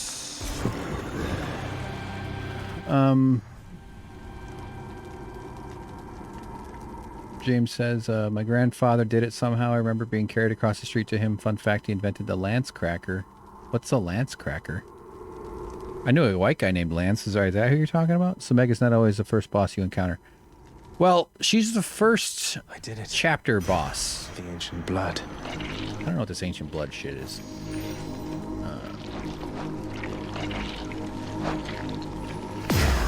Achilles might know what to do with this. Achilles would know. So, Titan blood. Deep within the... okay, once ruled all between heaven and few traces. Alright. The gods who now reside upon and words. Yet those scarce traces do exist, and a terrible power rests within. Okay.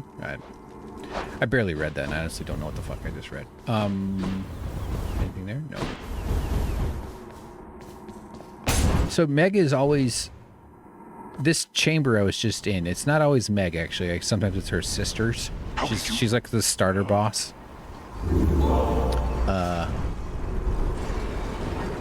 Cool how she has the same death animation. Yeah, I agree. I like that. I wish they would mix it up a little, but that's actually fine. A kiss of sticks. So let's see, what do I have? I have 83.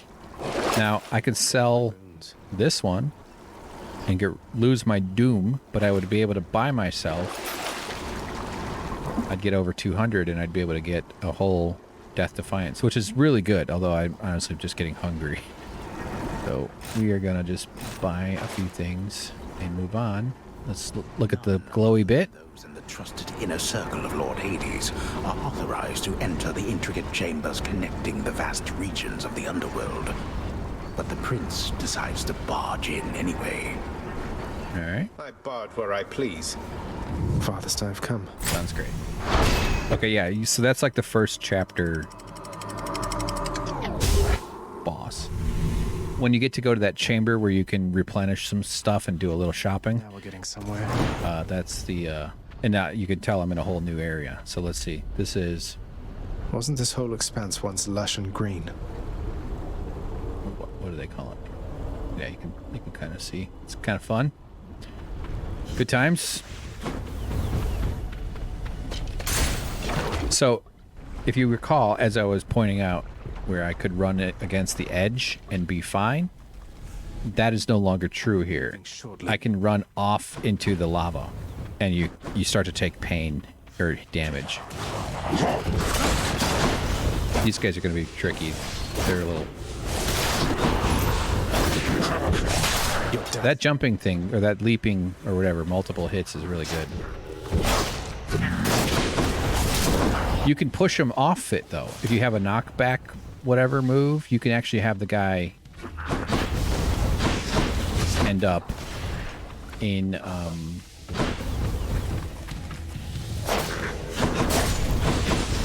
shit. In the lava, taking damage. But I love the art. I think this game is just beautiful. I think it's really a pretty... It's a pretty game. It's well made.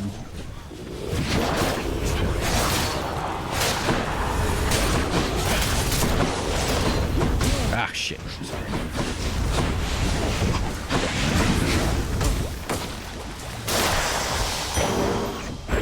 That's kind of sloppy.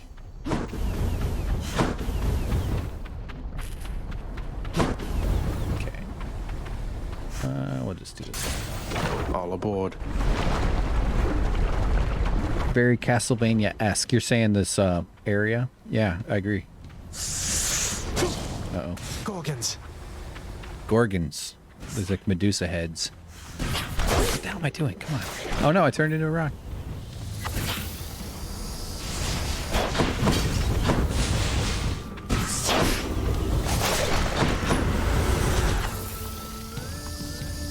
Bring it on. This is me at the mall. No, I don't want to buy any baby jewelry. Hell no. No, you can't pierce my ears with your tiny baby tools. Why do you think I'm a baby? Just because I have a baby face. I used to have a baby face. I think I've gotten a little old for baby faces. But I had one well into my 30s. And those were the days.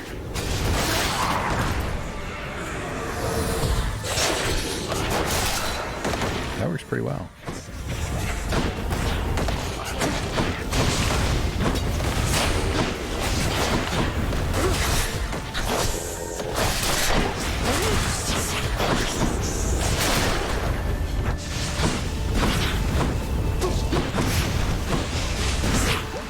Trying to get him drunk.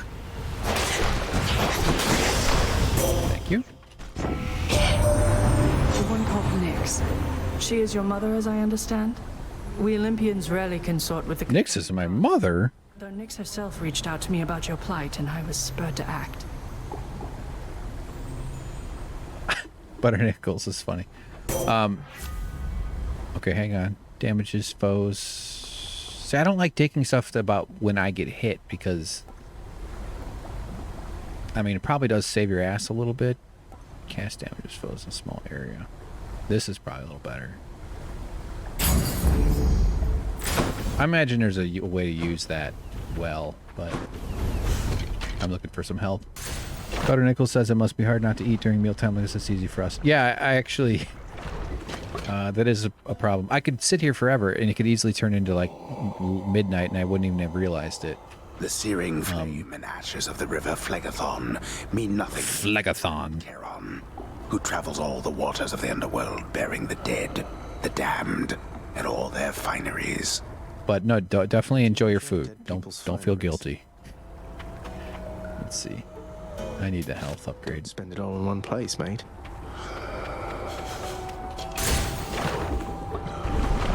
But I only eat once a day usually, and I've been eating carbs like hell lately, so that's been messing me up a little bit. I generally eat a ketogenic diet, and I feel much better when I do, and I feel healthier, and I don't eat it as much. It's overall better for me. I've done it for almost 3 years or so. But lately I've been on carb. I'm just sort of stressed and shit, and you know, the election and everything, and just life and blah blah blah. But what am I talking about? Oh, I'm used to only eating once a day. I just don't get hungry till later. So I'm actually pretty good. Just a bit longer. Oh yeah, I forgot I could have that. Oh God, what the hell's happening?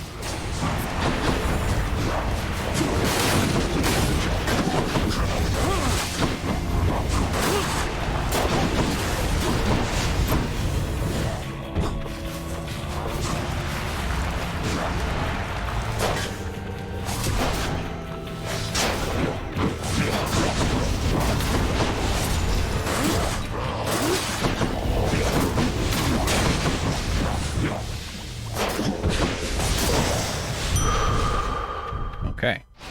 Strength of the centaurs. Yeah, one meal a day. Yep. Back when I started doing keto originally, I'd never even heard of OMAD, and nor had I heard of intermittent fasting. I had seen the phrase intermittent fasting in reading and learning about keto and listening to podcasts and all sorts of stuff. But any kind of fasting was very far from my thinking on what I was up to. But I started to naturally just not get hungry and not feel hungry all the time. Because if you know what OMAD is, you might know a little bit about it. But yeah, it just really worked for me. I really took to it. And one meal a day is liberating. It's not like I'm hungry all the time. I just don't want to eat until later. But when I switch over to carbs, like I am right now, that definitely kind of changes a little bit, especially if I do it longer than a little. Like I could do it for like a week or 2 weeks, even 3 or 4 weeks probably, and still stick to one meal a day. But I notice when I lose my keto conditioning a little, although I do find it pretty easy to get back into it compared to the first time when I switched. I start to want to eat lunch. I start to have a little bit of my hunger. Oh shit! And that's exactly what I tell people about what I like about keto so much. I first started doing it for weight loss, and then I switched, and then it became a way of managing my mental health and dealing with my depression. Until next time, it seems to make the lows a little higher, so to speak.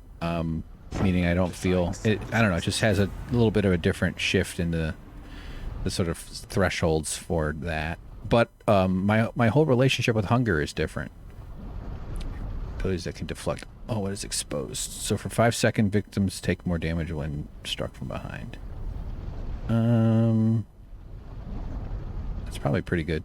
Death Defiance restores more than usual by 12%. Big deal. Special stronger.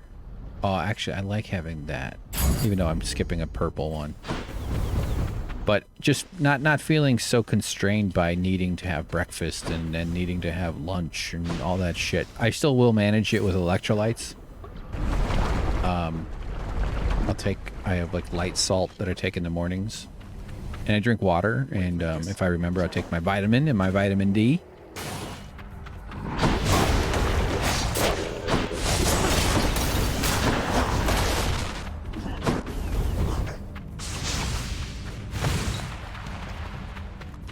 Gotta be somebody around. Oh yeah, let's see if the oh shit. Nice, see that? Right back at him. Oh, thanks for coming. Sure, yeah. Why don't you hold it? Here. No. Really, I insist you.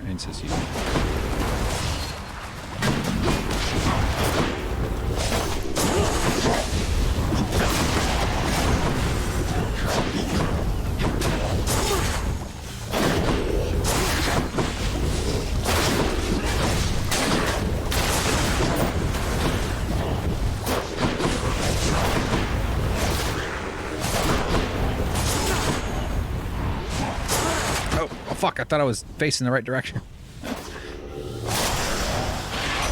Lost a little more health there than I was. This mark, almost like a bat wing.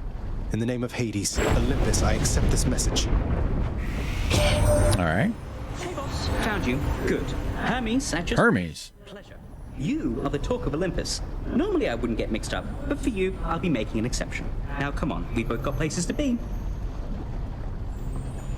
Diablo 3 Demon Hunter combat.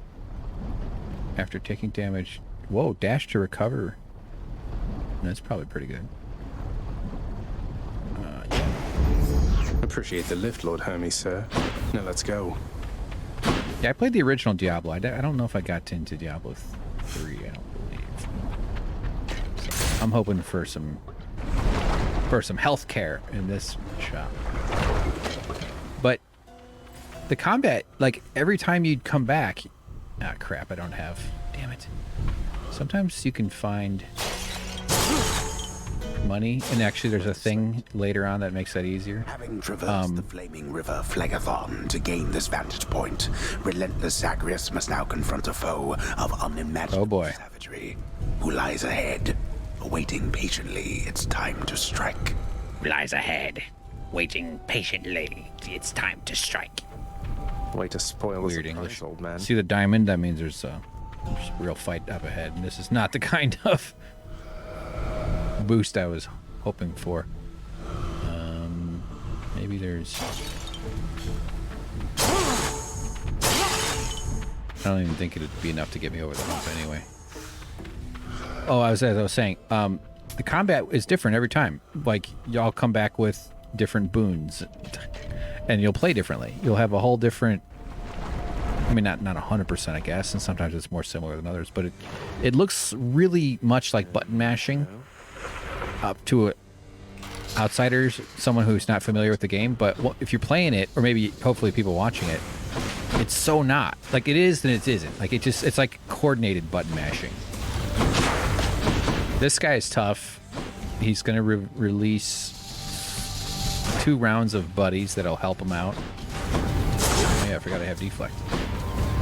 Let me get my thing. Ah, shoot. I'm gonna try to deflect into him.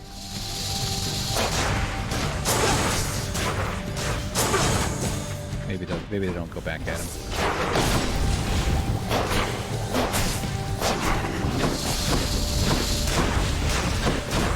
And as long as I'm keeping him drunk with hangover, he's taking damage, so that's good.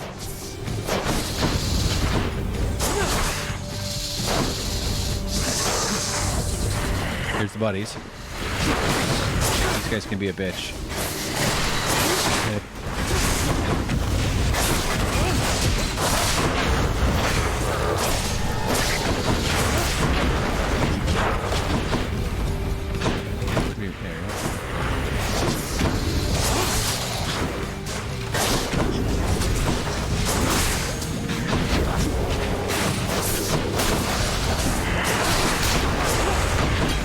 Doing okay on health so far. I mean, I don't think I might have been hit once, but... No! How dare you. Do it again. Do it again.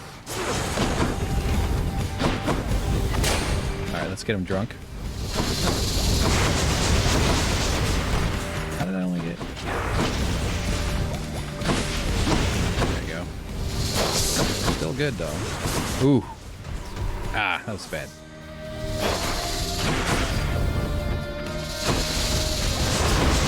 Get it right under him while he's still. It seems like it really loads up quickly.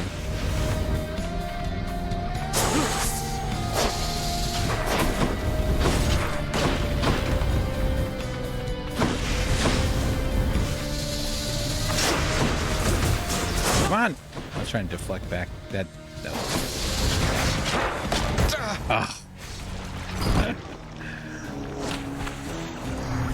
How is it a Hydra and only has one head? There we go. Oh, I see. Yeah. Yeah, the other heads had to pop out. It's also... Oh my god, I thought I had a Death Defiance. I guess that's it. Alright, let's put on some goodbye music, and we're gonna play some shrimp noises. Or not noises. Wow, the shrimp are still in here. Haven't had it, aren't they? Full screen. There we go. Transition. Excellent. This was fun. Thank you for hanging out, Butternickles. You've been absolutely wonderful. Appreciate your patience, your life energy, your intrinsic human value. Heck, your intrinsic biological value. You don't have to be human to be valuable. I'm going to turn off the Hades soundtrack there real quick. And let's play some gentle, relaxing, sensitive boy music. There it goes. We're not starting soon. Sorry, hang on. I'm switching to there. Wow. This has been terrific. And also thanks to all the other viewers, and thanks to James. James says he's going to go and nail pillows to the coffee table now. How about we just nail pillows to your shins? That'll solve a lot more problems. Great. I'm going to leave it up for a while. The shrimp, probably going to go get some food and turn it off when I get back. So maybe you can feel free to hang out. And although I don't know if there you go. Hold on. I want to make sure the playlist won't run out. At least for a little while. But other than that, I'm going to say goodbye. I'm going to move the pig over a little bit. Actually, there you go. I kind of hope that like in 2 years or whatever, let's fast forward, like that this channel has become like this whole cast of little cartoons and little characters, and people will have watched me create them. Like they've watched me do this pig. And that's just a few images I pulled out of the ping sequence export. James is a sentient candy corn. Yes, James. No, wait, sorry, Butternickel. I was reading the wrong person. Sentient candy corn, you're right. Yep. Even non-sentient candy corns have value. I can paint the shrimp pellets. Yes, we can do that. We'll go down to the candy corn paint store. We'll do it all up real nice. Make it a lot of fun. All right, I could keep rambling, but I shan't. Probably gonna do more political stuff tomorrow. I've got a bunch of videos and shit. It's been a while since I've posted anything on my podcast subscription feed, and so all those poor souls, I doubt they all care that much, but I want to make sure I have some stuff going out for them. 4 hours, 36 minutes the stream went. On YouTube, it'll be edited down a little bit. At least that's where we're at right now. Anyway, good night, Video James. Good night, Butternickles. Thank you. Good night, Sherwood Forest. That's not the right. Where do the Peter Pan kids live? Good night, Peter Pan kid. Tree. They live in a tree, and then there's Dustin Hoffman lives in the center of a bay on a boat. What do they call the tree? Isn't there a word for the tree? Fuck. Neverland. God. Oh no, I got a text from somebody. Fuck. All right, good night, y'all. Bye. Love you. Peace be unto you.